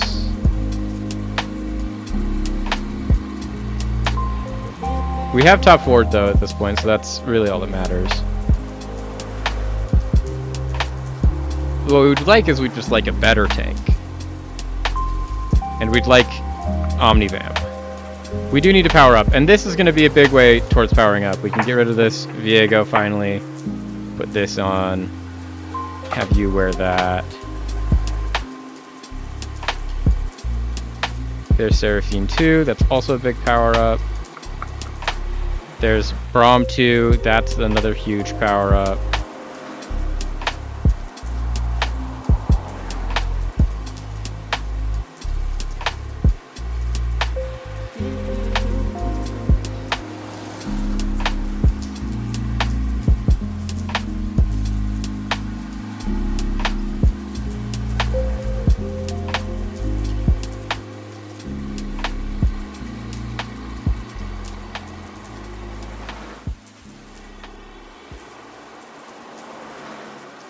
There we go. That's what we were looking for. We got our Braum in. Our Braum was able to live a little bit longer, and that made it so that our Callista could get so much damage. Okay. Let's take a Shyvana too.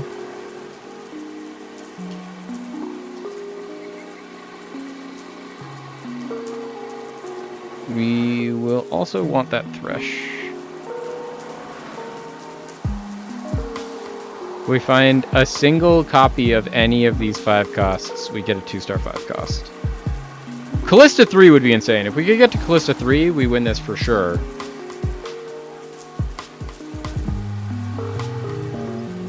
Our odds of finding Callista 3 are not very high, though, because we are the only person playing Shadow Isles in the lobby. Not just that's alive, but that was in the lobby even to begin with. And your odds to find unlockable champions are improved by number of people in the lobby that have unlocked that champion. And since we're the only person that unlocked Callista, we don't actually have very high odds to find all 9 of our Callistas. The fact that we found 5 is already kind of big. Okay. Hole Crusher. That's good.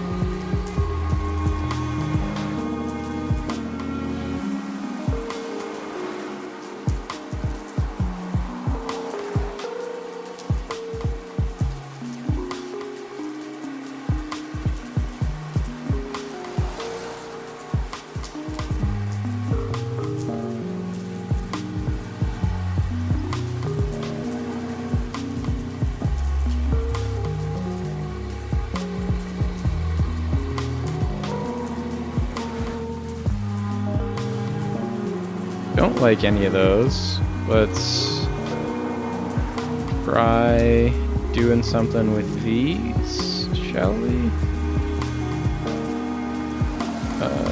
We will put all of these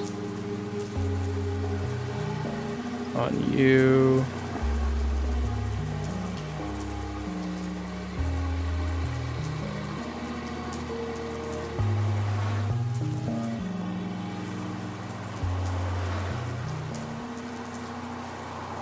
Two-star Ornn would have been great. But I think we will win this either way. There we go. And now we get to have Ornn 2.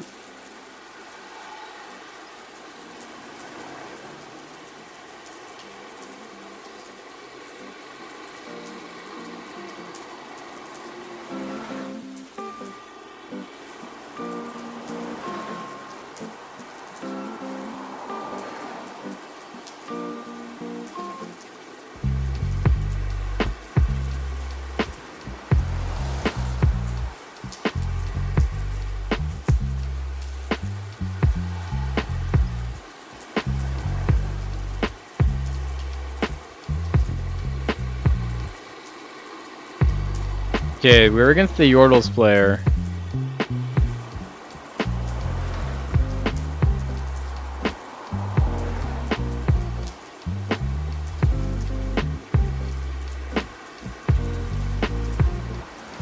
Can we? Ornn 2 might have been the thing that decided this for us. Getting a 2-star 5 cost might have been huge. So that's how it used to work, SamGemX, is it used to be that if you cornered the market, it was easier for you to get the rewards from cornering that market. And then that made it so that it was too easy to just absolutely run away with things. And because of that, they then changed the rules again to make it harder. Volibear is good. Volibear doesn't go on our board. Volibear wants you to have other bruisers on your board, and we have 0 bruisers. So Volibear is good, but because we have so many Wardens, he's actually bad. We want more things with Warden, and we already have the 5 best Wardens in the game. The only reason we'd want to play a Volibear is if we could get a Warden emblem, which there's no way for us to get in this game anymore. And then we could put a Warden emblem on a Volibear and trade out our Nautilus.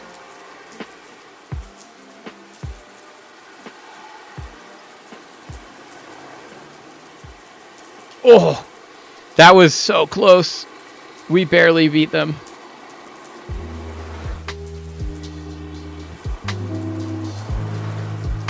Ooh, this would be nice.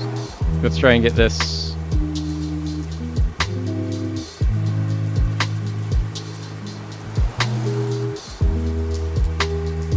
Oh, they took the thing we wanted. We'll just grab this. Vanquisher. Let's make someone else a Vanquisher.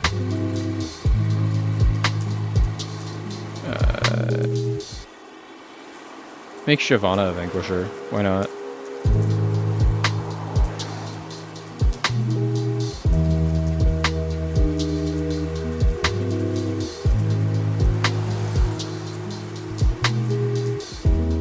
So now all of our Vanquishers crit even more, which our whole thing is we've built our Callista to be, like, guaranteed to crit.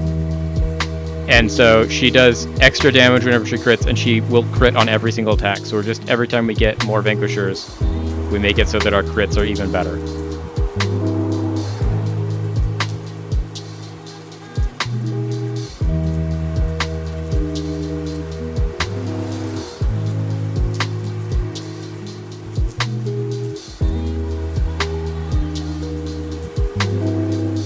Unfortunate loss there. Hopefully the Yordles guy eliminated the other guy. He did. Shyvana 2 is going to be a big pickup.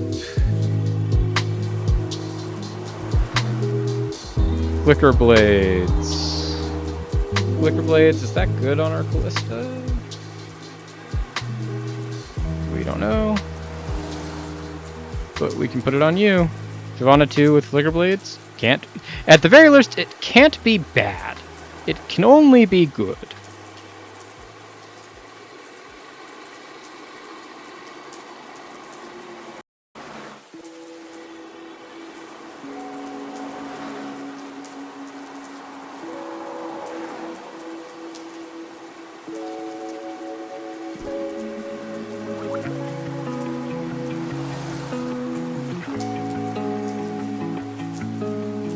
This looks like we are going to win this one.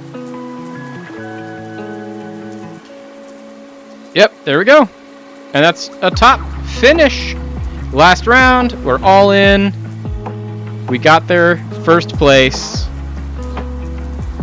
With that, we end just barely still in Platinum 4 on 80 LP. There we go. And that's a stream, everybody. Let's go. Round of applause. Well, that was a lot of fun. It's good to get back into the saddle. I'm sorry once again that I missed yesterday, but as we all understand, yesterday I was away doing my real job, which was a lot of fun, and I did have a really good time. We will be back tomorrow with Darkest Dungeon, and then Friday we will be streaming, but it will probably be later in the evening. I work again on Friday, and so I'm going to be out most of the day.